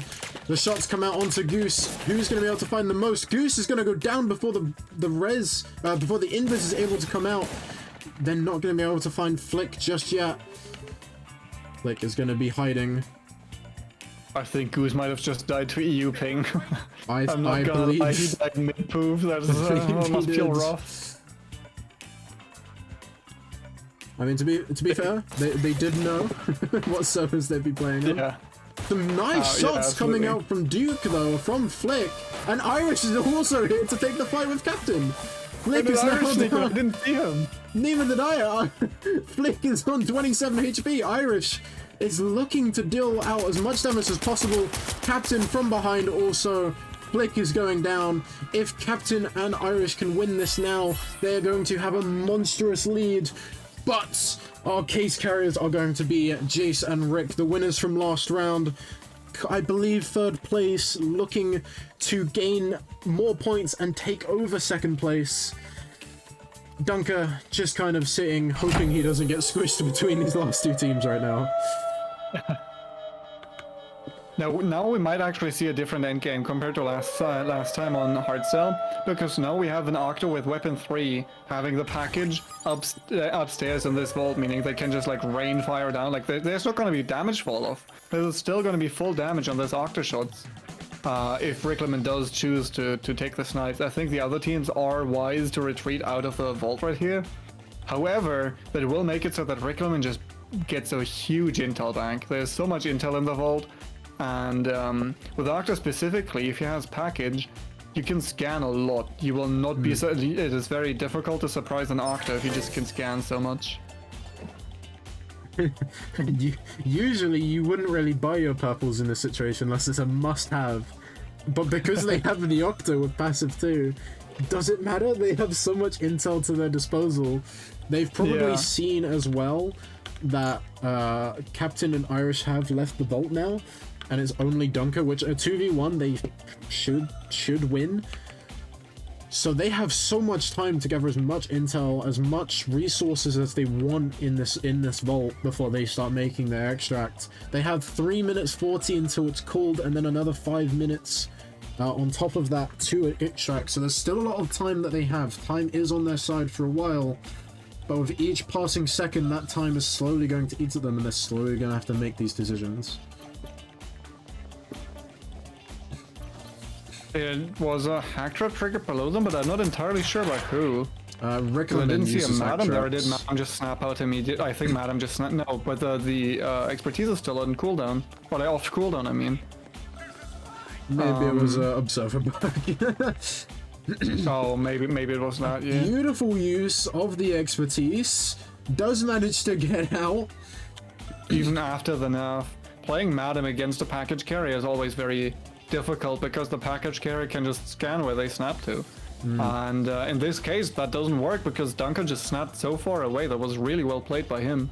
However, he's not going to be able to pick up Jake from there just because he's on the other side of the vault.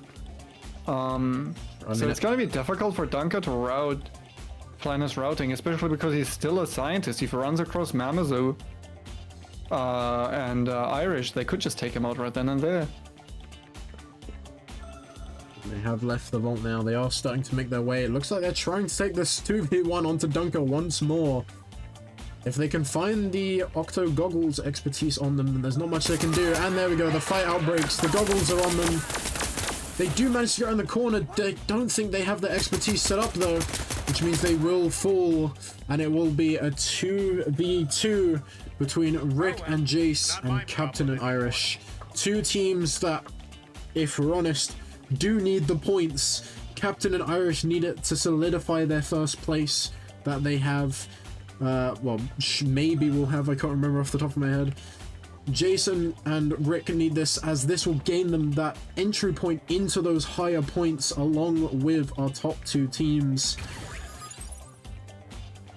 Whoever wins this is going to have a really good performance. Well, obviously we'll have a good performance if they've won.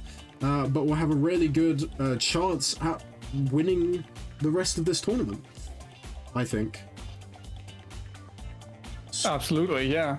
I think Jason and Rickleman are going to take this very, very slowly and carefully plan out their steps now. They don't really have to rush here. It is difficult to find where the package carrier is if they play smart, and I think they're gonna do. I think they will try to.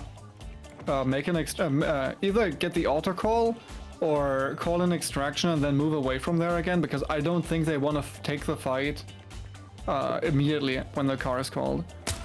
This is what they want. They want to get an ambush on a person, an unsuspecting target. Now Irish and Captain have grouped up again. They're going to be together, but they don't know where the people are coming from. And Irish just left alone his team partner. This could spell disaster. Captain just falls over. Just 2v1 for Irish now. The odds are against him. Both Jace and Rick are on max HP. But still. He's playing slowly. Irish charging up his no, never mind. If he can find the kill onto Rick, he has a chance, but he's not able to. Jace shoots him in the back of the head, meaning Rick. Rig headshot actually. Rig Intel 3, Rig weapon 3 headshot for 64 damage that just takes him out. Yeah, along with being shot in the back as well. That will be our winning team again. 2 in a row for Jace and Rickleman. Mod check. They are in check and they are going to take the second round of not Diamond Spire, Hard Cell. I am very pleasantly surprised to see another team coming up into top 3. I don't think that Jace and Rick will surpass Honksplosion yet. I don't think they have enough points for that, but they are going to be very close. 2 wins in a row and a bunch of points in those games as well will put them very close to that 38 points. But we'll have to see and wait and see until the points are all counted. Currently, I have no idea how they've scored. That is just coming in now. Yeah. Here's something funny though. For those who don't know, Lunar Eclipse has made a bot which reads the screenshots that players submit at the end of every match, and that bot basically reads what we use for points and all of that stuff.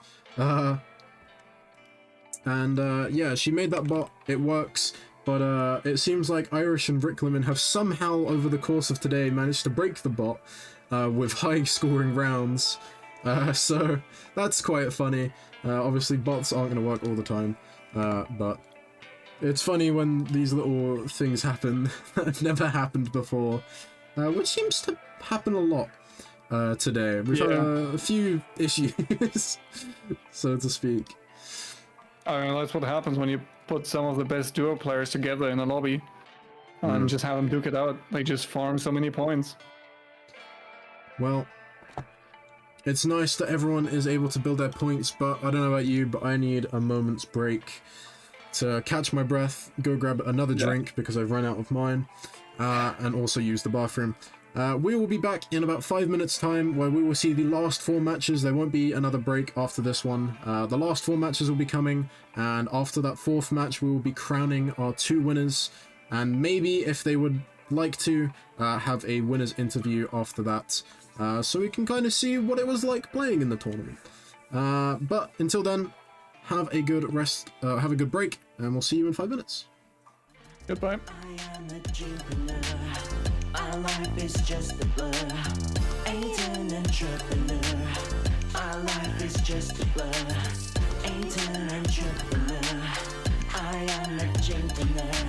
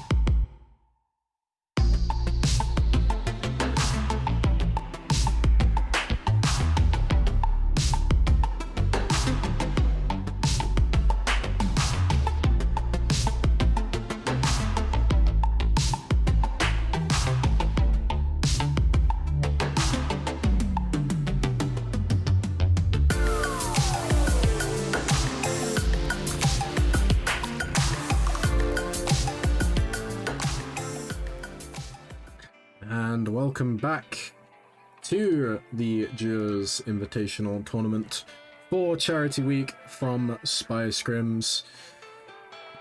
So far, we have seen some interesting stuff. We've seen things that we would have never predicted. We've seen things that were predictable. We've played our first 6 matches now. We're down to the last 4. Down where the points matter the absolute most. We'll have a look and see how the total scores look. I believe they're done. They are done. So we can go straight and have a look at those. RNG, if you want to take us through what you see. He doesn't see because he hasn't got it open. I do see it. I'm a bit confused because Night of Nights definitely made more than 0 points this game, no?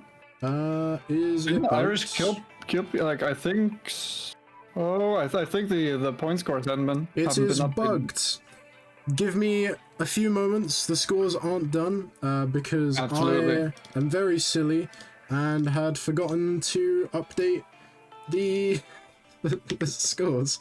Bear with me. Okay, just real quick. I think what we are going to see is Modjek, the team Modjek with Jason Rickleman narrowing the gap between 3rd place and 2nd place. I think first and second are still gonna be in that order, just because even like first of all they are just that far ahead above the competition. Let's be real here, and then secondly they still got they still got kills in this game, still entered the vault. Like they both got a lot of points still. Both of those, like both the first place team and 2nd place team got a lot of points in this fight, and I think we are going to see a gap between the 3rd place team and 4th and 5th place, which doesn't have to mean anything. Like we've said a million times already, especially Silver Reef is very volatile. A lot of kills can come in on this map, so it's like it is still anyone's game really. Also, now everybody can pick any agent that they want again, which I don't know what their strategies are for Silver Reef.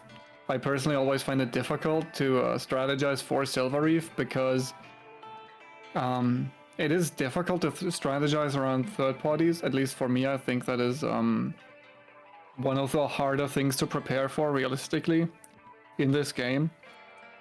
Are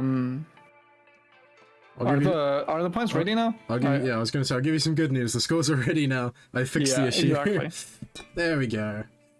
So what we see now is first place, Night of Nights, Iris and Iris and Captain are with 45 points, 6 points ahead of 2nd place, which is not really a lot at all in the context of a duos tournament. These the 6 points, like you can make that up very, very quickly. And then Modjek are close to Honksplosion.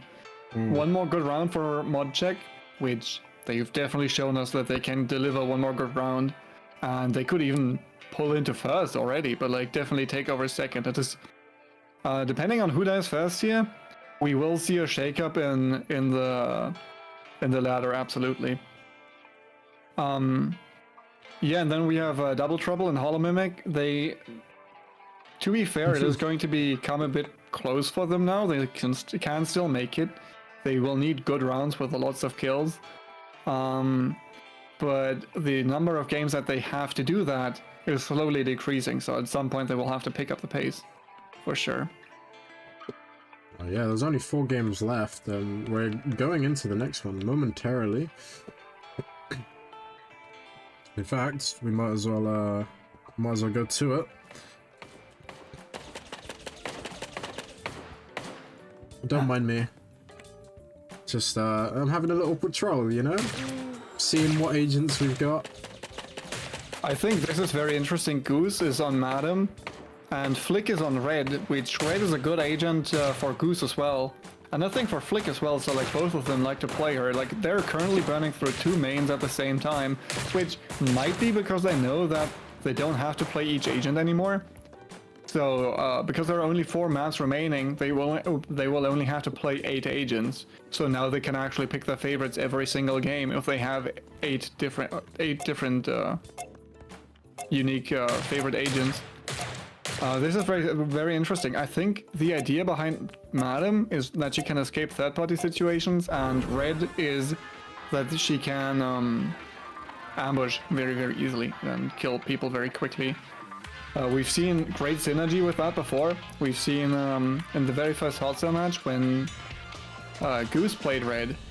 Great use of the shotgun and the third expertise to like absolutely annihilate any person coming into their way. Pretty much, those like they were really quick at assassinating people. I didn't catch a lot of other people. We'll just have to look around. We'll have to look around For when gods. the for after the guards kill qualities here.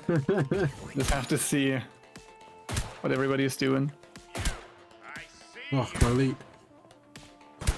These guards are able to aim. Never mind. I spoke way too soon. Come on. 1 health. No. There we Professional go. knife throwers right here. Rick on the Sasori, that is interesting.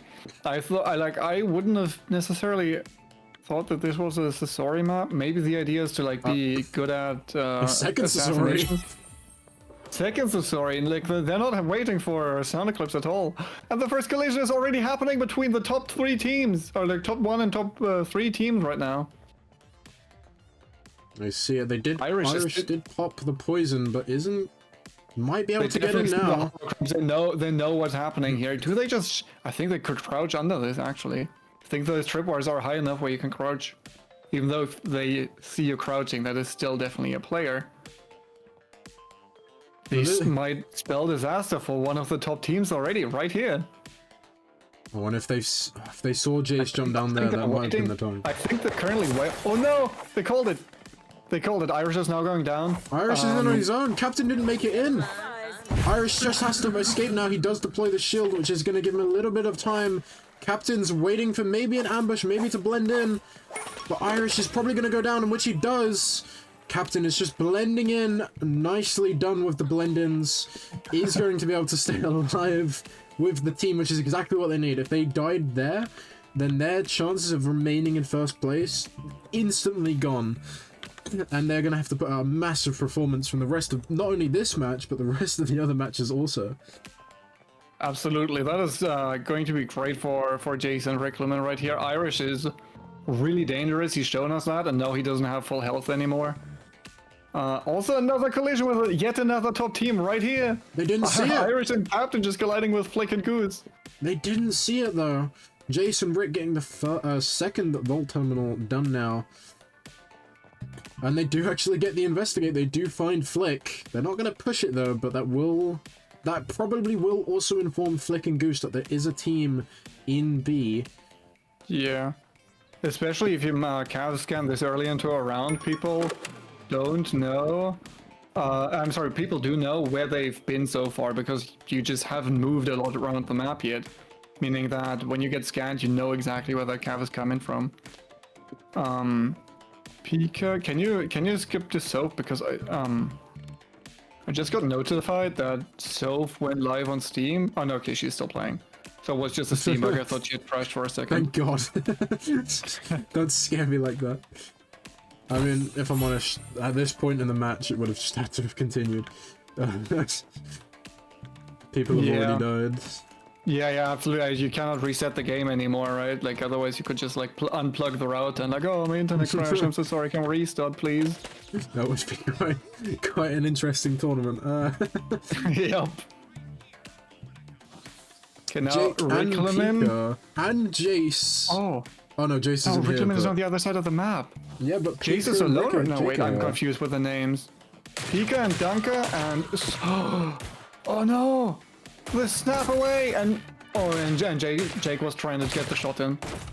A good block with the shield Missing from once. Pika. Does hit that shot, punches the wrong player. Is Dunker even going to try and help? No, Dunker's just trying to run away. Jake's fighting for his life. And he goes down eventually. So only on 18. Didn't find the spy cache, or was she hit by a guard after that? I have no idea. Captain's definitely going to see this. So is Irish. Irish just gone and cleaned up the kill. Captain didn't even have to reveal themselves there. If they play that, they might be able to blend in a little bit. It doesn't matter because it seems like Pika, notorious for running away from their duo, and has done it again. has left Soph when she needed him most. At least that's guarantees the survival of the team right here. True, true. Meaning they will still be able to get up the point for entering the vault, and who knows, maybe even pick up another kill after this. Or like more kill, yeah. They will continue to play here. We think, I think, yeah, that's going to be another collision between the top teams again. Rickleman against Irish. It is very difficult to follow what's going on. Captain getting Rickleman absolutely currently poisoned and obliterated. Rick was a solo, he had to evacuate. Flick getting up on the third party with Goose. Irish and Reiko now out. Rick and is just on his own. Jace being taken out as well. Jake and Dunker both alive. Also, they still have a chance to win this. And if your name is Irish or Reiko, you are kind of hoping your winners for this match will be Dunker and Jake. We've seen what they've put in the bag so far. Or Soph, yeah, Soph and Pika are still alive. Seems like Pika is going to go for the res. So there is still a 50-50 chance that not Goose and Flick and not Rick and Jace can win this. Although it seems like they're just going to have another fight. They can't escape the fighting. Pika is going to be chasing Rickleman, who's being chased by Soph, who's being chased by Jace. Jace is trying to shoot them in the back. Rick is trying to survive as long as possible. Rick is able to find some food on the floor, but Goose is also here to take the fight as well. Rick now taking out Soph and Soph and Pika's team is now finally dead. Rickleman and Goose right next to each other. Jace is there as well. Meaning that they, like, if they know that Goose is here, they could just start the fight and just 2v1 them, and Goose will probably not be able to do much. Also, another thing is, another adaptation. Rickleman has a trace on his poison, meaning that the Madam Snap is going to be very difficult, because they will just see who the Madam Snap to. And there we go, the fight, Goose actually starting to launch himself, the attack on himself. By himself. Now getting traced though, they will know where he went. 3 HP! No expertise either. Just rounding the corner, just narrowly making around the corner, and Rickleman cut him off. Rick with the cut that off. is the end of Goose. And another low health Madam right here running away.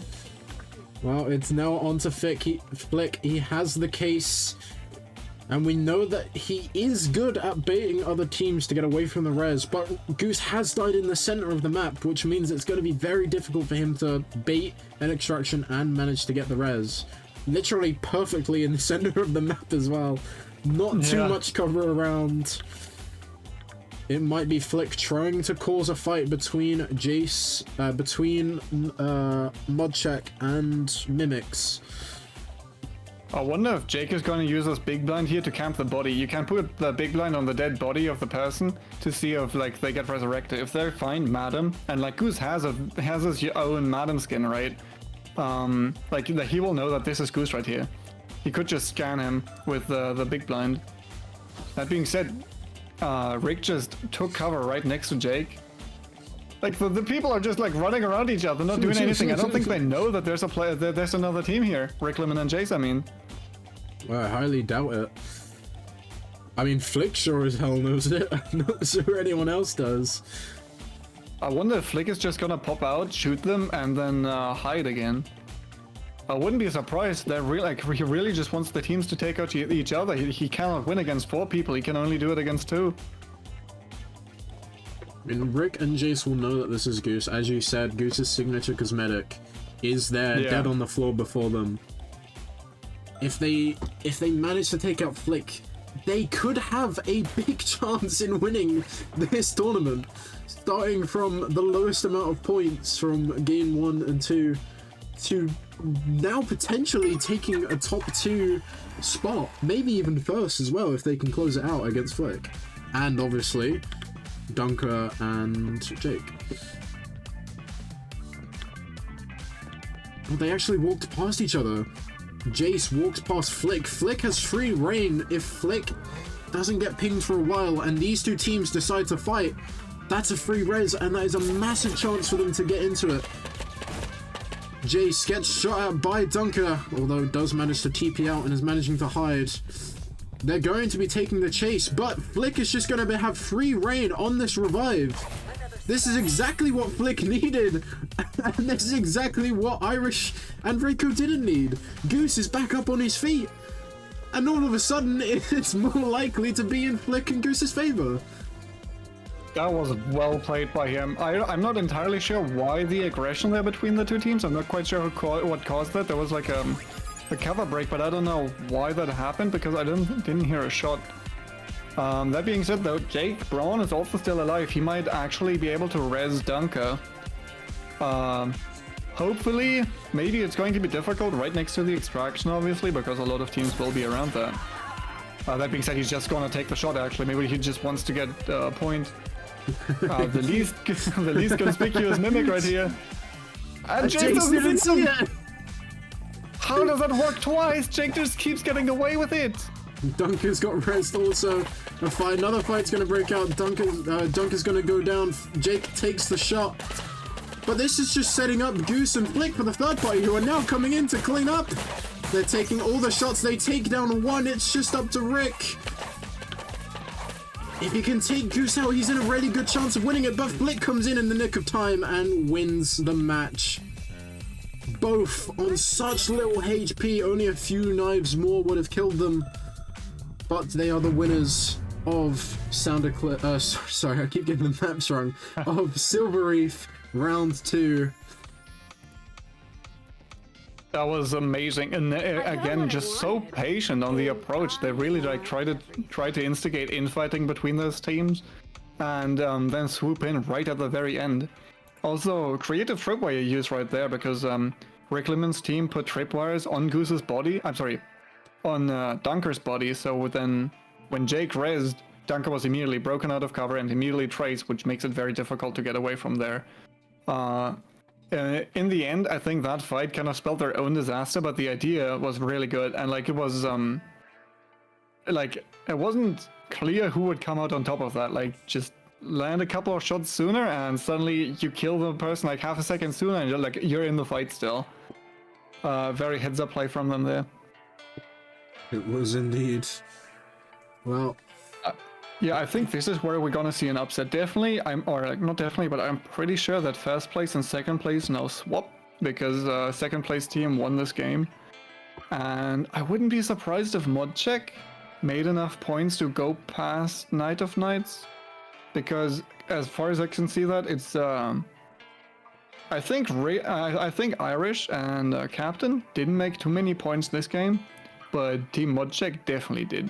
Team Modcheck got a lot of kills. They entered the vault. They played this very well. I think they killed the same people from the same team multiple times. So, we'll have to wait and see how that pans out. But like I think first place, second place, and third place are very, very close to each other in terms of points. We will find out eventually what the points are. Lovely Megan is currently scoring them. I'm trying to make sure the lobby is set up. Yeah. Because lobby bugs, we love them. I have also removed someone and forgotten who I removed, which is great. Jake, that's who I removed. Duncan needs to invite them back. Yeah, we're going to Diamond Spire, back to Diamond Spire now. Well, shortly when it starts back up. We're going to be going back to Diamond Spire. This is the map where we saw a lot of the team. Well, we saw all 5 teams make it into the vault. If I'm right, I am right in that, right? Yeah, I'm pretty sure. Yeah. Yeah, we saw all 5 teams make it into the vault.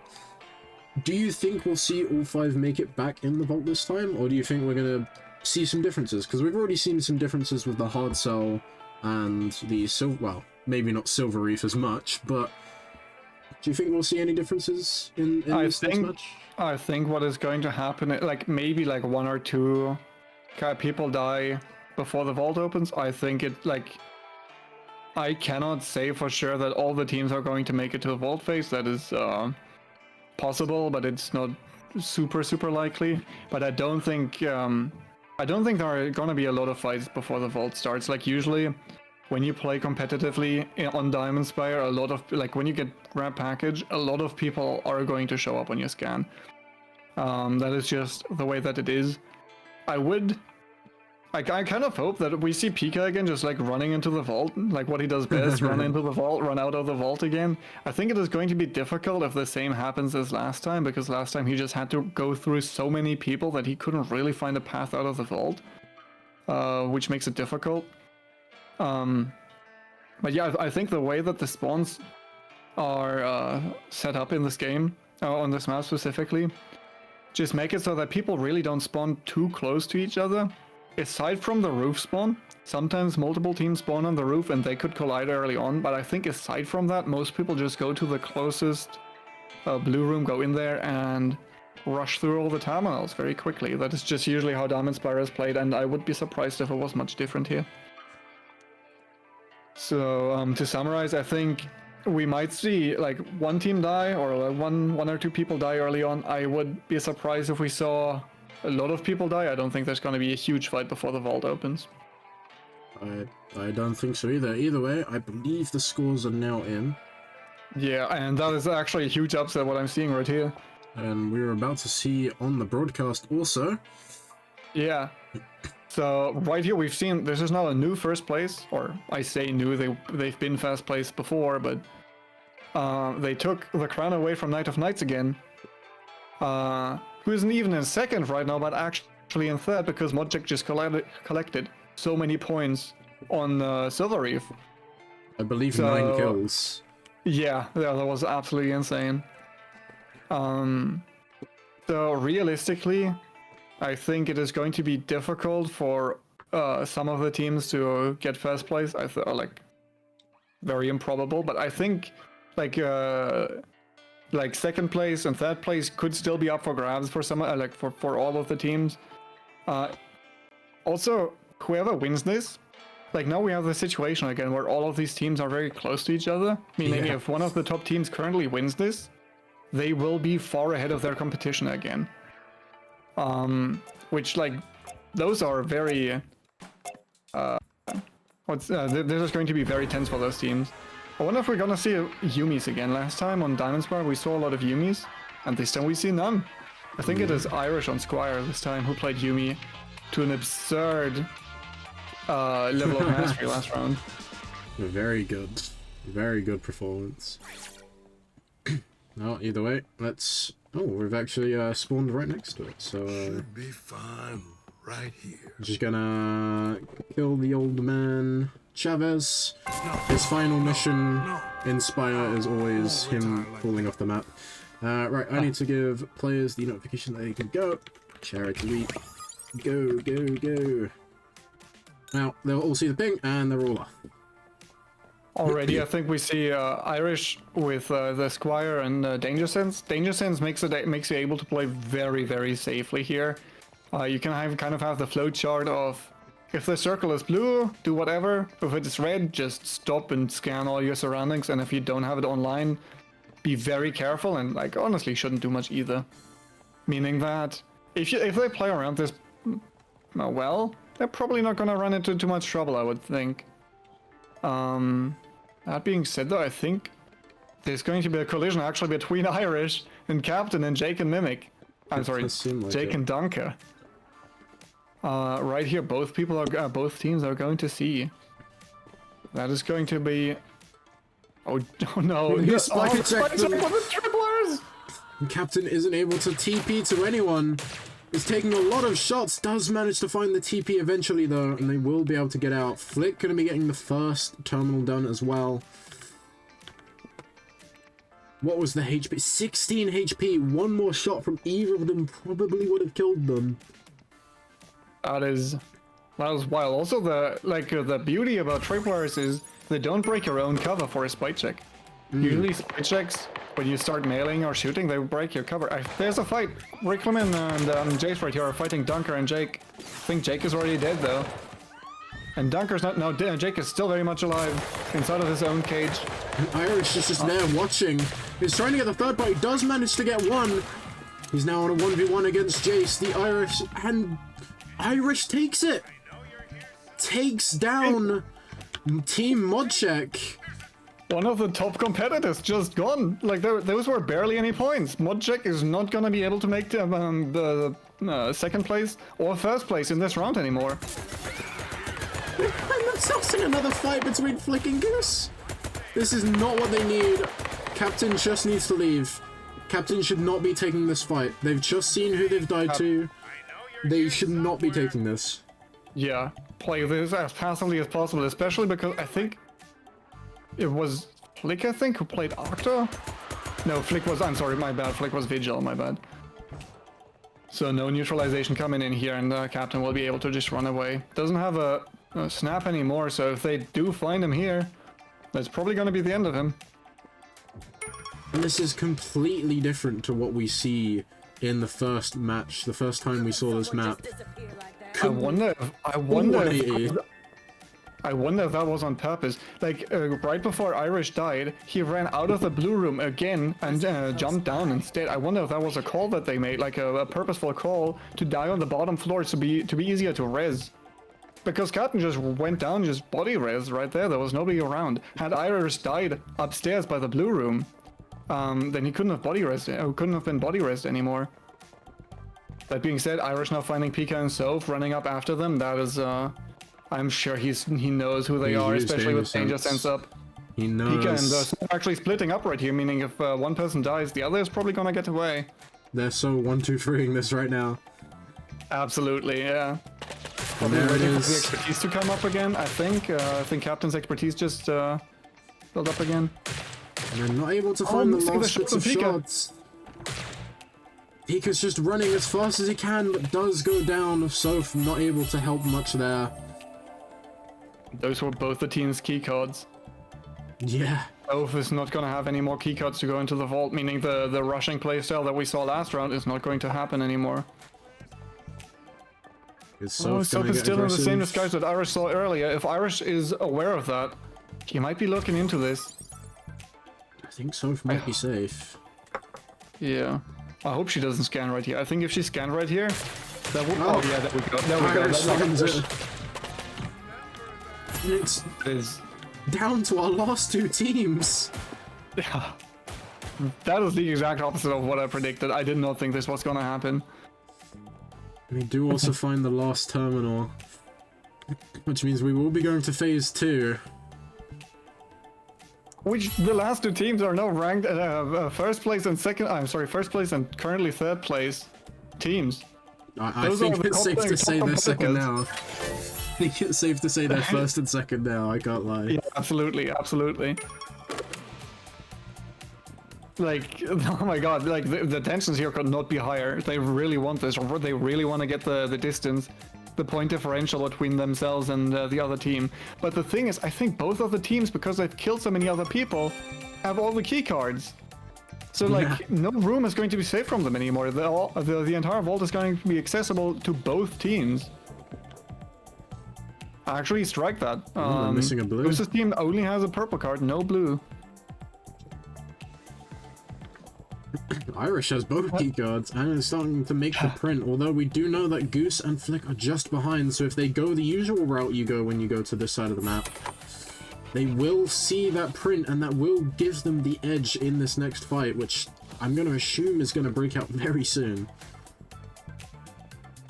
The one good thing for Irish here is he has danger sense, so he does know when other people approach his printer. It's on cooldown. I think Goose and Flick are gonna start another printer a bit further outside of the vault. Yeah, they don't hear it. Well, now they hear it. Now Flick has heard that print.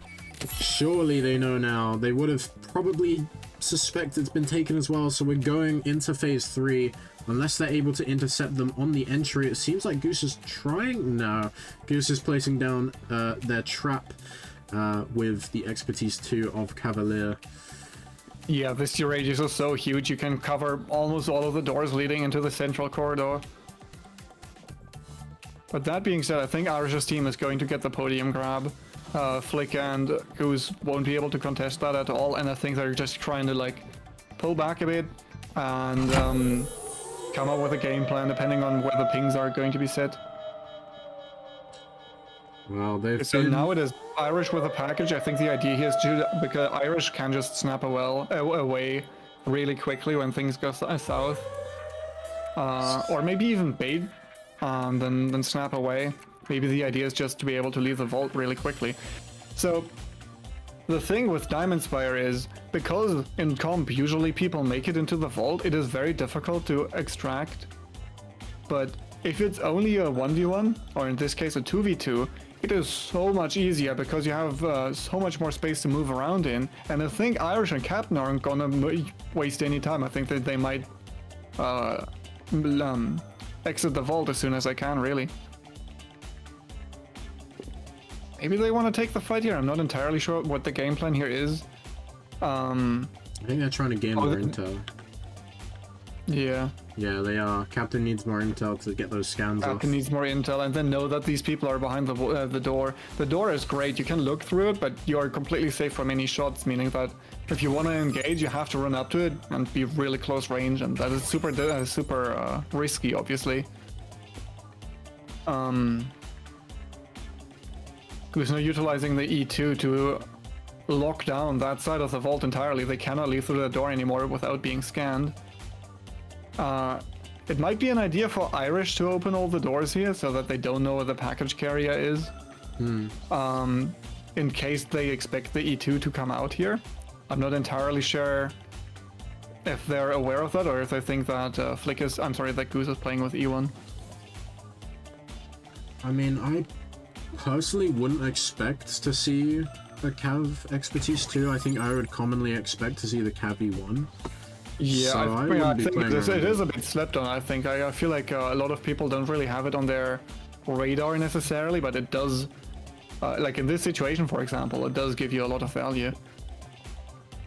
We can see the teams staging very, very carefully now, kind of like poking and prodding and seeing the... Yeah, exactly. Goose just wants to reapply next to the other door. They really want to just know where they're leaving the vault. And Captain and Irish are just really slow and methodical, very careful. They don't want to give themselves away. They don't want to overextend and get shot at. So right now we have entered a bit of a stalemate, I think.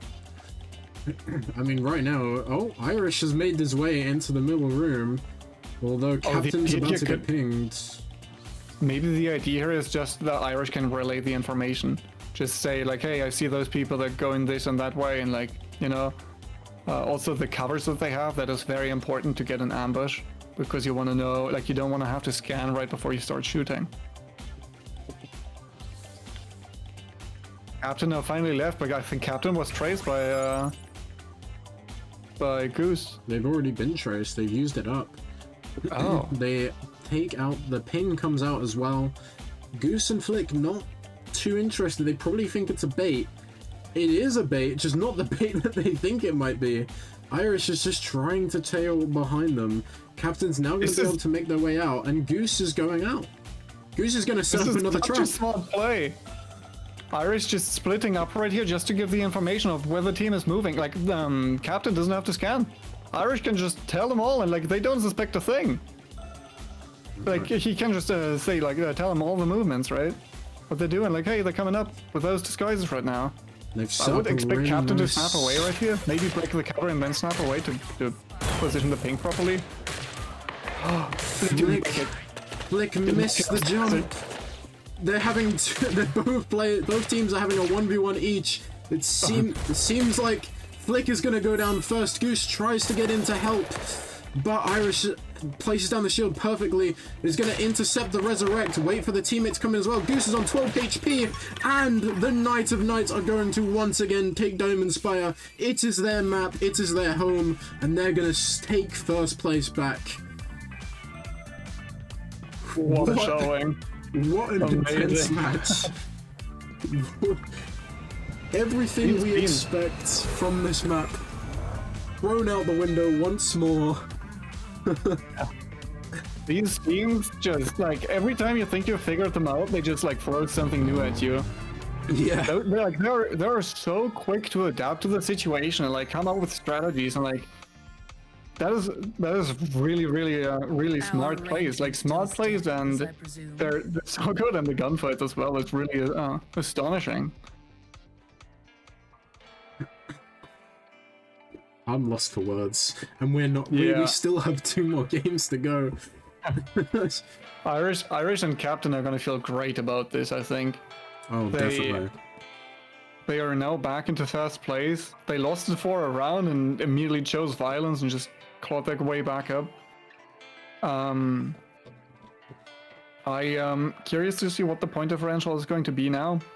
Yeah. I so would much.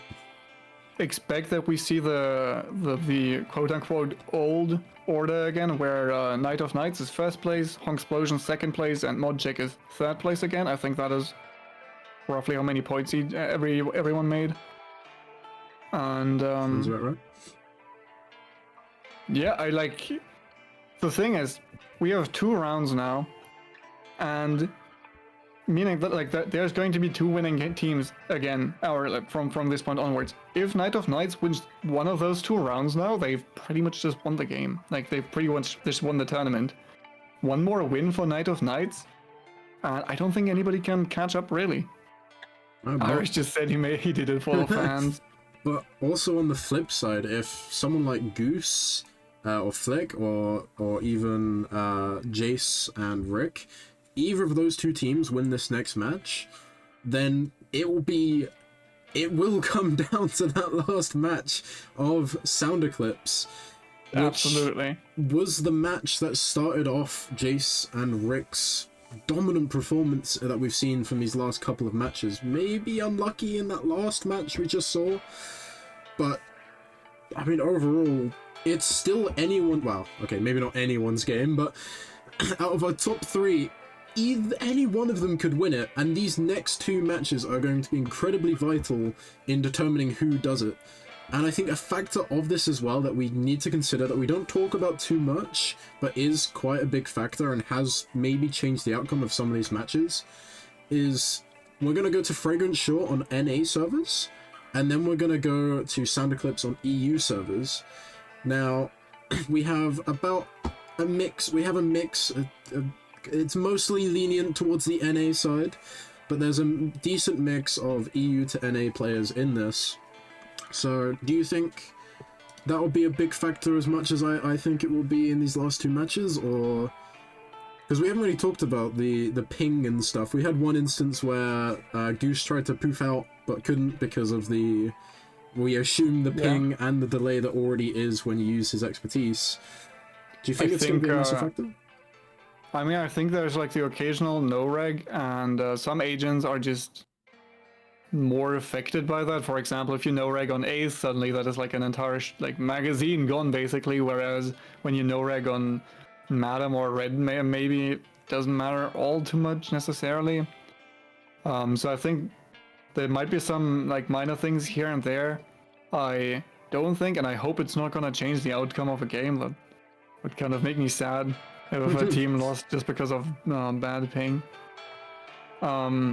But I mean, like, yeah, everybody's signed up for the same rules. Everybody is like the know what servers like playing on, and it's like 50-50. Like every other game is a home game. Or like what's the word?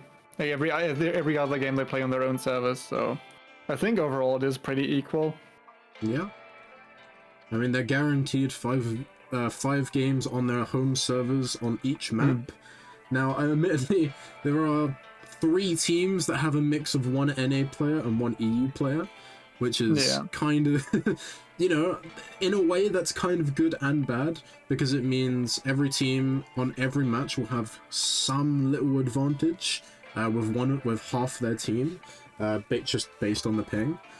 But I mean, overall, I personally think ping will be a big factor in these last 2 matches, and players will definitely need to keep that in their mind, that is just a thing that can happen. Yeah, if there's like if they plan on doing like Lawson shenanigans, for example, with a package steal, Melees are very difficult on high ping, so I'd like you would definitely put that on the person who's playing with a lower ping. Or if there's only one Larson main, then they play Larson on the map where they have the ping advantage. Because, like, in this game, melee registration is very... what's the word? Unreliable. You cannot rely on landing that melee all the time. It's not the most consistent. Either way, I assume the points are done. So we're going to have a quick look at those, see how that match has changed, the scores, and see what could be of these next few matches. Night of Nights, 61 points. Not a massive lead, but definitely a lead indeed in first place. Second place is going to Honksplosion with 53, currently in second place. Third place is going to be Modcheck, only 3 points behind that.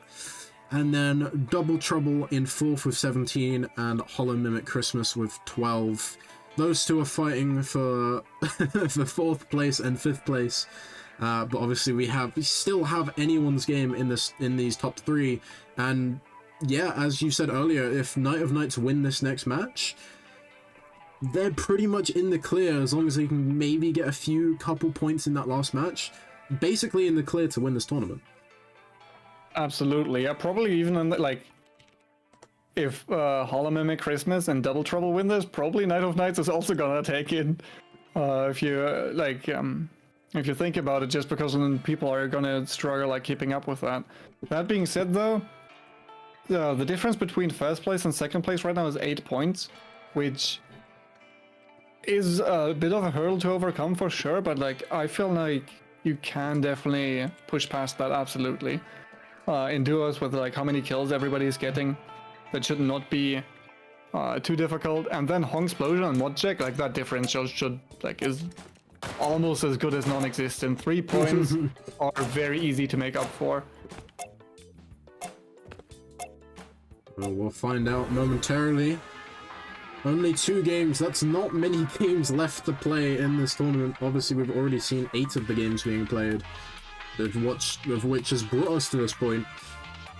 2 more games on the line, still technically anyone's match to play with.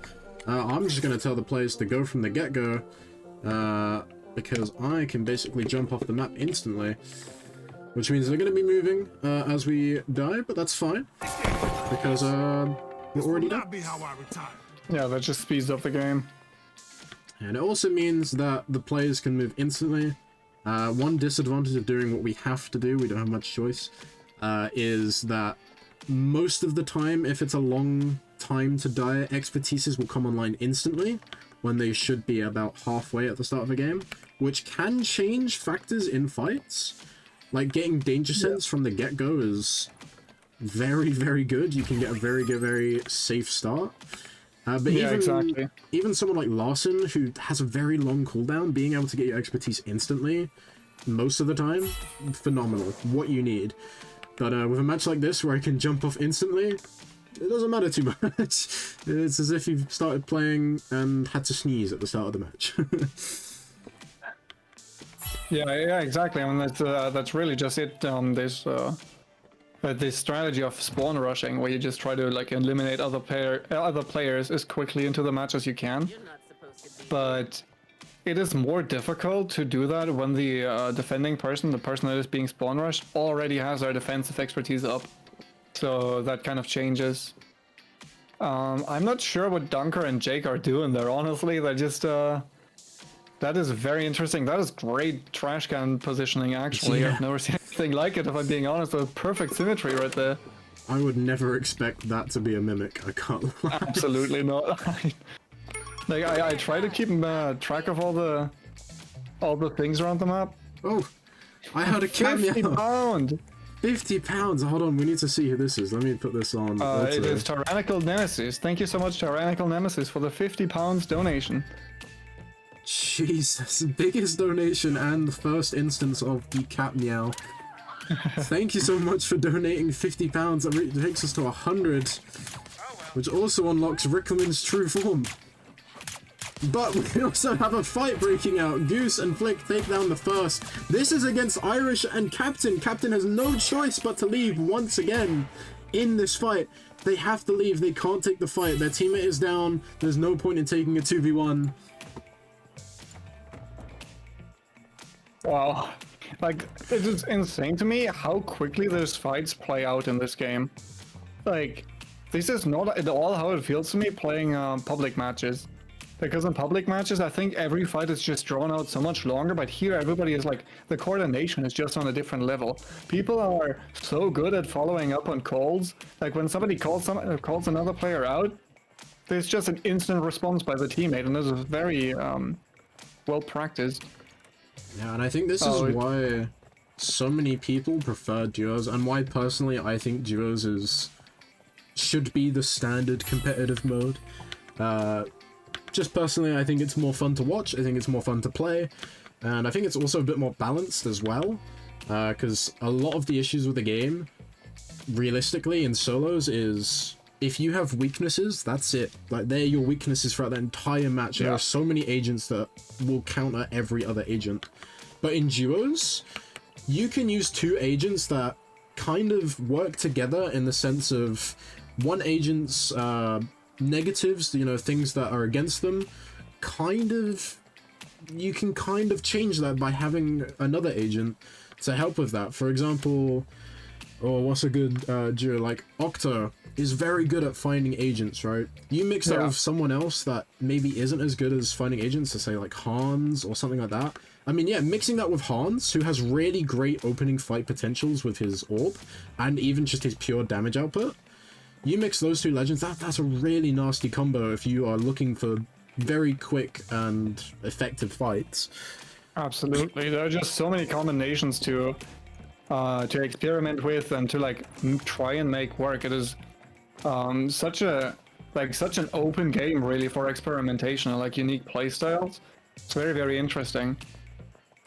Real quick, I think we still have Flick and Goose close to two other teams actually. Pika and Soph are inside of A, and they're going to come out soon, probably running into Goose and Flick. There's a drone right here. I think the drone is from Jake's team. Jake and Dunker right here, I think, are just trying to stay low-key and droning around. Exactly, so you see Dunker playing with the Mimic to stay pretty much impossible to spot, and then flying around with the drone to have a good idea on where everybody is. I'm not entirely sure if they want to follow up on that or if they just want to collect the intel afterward. Jake Braun, okay, yeah, they just want a Yuumi dive bomb with a... So the third Yuumi passive makes it so that every time you break a gadget as Yuumi, the gadget creates a small EMP bubble that breaks other people's cover. And that is a really great initiation tool because you can just fly that into somebody, break the gadget, and they will have the cover broken. But you won't, because recycling a gadget does not break your own cover. Also, I think it's interesting that somebody was on the boat right now. This is kind of what I was talking about last Fragrance Shore game, that at one terminal remaining, the game kind of crawls to a hole, goes to a crawl, because the boat is just a bit inaccessible. This might work. There might be an engagement between Pika and Soph. Yeah, actually, absolutely. They might do it. They haven't noticed, and they do get the ping. But Soph TP's out as soon as they get pinged, so Dunker's now left in a really awkward spot where they have to take a 1v2 because Jake's just perfectly hidden. Jake has no reason to unhide here and does manage to go, well, the first one, Dunker does manage to go down. Pika and Soph barely harmed in that fight either. Gonna be making their way into the vault. I'm confused what happened there. Like, you said Soph TP, but Soph was playing red. Oh. Like, she couldn't have TP'd. Oh. Like, to me, it kind of looked like... yeah, I don't know what happened there. It was, some bug appeared, apparently. Or maybe I was just looking at the wrong... I have no idea. Yeah, I'm confused as well. To me, it looked like the Douglas was one of those two players when they started shooting. And they must have thought the same thing, so... Who knows, really? Anyways, Surf just started to print and her team has all the key cards that they need, so we might see another Team Pika grab, actually. Like another Team Pika grabbing the case again. Team Double Trouble. Rickleman is looking for a printer, Flick is looking for a printer, all the top Flick's teams right now gonna are hear it. looking for printers. Flick's gonna They hear hear this the print one. now. Oh no. And Goose is here too. They know as soon as that card gets picked up, they know exactly who it is, and they already start to take the fight. Expertise 2 on the last one's gonna come out. Soph, though, is kind of stuck. Does manage to get invisible. Got a little bit revealed by their cover. No, A little visual bug there. Soph did the perfect thing in dying here, as mean as that sounds, because that was just the perfect bait. Yeah, Duncan now able to take this fight, but gets killed as well. Irish now taking the fight. Also, Jace and Rick going to be going into the vault, getting themselves that case. Irish unfortunately wasn't able to find. Look at this, Pika just made it out. Pika made it out because Soph stayed in there and just tanked all the damage. Trying to find. Actually, I don't know if Pika is still alive. I might I have don't think missed so. that. I think he just got killed. Although we have a fight between our top two teams, whoever wins this is going to be in a really good spot. Irish is trying his best to take out Flick. His teammate goes down, but so does he. Flick and Goose are still alive. Jake is also still alive, but so is Jace and Rickleman. It's now going to be realistically a fight between Flick and Goose and Rick and Jace to see who can take the win, and whoever wins this will be en route for getting first place in that last match, no matter who wins this now, unless it is somehow Dunker and Jake. With the exception of those two, if it is either of these other two teams, it is going to be an outright brawl for the last match, and we have ourselves a little mimic stack. I'm sorry, could you maybe do the donation screen? Could you like make that a bit smaller, because we are getting a bunch of donations right now and they kind of cover the I won't be able to do that while we're in it. I'll make it smaller for next time. Thank you everyone who is donating and covering our screen. We'll go through and say thank you to everyone momentarily, because we have ourselves a really intense last match, second to last match, and the fight is going to start. Although they seem to have decided to stop fighting for now. They're going to get their cover back. A few pop shots coming out. They are actually looking to take this. They're looking to take out Goose early, and they do, but so does Jace. It's now a 1v1 between Flick and Rickleman. Whoever wins this is in a golden position, but Flick takes it and wins the match. Oh my god, this is, dude, Weapon 3 on Larsen is just so good at taking these surprise kills. That was insanely precise from him. Very well played right there. So I don't know what the points are gonna say. This is the podium grab was done by Jace and Rickleman's team. Now Goose is winning. I don't know what the points are gonna say after this round. Like, I think there's gonna be an upset again. I think first place, second place, and third place are going to be shuffled around again. But like, it is going to be so close. Everybody made so many points in this round. Yeah, this last match. At this point, all other matches might not matter. This last match might be all it comes down to see who is the winner for this Duels Invitational Tournament. Also, I have a Santa hat on there. I thought I'd randomly change during that match, because I kind of forgot to put it on. Either way, we are moments away from our last game. We'll get to see the scores when they come through. It is a little bit of a manual process to do. But yeah. While we're at it, we might as well say thank you to those who have donated just for a moment. Before we forget, I think it is Finlow donating £1 times 10, so that would be £10 from Finlow. Thank you, Finlow, for donating to charity 10 times with £1, bringing our total for day one so far to 115 out of our goal for the week of 500. So thank you, Finlow. Mwah. Mwah. Yes, I've convinced him to do it. I've convinced him to do it. Yes. Anyway, now what was you gonna say before kind of cut you off. No, I think I was just going to say thank you for to the donators, Fiddler and Yes. Tyrannical Nemesis. Oh yeah, yes. Also, yeah, we can give a proper thank you now as well, I suppose, to Nemesis for £50, our top donor so far. That's incredible. Thank you so much. Mwah. You can have a double-handed kiss. Just the one from RNG though. Thank you so much for donating to Mind. It means so much. I appreciate it deeply. And I hope you enjoyed the rest, well, this last match and the rest of the week also. Speaking of last match, Sound Eclipse. This was the first match that Jace and Rickleman really came into the picture and really started picking up the speed that they needed to catch up to our to our top two teams, making it a battle for top 3. Sound Eclipse is one of those maps where if you spawn, like depending on your spawn, you are going to fight very early on.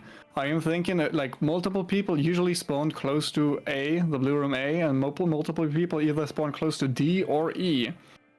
Very early on in those games, you will usually see a collision there, and yeah, I mean, if you are unlucky now as one of those like one of those winning teams, and you have a round where you die this early, this might spell disaster for you. Like, I think everybody is gonna be on their toes. I would not be surprised if people just decided to not play until the vault opened. Just because, like, realistically, you just wanna make sure that you make it to vault phase and then try to camp the package. It is going to be so disappointing for those teams if they spawn in, they get ambushed, and they die early on. Which this is a game where this definitely will happen. A very volatile match. Also, I hope I'm not speaking too soon. I think the points are calculated now. It does seem like it, so we're gonna have a quick look at those, see how that match has affected our scores. And it is so close, 3 points in it between first and second place. Honksplosion with 65 points, Night of Nights with 62, Modcheck also not too far away with 57, Double Trouble managing to get themselves to 20 points, and Hollow Mimic Christmas still, is at 12 also. This last match is going to be a very important match. I hope. So we are just getting word from Irish actually, and he said that Goose should have +3 points. Oh. Which I am not sure why. Sorry, they have more kills. I need to manually add it. One moment. Okay, yeah. One moment. Honksplosion should have 9 kills. There we go, right. Now we can see their scores. So there's a little bit more of a gap than initially. But still, whoever wins this game between Night of Nights and Honksplosion basically guarantees the win now, unless, well, if Night of Nights win, it's going to take Honksplosion quite a few points to get in order to win it. I mean, Modcheck could still also win it, only 11 points, which if they can take out Honksplosion early, very doable. I genuinely think it's still anyone's game. It's just heavily into Flick and Goose's favor on Honksplosion. Absolutely, yeah. This is yeah, like I said, if Honksplosion dies early on, which is not improbable, it can definitely happen, we're gonna be in for a ride. This is gonna be a roller coaster of emotion. It really will be. Like, I can only imagine how nervous those people are right now. These like right now, these people need to like focus up and just like come together as a team, like talk about, hey, what's our game plan now? What are we gonna do? And like just like keep the morale high. All of them have a realistic chance of doing this. Even though like being maybe like being in third place, it might not really feel like that necessarily, because like you think there's like a lot of points between you and first place, but realistically it just takes one good round, and all of them have delivered good rounds before this game. Oh, most definitely. You know what I would like to see? either Pika and Soph, or Dunker and Jake coming out in the last moment and winning the last match, Well, which would really hilarious, yeah. would be really great. confuse the point system in terms of who would be the winning team. Either way, we're gonna switch to the gameplay now. We're gonna have a quick peek, run around, see what we can see what Yeah. our players are playing. Soph and Vigil, that is- teams. Oh, yeah, Soph and Vigil played the Larson last time they had to play Vigil. Although they do have a little bit more range in which they can play in this last match. We're going to see Flick pulling out the Sasori as well. We know that Irish can't play Sasori again for the sake of... Am I on the right servers? Yes, this is the right servers. This is US. Wait, is that the right servers? I believe last time it was EU, yeah. Let me double check. No, we're on the wrong servers. Cool. Alright, we're restarting because I'm stupid. Look at me go. I'm glad someone pointed that out. So we're gonna go back to me. Last game, we're gonna keep everyone on the edge. Also, I've talked to Soph between during one of the breaks, and but like no, okay, okay. Let me rephrase this. I think a lot of the players are maybe getting exhausted. Like playing 10 games of the C-Vink, sure you can do that. By playing 10 games under the pressure of it being a tournament, that is like mentally taxing, right? Like when you play in public matches, you are kind of chill, maybe like goofing around, whatever, like telling jokes or whatever, just like having a good time. Playing competitively, it is very draining because you have just to be aware of so many things, right? So many NPCs around you, so many like things that could happen. And I think the best team right now might actually be the teams that just handle this sort of exhaustion the best. And also, which is another thing, Egg Being has donated £50 as well, commenting an excellent cause. Greetings from Canada. Hello from Canada, from the UK, and from Germany, from Hello. RNG. Thank you so much for the donation. Mwah. Thank you so much. Mwah. You have brought our total now to 165. The third redeem has been made, which is me eating spicy food. I don't look forward to that. That will How probably spicy be... are we talking? It's probably the hottest you can get from Nando's, if I'm honest, which is extra hot, which is going to kill me. That will probably be at some point this week. I'll make sure to give a full time and date for that, so everyone is aware that that will be happening. But thank you so much for the 50. Thank you everyone for the amazing support with the charity stuff today. I really appreciate it. And we, you know what, we're 100 and how much are we at now? 165 in. We've still got 6 more days and a bit more time after this. We're getting really close to our goal of 500 already, which I am so happy about. I'm so thankful for. So thank you absolutely everyone for what you're doing. And even if you're just watching, as I keep saying, it means so much. I appreciate it so much, and I love you all. So, mwah. Again, Mwah. that was a free one from RNG as well. I mean, yeah, I'm very happy that we have the support that we have. I love the Spyro Scrims and the events that we do. So do I, because I get to run them, and I also get all of the issues that is custom games at the same time. Yeah, all of the stuff that you would usually not see during a production. Oh, it's ridiculous, the amount of stuff. Like, we've had to restart, which I'd imagine is not going to be great from a player's perspective, because of my little mistake. I'd imagine the players are going to be, well, as you said, quite tired.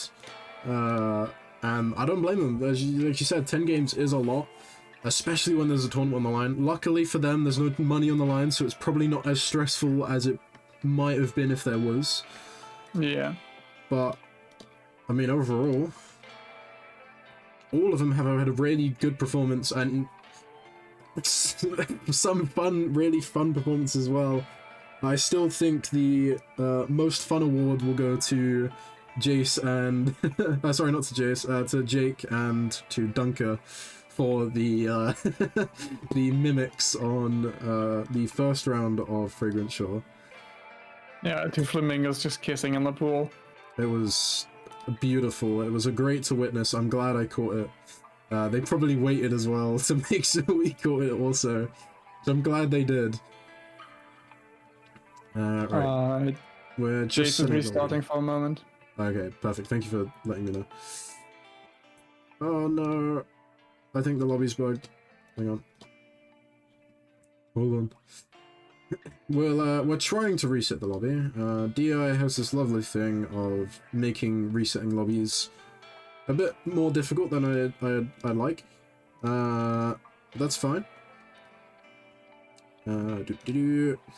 Just setting it up. Bear with me one moment and we'll go into this last match, I promise. I know everyone is excited to see who wins, and the players are probably very excited to see who wins as well. I'm very excited to see who wins. You know, normally we have some form of indication of who might win where. We know someone's going to win it after this. We don't know who. I think we might have a similar situation like we did during Chavez Cup, where the top performing team, or you know, were being hunted down by other players, or like other players were like looking out for those people, and that forces them. Like realistically, we are in a situation where the top team, like, just kind of wants to make it to package and win with package. I think they might play like really carefully. Now we might actually see a camping sound eclipse, but I mean, I've been wrong with that before. Maybe we just see all decoration and just balls to the wall action. Wouldn't be surprised with that, honestly. Like, a lot of these players seem really confident. And they like we've been shown great fights so far. So I'm very curious. I think, like, if I had to put my money on one outcome, I would probably think they would play a little more passively, just because one win is all it takes. They don't really need any more points beyond that. So that might be the idea here. One win is all it takes. Yeah, exactly. Me. Thought about the same, yeah. Well, we're just waiting for the pre-lobby of this last match. Let me go have a little snoop. Well, not me. Garcia is going to have a little snoop, see who we've got. They should all be playing, hopefully playing the same agents. Rick has kept his signature Octa for last. Irish back on the Hans. That's the agent that he started on. I actually thought he would pick Yumi again. But no, Irish is just back on the Hans. Do you blame him though? For not picking Yumi again? Do you really blame him? I wouldn't. I'm not questioning his decisions here, that's what I'm saying. Everyone's just throwing cards at me. I feel a bit intimidated. Can't lie.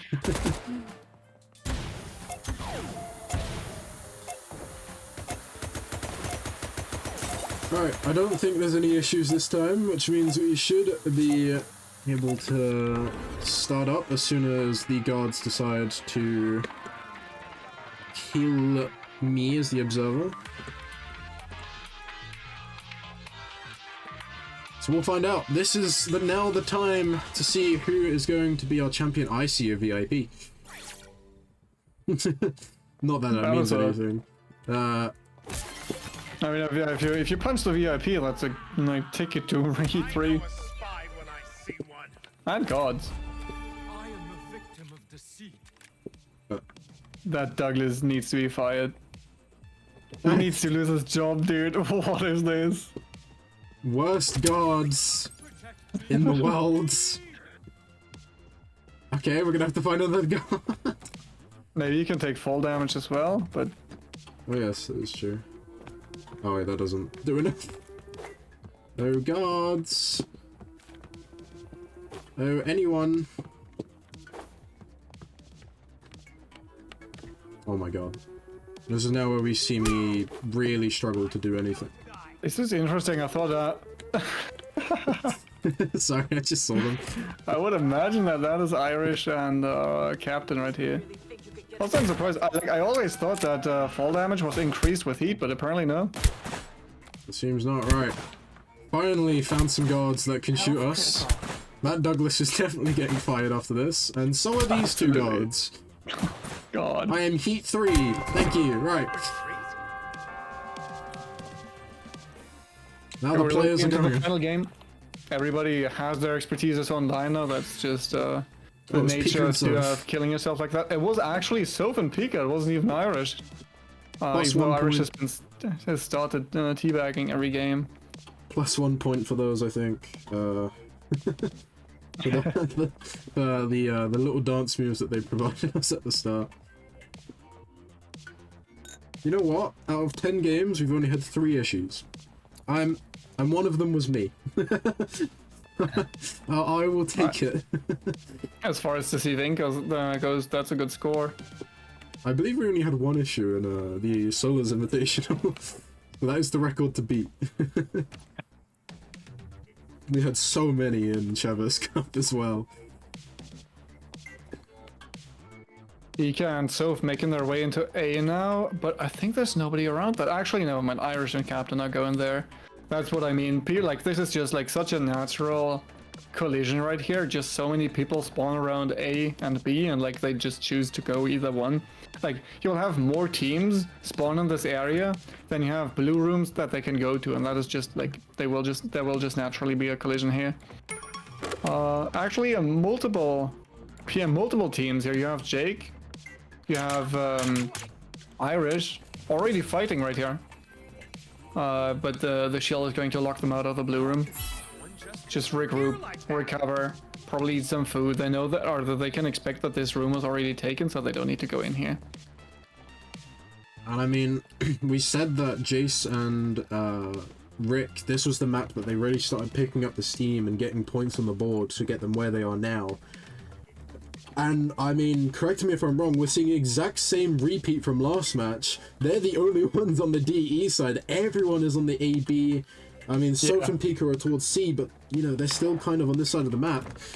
Absolutely, yeah. We have 3 people on the AB side, and there's like, I think this will lead to a fight here. I think that's that was actually a bait box. This is not a real fight. This is a bait box by the counter back there. But Captain and Irish, I think, are actually falling for the bait. I think they are slightly, and they're actually using it quite good. They're cutting it off at a specific time when only a few shots have gone off to try and simulate a bit more of a fight. Yeah, like players like these, good players can, if you hear enough of a bait box sound, you know that it's a bait box and not actually players shooting, because the sound is like different. It's like a bit unnatural. You can like, it's hard to put your finger on it, but you can definitely tell if you're like experienced, which these people definitely are. Irish, I think, is between Dunker and Jake. What is this? What are they doing? Well, they've definitely heard Captain do those objectives now, and now they probably will know that's a player. Dunker only has 8 bullets in his gun, which isn't going to be a lot. One good assassination right here, and they cannot get. The shots come out. Irish is just going to run, so is Captain. They know that they have to win this game in order to get any points on the board. The chase is going to come on. Never mind, they've lost them. They aren't able to find them. Captain and Irish getting away. Seems like they're actually panicking. Literally won them the game here, if I'm being honest. Like, they couldn't chase after the smooch anymore. Dunker could, but he didn't have any ammo, so the slowdown from Red's expertise was amazing. Really good spot for these. We see Soph going down. Rick and Jace trying to find the last kill onto Pika, and they do find it. History is kind of repeating itself right now. Jace and Rick going to be the first ones into the vault, and also going to get that keycard on and start getting their way into that vault. But Goose and Flick are just around the corner. Jace doesn't have his purple, which is his social. They are going to be able to grab the keycard, and they are going to be the only teams able to go into the vault. Although Goose and Flick are on their way. Are they going to see it? If they can see it, which they do. This is a really good fight for them. Jace is going to go down early, and so's Rick. That was, oh my god, that was such a good assassination. This is just what they did in the first round as well. Really calculated, just walk up to the people, get into a good position to start fighting, and that's absolutely, like, take their lunch money, honestly. There was, like, nothing they could have done there. GG's. Go next, like, they're out of the tournament now. Dunker's just a telescope right here, okay? The Reds did come out, they're taking the fight. Irish and Reiko need to win this if they're going to continue fighting. It seems like they're choosing not to. I think Dunker has run out of bullets again. They can't fight. If Irish decides to push this right now, that's probably just a free kill because Dunker doesn't have any ammo. I mean, the reason why he doesn't have any ammo is because he hasn't managed to get his gold ship, which is his ammo. I'd like to imagine that's why he has no ammo right now. Either way, down to our last 3 teams. 2 of them can win it. But will Dunker and Jake be the factors? Maybe they win it, and then maybe it comes down to just who has the most points, which I believe is going to be Goose and Flick. So I think the only way Irish can win this now, Irish and Captain can win this now, the Night of Nights, is if they win this match. And it's not going to be easy to do. I really hope that Dunker and Jake, like, this sounds mean, but they could kind of just ruin Irish's game right here. Just by thinking like this exactly. They don't even need to win. If Goose and Flick swoop in right now, yeah, this is just what's happening right now. Watch this. Flick is just at them now. Reiko needs to help. Irish, she's so low on HP and he's poisoned, which means he's not going to be able to heal anymore. Reiko just can't catch up. A nice block, a nice dodge from Irish, but Irish is going to go down. Goose is nowhere near to be found. Flick is on 30 HP, but is able to heal. On the captain. Our captain is about to kill Flick. 7 HP, Flick is about to die. But no, Goose is taking over. One more shot and Goose will win it for the team.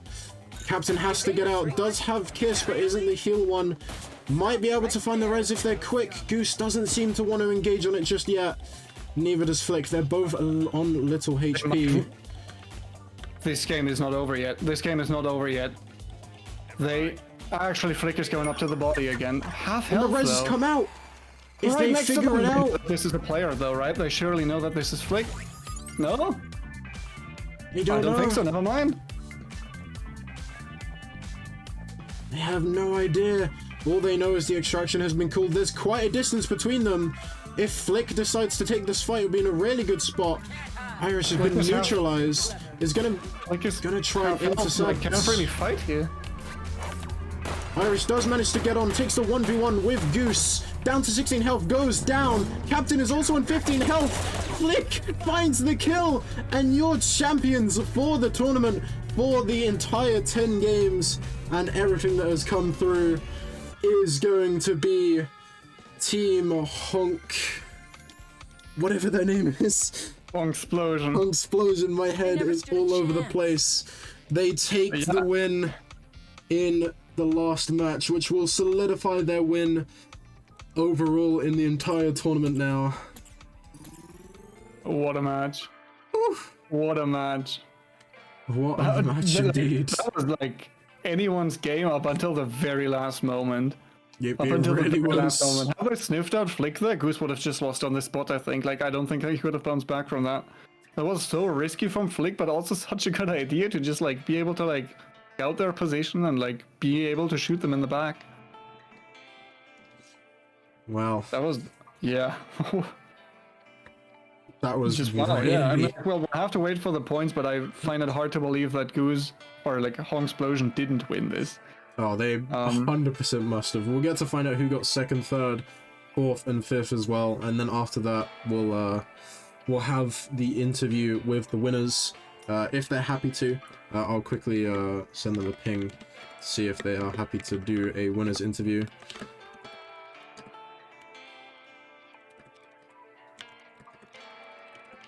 Interview.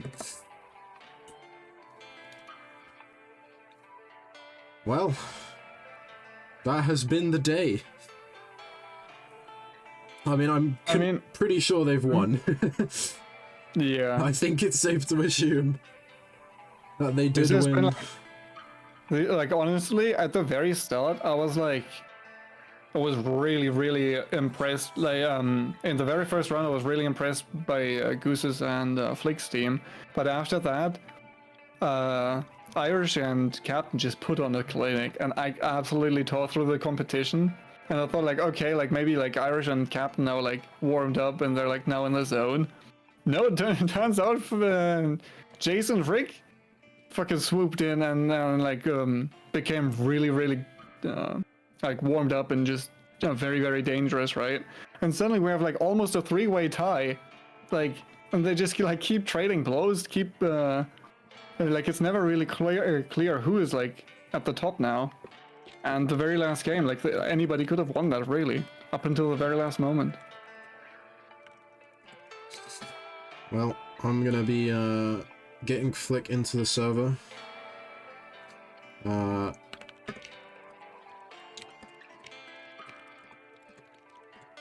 You're gonna be taking the questions, as you seem to have been the one who wanted to do the interview, so I'll let you do it.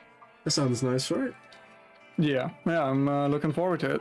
Alright, let me just invite create invite Flick. Also, before you sign off, could you show chat the points? I think were calculated already. I hope I'm not speaking too soon. Let me check. Yeah, they look done. So we'll get to look at the final scores while we just wait a moment for it. First place is going to be Honksplosion, 81 points to their team, to their name. Going to be taking first place. In second place is going to be Knight of Knights with 65 points. Followed just behind in third place is going to be Team Modcheck with 61. Double Trouble are going to be the team to take fourth place with 23, and a Hollow Mimic Christmas going, even though gave us maybe some of the best moments overall with the funny stuffs, are going to be the team unfortunately getting last place.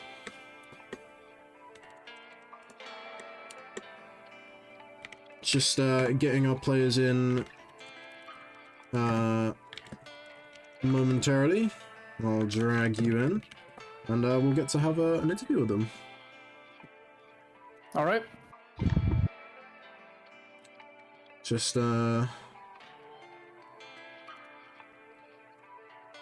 just getting it to work. Bear with me a moment. Oh, wait, are they in? Hello? Oh, they're already in. Alright, RNG, take the floor while I set up bringing these two on. All right. Yeah, so congratulations on the win. That was a fantastic series, but like especially the last game was really exciting to watch. Thank you so much. But, I mean, like, yeah, how do you feel after this now? What's your like heart rate at? Well, you know, it's way too high to be sustainable. Definitely a little hungry and tired too. Mm-hmm. Yeah, I can imagine. You must be exhausted right now, right? After 10 rounds of this. Yeah, scrims is usually like an hour and 15 minutes. Yeah, and this was like 3 hours now. A bit longer than that. I actually don't know how much. 4 hours, yeah, I think. Yeah. So I have a couple of questions prepared for you guys. Maybe you can fill me in on a couple of things. How do you prepare for this? Like, I know you like duo a lot. You've scrimmed a lot. Is there like special preparation that went into this? I'm not sure anything special particular. I know at least the last few nights we've been trying to do a win on each agent as like a duo together, just in random duos. How do you feel about the agent rule, like the rule that you can play every agent only once? It was fun. It definitely made us like take a second and like look and see who we play the most and like who we feel the most comfortable on. Yeah. We tried to switch it up the second time a little bit just so we could all like could play. We both played Larson. We both also cross draws, so you had to play Yumi.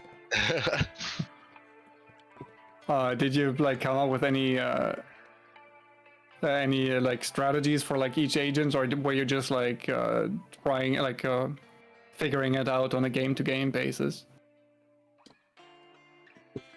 Definitely felt more of a game-to-game basis. I know at one point we tried to do Yumi Sasori with Sasori Weapon 3 and Yumi Expertise 1, but it didn't quite go according to plan. Yeah, or like there's a few that we like Octo and Madam is something we run together a good bit. And like so there's definitely a couple that we like had comfortable that we knew that we'd run as like pairs, but then a lot of it was just what do we feel in this round. Yeah, so we saw you like pick up a lot of points. Like you were like, to me it looked like very calculated when you were like setting up ambushes and you were like trying to take out opponents really quickly. Was it like, would you think that you try to play aggressively, or is that just something that like happened in the moment? Was it like, did you like try to have this playstyle of you take out the opposition, or is that just something that like happened in the moment? I think it was happening in the moment in the first round of maps, but then second round of maps we were definitely focusing more on trying to play more aggressive and take people out before they can get points. Right, like I think that's like what the difference actually to solos, where you see a lot of very defensive plays actually, with fewer kills.